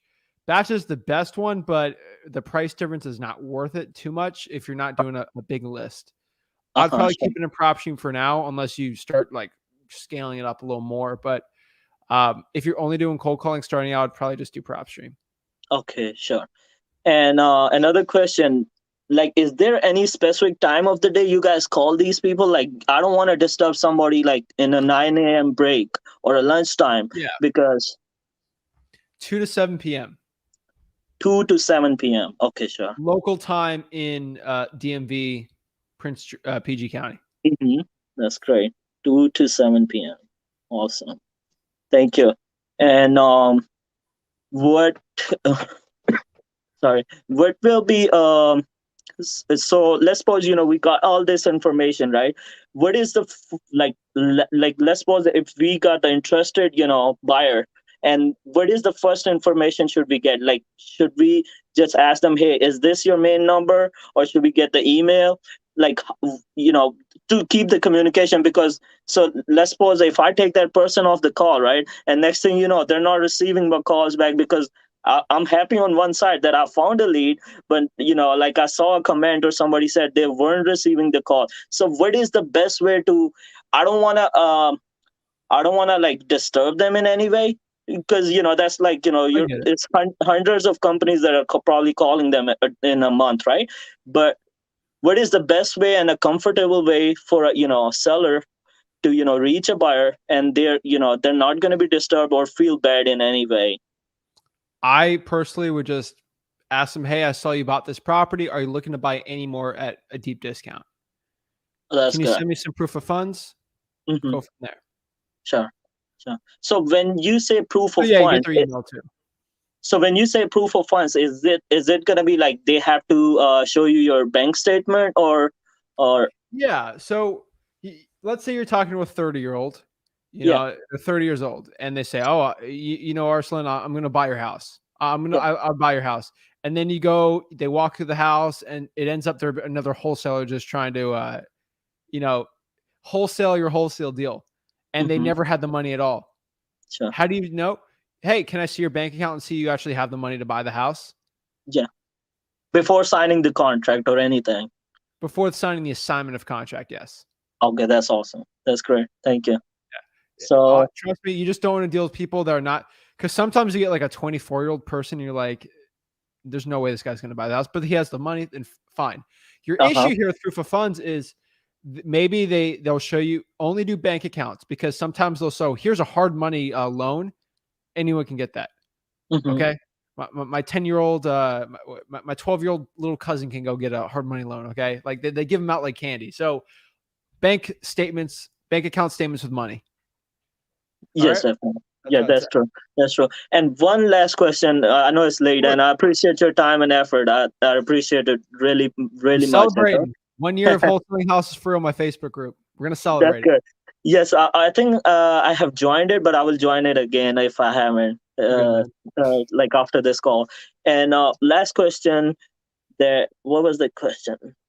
Last question was that. So let's suppose if like there's somebody who's selling the house, right, and they are behind on their mortgage, and they just want to get out of the house. So how does that thing work? Like, do you ask them upfront, like, or do you have any late payments on the house or liens, or like how what is that question is going to be if somebody's behind on their rent for 4 months, right, and they just want to get out, and they're trying to sell the house for cash? How do you guys go about, like, asking that question, or getting that information out from the buyer or seller? Yeah, great question. So sometimes the seller's going to lie to you. Just going to Mm-hmm. tell you. They might be embarrassed or behind on payments. Mm-hmm. It's really easy to know. One thing you do is just look at public records with Mm-hmm. their name, and it'll show they're behind or they're in pre-foreclosure.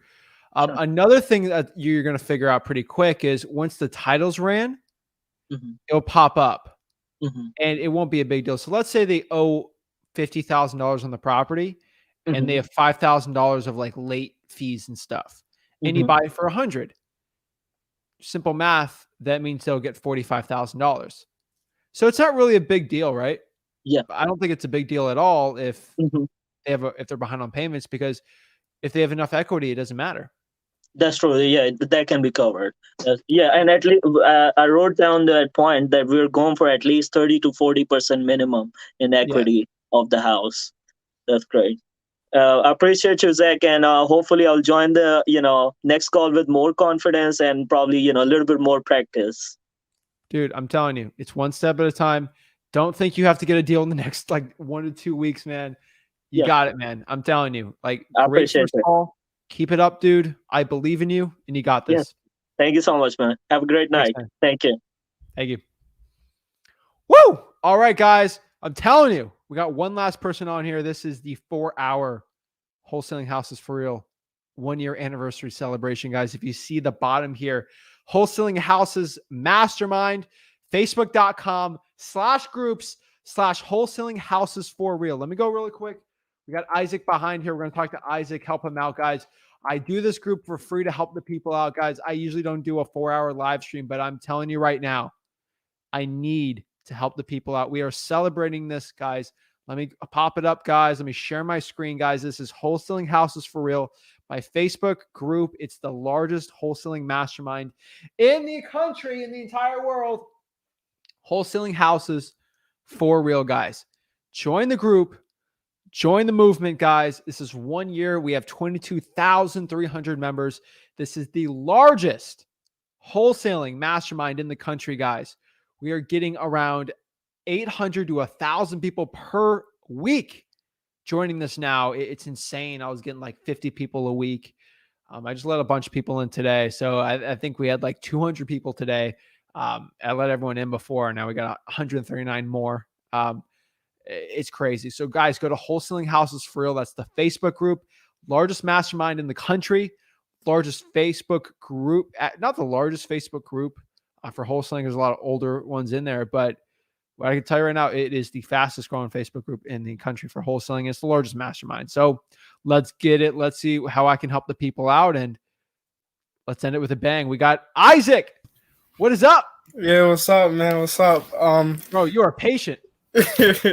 Yeah, I wanted to improve my cold calling because I feel like I'm pretty sure I mastered everything, but I wanted to improve my confidence on cold calling and potentially find a better market to wholesale in. All right, tell me, what market are you in? Right now, I'm in Pensacola, Florida, but I can't really find any deals yet. I'm still looking for my first deal, and I'm looking on Zillow. I do for sale by owner on Zillow. Bro, you're in freaking Pensacola. Yeah. Good market. Really? Bro, amazing market.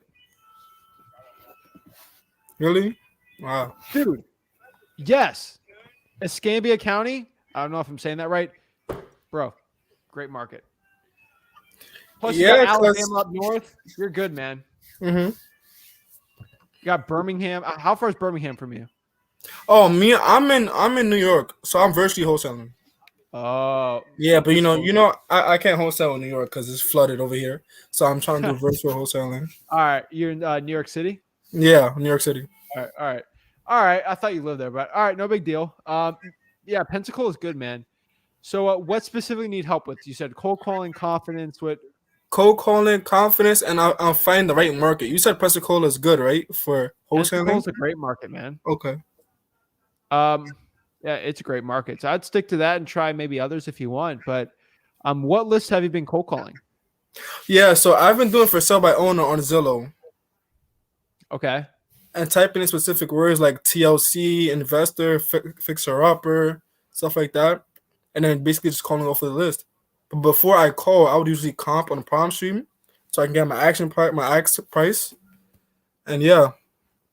But Zillow's actually really flooded with wholesalers now. So I'm trying to go on PropStream, but it's kind of hard pulling leads on PropStream because I don't really know what I'm doing. I'm new to PropStream, so I've been watching the videos and stuff, but I'm new to it, you know? Yeah, I get it, man. So for sale by owners, you see me cold calling them. I have hundreds of hours of me cold calling for sale by owners. So you follow that to a T. You got to follow to a T, though, if you watch the video. I pull all the for sale by owners. Mm-hmm. All of them. And I call all of them for the city or whatever. I do a little spinner wheel. So yeah, I saw this. I can get through all of Pensacola probably in 2 hours or an hour for sale by owner. So you're going to run out of leads. That's the bad news. So we got to do other ones. So for Escambia County, which is the county in Pennsylvania, I would recommend cold calling the code violations, the water shutoff list, probates, and then the fire damage property list. I'd go after those 4 lists. Be hard to do. You're gonna have to call the county, and I would pull those lists, and then I would cold call those also using TruePeopleSearch.com for skip tracing. TruePeopleSearch, yeah. I would call those government lists and cold call them in Escambia County. Okay. And then the counties left, right, north, south, whatever that borders that county. I'll pop a map up for you, help you out. I would also pull those 2. Okay. So I want you actually, all right, we're going to do this too. So let's pull up a map. I'm going to show you. Oh, you're by Mobile. Okay. That's by Mobile. All right. So I want you for every county. All right. So I want you from here all the way to Fort Walton Beach right here. This little area. You pull every code violation, probate, water shut off, fire damage property from Pensacola to Panama City. All right. Okay. Okay. This little area, it's insanely good. I'm telling you right now, it's a great market. Okay. I'd be going after those. Okay. So you said from Pensacola to where again? So I could write in my notes. Basically, Panama City, Fort Walton Beach area. Okay. That area. Okay. That gives you plenty of leads. So you feel like me going on Zillow for sale by owner is a good start? I would go after the ones I said also. Okay. You're going to run out really quick. Mm-hmm. So I'd be going after those lists I said. The code violations. Yeah. Fire damage. Okay.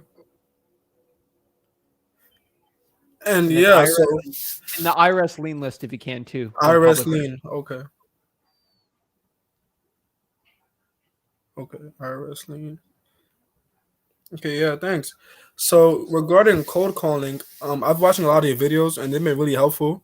I've been asking the 4 questions because I cold call a lot, for sale by owners. I've asked them the 4 questions.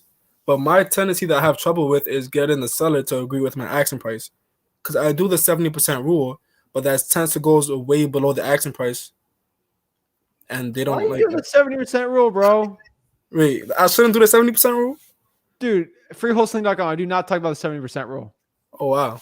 That's your local guru trying to sell you something. All right. We'll go over this.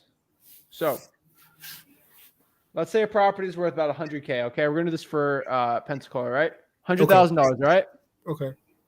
So what I can tell here is we are going to find out what the ARV minus repairs is. All right. So that's part of the 70%, right? ARV is 100. It needs $20,000 in repairs, right? Yeah. 80K. So most people are going to multiply that by 70% and be like, the max I can offer is 56, right? Yeah. Here's the problem. Here's what the property is really worth to a cash buyer. 80,000 multiplied by 84%. That means a cash buyer is willing to pay $67,200 for it, right? That's what the true is. 84 to 83% multiplied by ARV minus repairs is what the cash buyer is willing to usually pay for the house. Okay. So you said 84% multiplied by ARV minus repairs. Okay, multiplied by ARV minus repairs. So let's say rough number, $67,000 is what someone's willing to buy the house for. Okay. Okay. That means you're already offering 56. That means at minimum you want to make 10,000. That's greedy, bro. Come on. Let's make 4 or 5K. I'm not fighting it, right? Like, yeah. What if they're okay with taking 60? You make 7K. I'm good with that, right? So that's why that 70% rule sucks, because it doesn't account. And then let's start playing around with this. That means at minimum you have to make 10. If this is a $300,000 house, that means there's a $30,000 difference between the 70% and what the person's willing to pay. That's stupid. Wow. Yeah. Right? Yeah. And these people that are preaching the 70% rule, they're bragging about making $5,000 on a deal. So they're not even doing it. So I've never used the 70% rule. Yeah, so that's why I can see where I messed up, because usually my asking price would be way below the seller's asking price, which they will not agree with that. No, and if you're going to lowball, it's best to do it over in person. So it's a little harder virtual, and then have them give it. So for sale by owner is tougher. I'm telling you. Yeah. You're not going to make more than 10, 15,000 on a for sale by owner usually. That's why I like you going after the code violations, probate, the other types. Okay. Because then you can start making more money on it. Okay. Yeah, makes sense. Makes sense. Oh, yeah. So regarding my cold calling, could we practice a little bit so you can tell me where I messed up, I'm not good at, and I can practice on that? All right. Yeah. Let's go, man. I don't think you're bad. Let's go. Okay. So ring, ring, ring. Hello. Yeah, hey, is this Zach? This is him. Hey, good afternoon. How's your day going so far? Doing pretty good. I was calling about your property on 123 Main Street. Is it still for sale? Yeah. We're doing it based off I seen on Zillow, so for sale by owner. Yeah. Okay, yeah, definitely. I'm definitely interested. Would you mind if I ask you a few questions? Are you available to talk right now? Yeah, I got a couple minutes. Okay, yeah. Why do you want to sell the property? Because I want to sell it for $150,000.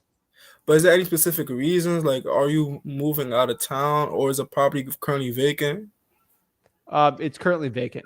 Okay, currently vacant. Is it lockbox or? Yes, it's on a lockbox. Okay, yeah, sounds good. How's the condition of the property? It's pretty good. As you can see here on the pictures, it's okay. Okay, yeah, it sounds needs good. a little bit of work, but not too bad. Okay, sounds good. What's your time frame? How fast are you looking to close if you can get in terms of the number and stuff? The price it has at 150,000. So how fast would you want to close if we can get insurance over?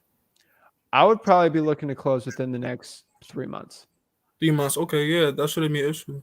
So like I said before, I work with local investors around the area, and I'm definitely interested in your property, but I will need to be below a little bit of your asking price if that wouldn't be an issue for you. And like I said, I am an all cash offer, and I can close on your closing date or potentially before, but I will need to be a little bit below your asking price.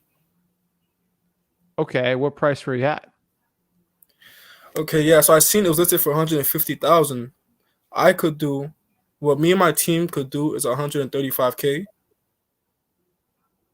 Close as soon as possible. Close as soon as possible. I would have to think about that. You'd have to, yeah, no problem, no issues about that. But if I was able to go up to 140K, could we lock it up right now? No, I'd still have to think about it. Okay. Well, think about the $140,000 offer. Yeah, no worries. No worries. But I will need to run my due diligence if we was to lock it up. 7-day inspection. Okay. Just to get my team over there just to see how everything is, Okay. Yeah. So it was good talking to you. My name is Isaac. I'll be in touch. I'll probably contact you within next week just to get updated on the property. But it was good talking to you. No worries. Thank you. No problem.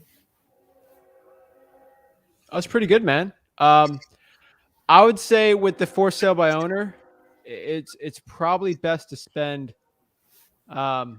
more time diving into motivation. So I think one thing I would probably do is the one question you asked for motivation was good. You just didn't ask the right way, in my opinion. So the way for motivation for sale by owners I like to do is outside of price, why we're looking to sell.